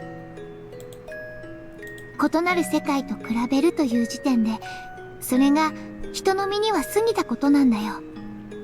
それを比べ悩むのは神様の仕事。レナたちの仕事じゃない。与えられる世界は常に一つで、その世界で幸せを見つけるようにできてるの。リカちゃんはその夢の中では2つの世界を行き来できる神様だから、そういう気持ちになってしまう。だからね、反対の手の中なんて気にしちゃダメなの。I was a witch who had lived 100 years in countless worlds. That was exactly why I'd always believed I was special. Someone would overcome millions of choices to gain happiness, that I was able to gain happiness, that I was sure to. But I had it completely backwards. I wasn't any better than anyone else. When it came to finding happiness, I was the worst of them all. Then I remembered how Hanyo had so curtly and quickly told me the other world was a dream. It wasn't a dream, but now that I had chosen, this was reality, and that really was nothing more than a dream. When a cat is in a box, you can imagine 2 futures, one where it's alive and one where it's dead. But when you open it, there's only one future. The other future at the moment becomes no more than a dream. The one who opens it accepts the future inside and lives. Worrying about which of the 2 futures in the box was better was a job for those who weren't human, those who could interfere with its contents. As a mere human being, I had awkwardly trodden into the world of the gods, which was why I'd misunderstood some important things, wasn't it? In that world, Hanyu had regrets. She regretted having used the power of the gods to interfere with my life. And now I finally understood why. She was quite clear about it. She clearly said that people had to live the best they could in their world. I had to stop being this witch. Yes, I knew now that I was not the witch named Birkenstill, but Rika Farude. My copy had lived for 100 years, bending fate to her whim, and maybe she still exists in some higher dimension than this world. But that was no longer who I was. I was Rika Farude. In this world I would live, and in this world I would seize happiness. I mustn't use that power ever again, which meant I had to make sure not to treat my own life without respect from now on, which meant... 交通事故には気をつけよう。ってことね。Yeah, that's right. Everybody be safe in traffic. Wear your seatbelts, don't cross the road unless you're absolutely 100% sure no cars. Huh? Stop at stop signs, stop lights. そうだな。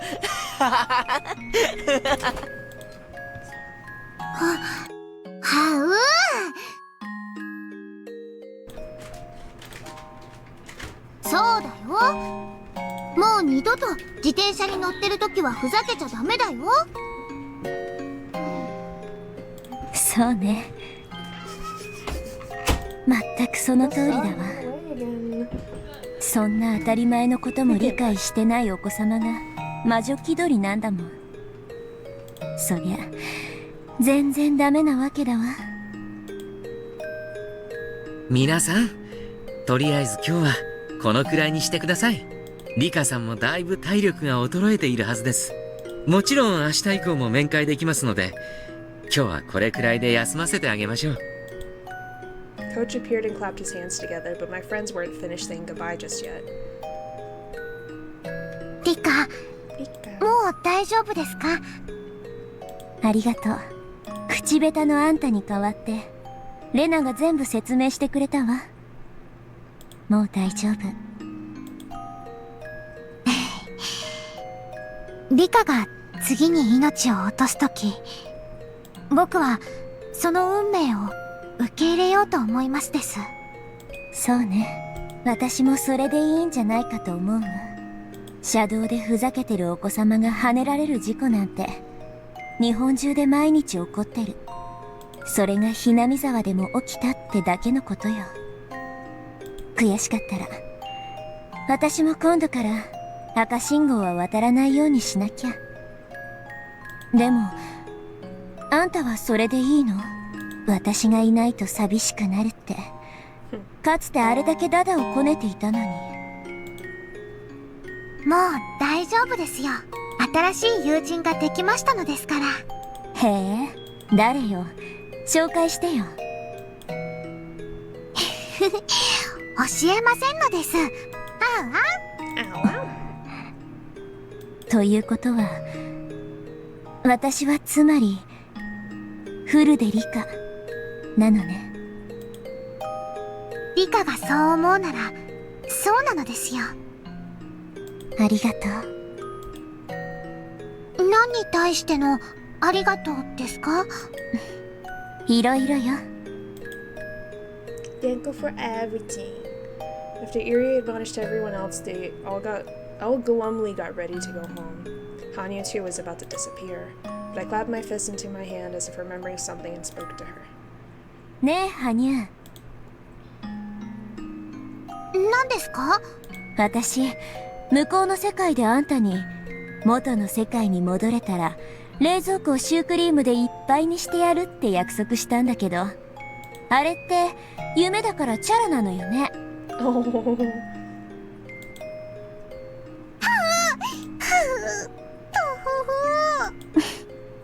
せめてもの仕返しよ。リカ、明日のお見舞いに何か持ってきますわ。何か食べたいものはございますの？確かリカちゃん辛いのが好きだったよね。ゴグラのデパートで韓国食材フェアとかやってなかったっけ？激辛キムチとか売ってなかったかな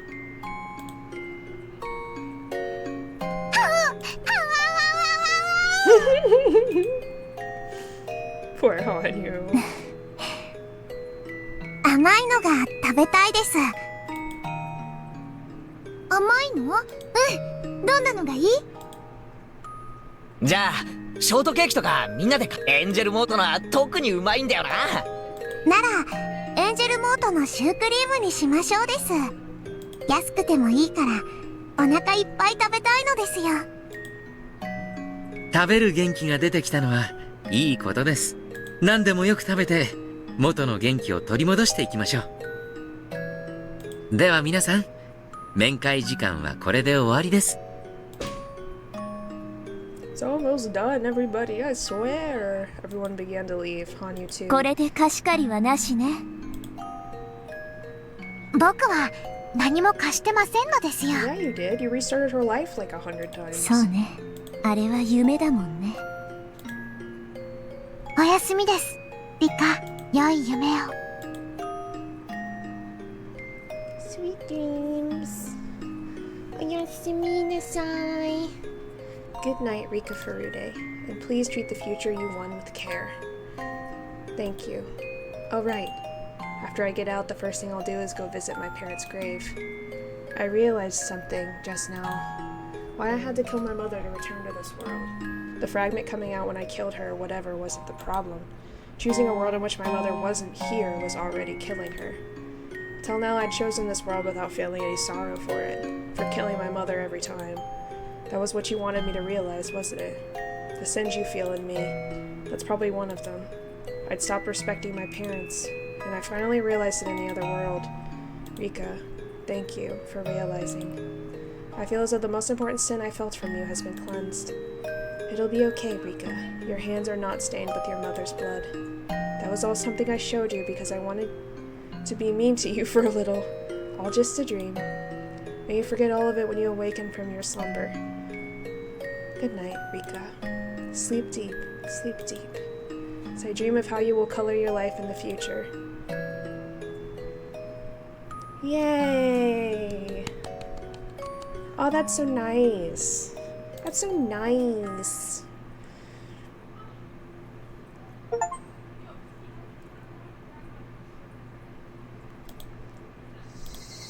Oh, perfect timing too. I only got like 10 minutes left of this. Okay.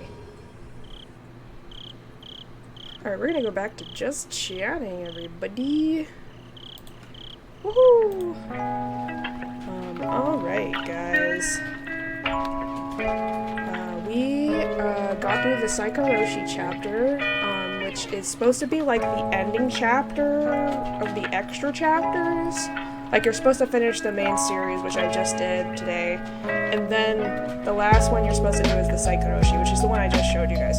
So I think I'm gonna finally lay this game to rest, guys. I'm exhausted. This game is exhausting. Yep. I am gonna go in my free time and read/watch the other chapters. For sure. Just because I want to get the full experience and, you know, have the full extent of the lore and everything. But I am not going to worry about doing them all on stream, and I'm just going to take my time and stream them play/read them on my own, at my own pace. So that way I don't have to feel stressed, because that was one of the things that probably made the game less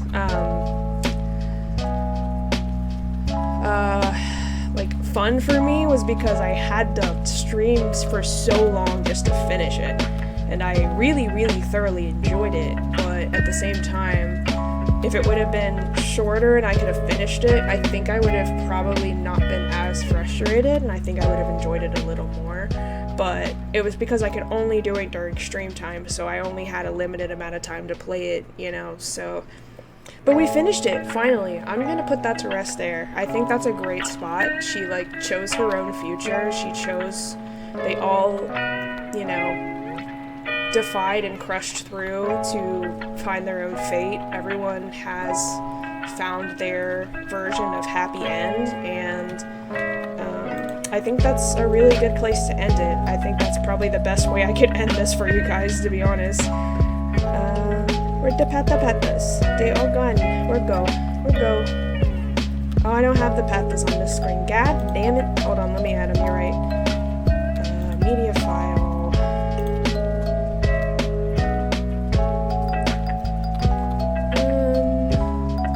Would it be? I know I have it somewhere. Hold on. Please hold. What do you mean?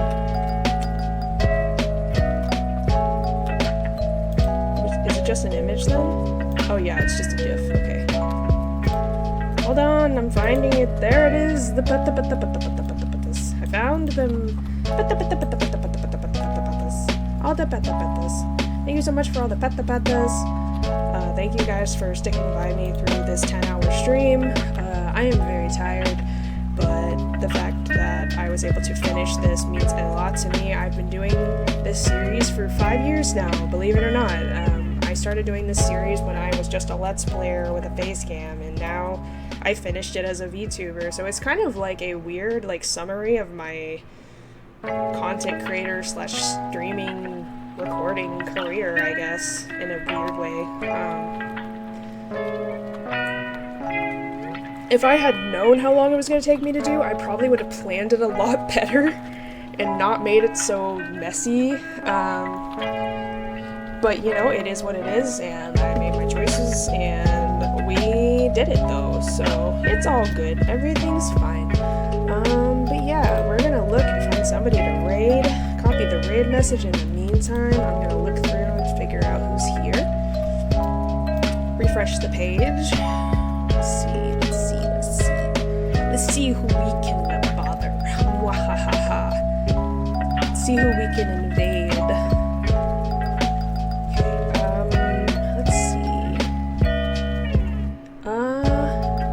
I haven't seen Safi in a long time. Let's go raid him.